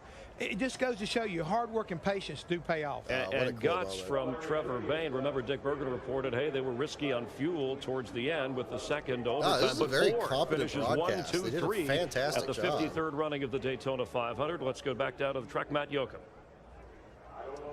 The Daytona 500, the last lap, Kurt Busch from turn 2 to the finish What chess move could you have done differently? I needed to be on the bottom. I was trying to protect the middle. Spotter's like, watch out, here they come. And it just didn't seem like me and Montoya could get enough steam built up as far as just the run. But I was in perfect position. I had Montoya pushing. I was running third. I made a mistake. I needed to be on the bottom side of the racetrack. And, you know, it's tough. We came all this way and came up a little shy. But all in all, the points stay. We'll take it. But to have a run at history is pretty special. We tried to block it out all day. We had to fight through adversity. But for Shell and Pennzoil and Dodge, this was a great way to start off. AAA, those guys are great. Coca-Cola, it's great to have them on our program. And everybody that's on board, I'm really looking forward to the rest of the year. It's amazing. The season's going to start now. We're getting Daytona over with. So real happy with this fifth. All in all, just to make a mistake on the last lap, I'm going to be the one that's got the sour feeling in my stomach. What a speed week for Kurt Busch. Everybody's just like right in it. I mean, it's got to be frustrating. I mean, 500. Well, you had an eventful day. Didn't have this much of a mix. It didn't start out so well, did it? But it certainly ended up all right. You know, our M&M's Camry took a beat in the day. I think everybody's car did, but so proud of the guys. You know, they kept digging all day. We spent probably the most time on pit road today, but we got out of here with a good 8th place finish. So we can smile about that. With as much rough handling and wrecks and blown motors and everything else that was going on today that made it crazy and wild for everybody up in the stands and on TV with Fox, you know, it was a good race for us. You know, we can't complain. And I like to have gotten with my brother there at the end and tried to help push him, but unfortunately we had a tire rub there. We came down and fixed it, made sure we didn't have any bigger problems than what we already had. So again, thanks Joe Gibbs Racing and all the guys at M&M's and Toyota. Now Kyle Busch made a lot out of a difficult situation, finished 8th today. Every parent wants their child to achieve their dreams, whether they put them in basketball or singing or motorsports. Your son, Stephanie, just achieved the ultimate dream. What does this mean to you? I can't even put into words what it means to me and what it means to him, because he has worked so hard since he was little. You know, to get here and in the stands with 50 to go, I just kept thinking, just let him finish the race. Just let him finish the race. I never dreamed he'd be here. Well, what did he say to you when you came into victory lane? I haven't really gotten to talk to him yet because this has been going crazy. So he just looked at me and hugged me, and we haven't even got to talk. Could you see in his eyes, though, what this meant to him? I could see, yeah. Yeah, it's unreal. He had a birthday yesterday. I said, happy birthday, Trevor. The best birthday present we could ever think of. Chris? All right, thanks very much. And on a record-setting day at Daytona, and of course, the youngest an all-star race helmet winner, he signed. Jeff Gordon, who was the guy who talked to him, who helped him this week. That's like the one I got from Leader's 22 record here. Lead changes 74 record here. Just like that. And the cautions 16 made it the second slowest Daytona 500 ever. But don't tell that to Trevor Bayne. It's number one in his heart. And what a story! I think it tells you that you can come from anywhere. The millions and millions of people who drive the best of the biggest race, and this guy made it happen. And we talked about in our pre-race, this kid was going to wind up being a superstar. Well, today he just climbed the ladder right to the top, right on the get-go. Can you believe it? I mean, you take a look at people who won the first Sprint Cup win here at Daytona, guys like Tiny Lund, Mario Andretti, Pete Hamilton, Michael Waltrip, Trevor Bayne, Sterling Morrow. It's an incredible list, and so many of these people right here. I mean, again, they owe so much to this one track and what this event does for their career. The Great American Race. On Death Killer. Good Coming catch. up on Fox, programming you will enjoy. And then we have... You will enjoy it. Next Sunday in Phoenix, noon Pacific, 3 Eastern. Last year the race won when Ryan Newman overtook Jeff Gordon on that 1 mile track out in the desert. So we hope you tune in for that. We'll see if Trevor can hang with the big boys early. Jeff Gordon, Jimmy Johnson taken out on lap 29 in that 15-car wreck. You saw Dale Earnhardt Jr. fighting to the end. Bayne wasn't planning on Stewart. If you want more post-race coverage live from Daytona, you can check out Victory Lane on Speed or enjoy the programming as we continue here on Fox. But Trevor Bayne, all-star race contender. Talk about not just in racing. He can etch his name up there with the greats in sports. Youngest quarterback to win a Super Bowl, Ben Roethlisberger. Youngest golfer to win a Masters, leader of men, Tiger Woods. And the youngest driver to win the Great American Race, the Daytona 500, 20-year-old Trevor Bayne. Daytona repaved and re-energized on a day when 43 of the best drivers in the world came together with one goal. It was that man at a second overtime, Trevor Bayne, surviving to win the Great American Race. For our entire gang, thanks for watching NASCAR on Fox. This copyrighted telecast may not be reproduced, retransmitted, or used in any form without the authorized written consent of NASCAR Broadcasting.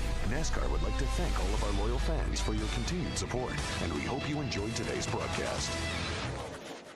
All righty, and there you have it. So Tremendous victory for Trevor Bayne, who at the time was not even slated to run the full season.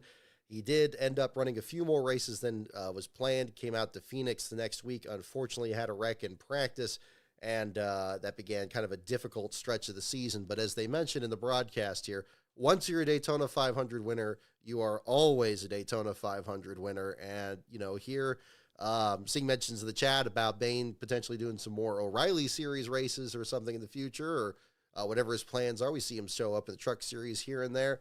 That is still the way he'll be introduced. So a tremendous moment there on that. Before we go, I wanted to share one more video here right quick. And let's see where I had it on. I think I had it on a separate tab. Yes, let me bring this up here. So going into this Daytona 500, I used to make these segments to hype the Daytona 500. And when I made this one coming into the year, this was posted about a week and a half before the race. Those were my Super Bowl spots. I thought I put in too many clips of the Wood Brothers, and you know, it ended up being a bit more timely than I anticipated then afterwards. So I guess the question will now be coming up here in a couple weeks. Who is going to be the next big story in the Great American Race? Who's going to win the Daytona 500? Are we going to see somebody like is William Byron going to get 3 in a row, be the first driver to do that?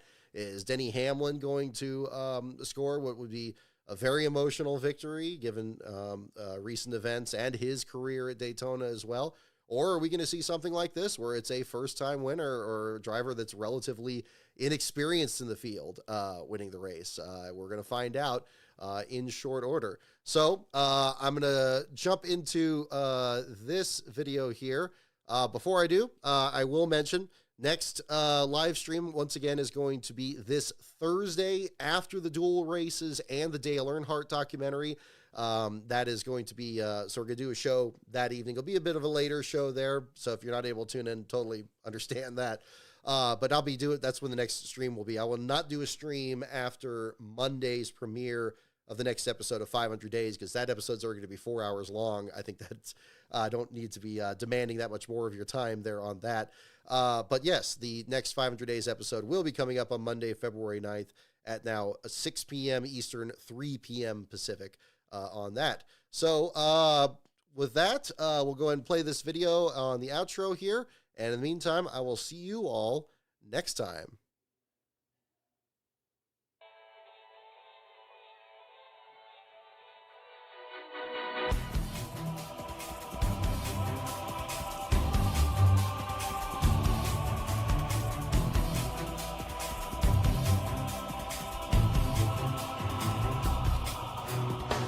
In 1959, this pavement bore witness to the birth of an era, laying the foundation for a sport's coming of age. 2.5 miles long, 40 feet wide, this aggregate was named Daytona, its race the 500.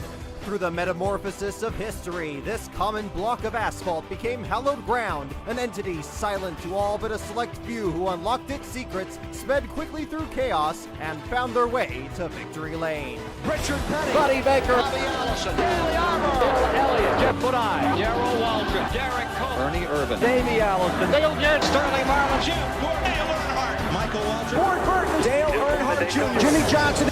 This 500 will take place on new pavement, where new cars will compete for new points. But fears remain that 2011 will be defined by what has stayed the same.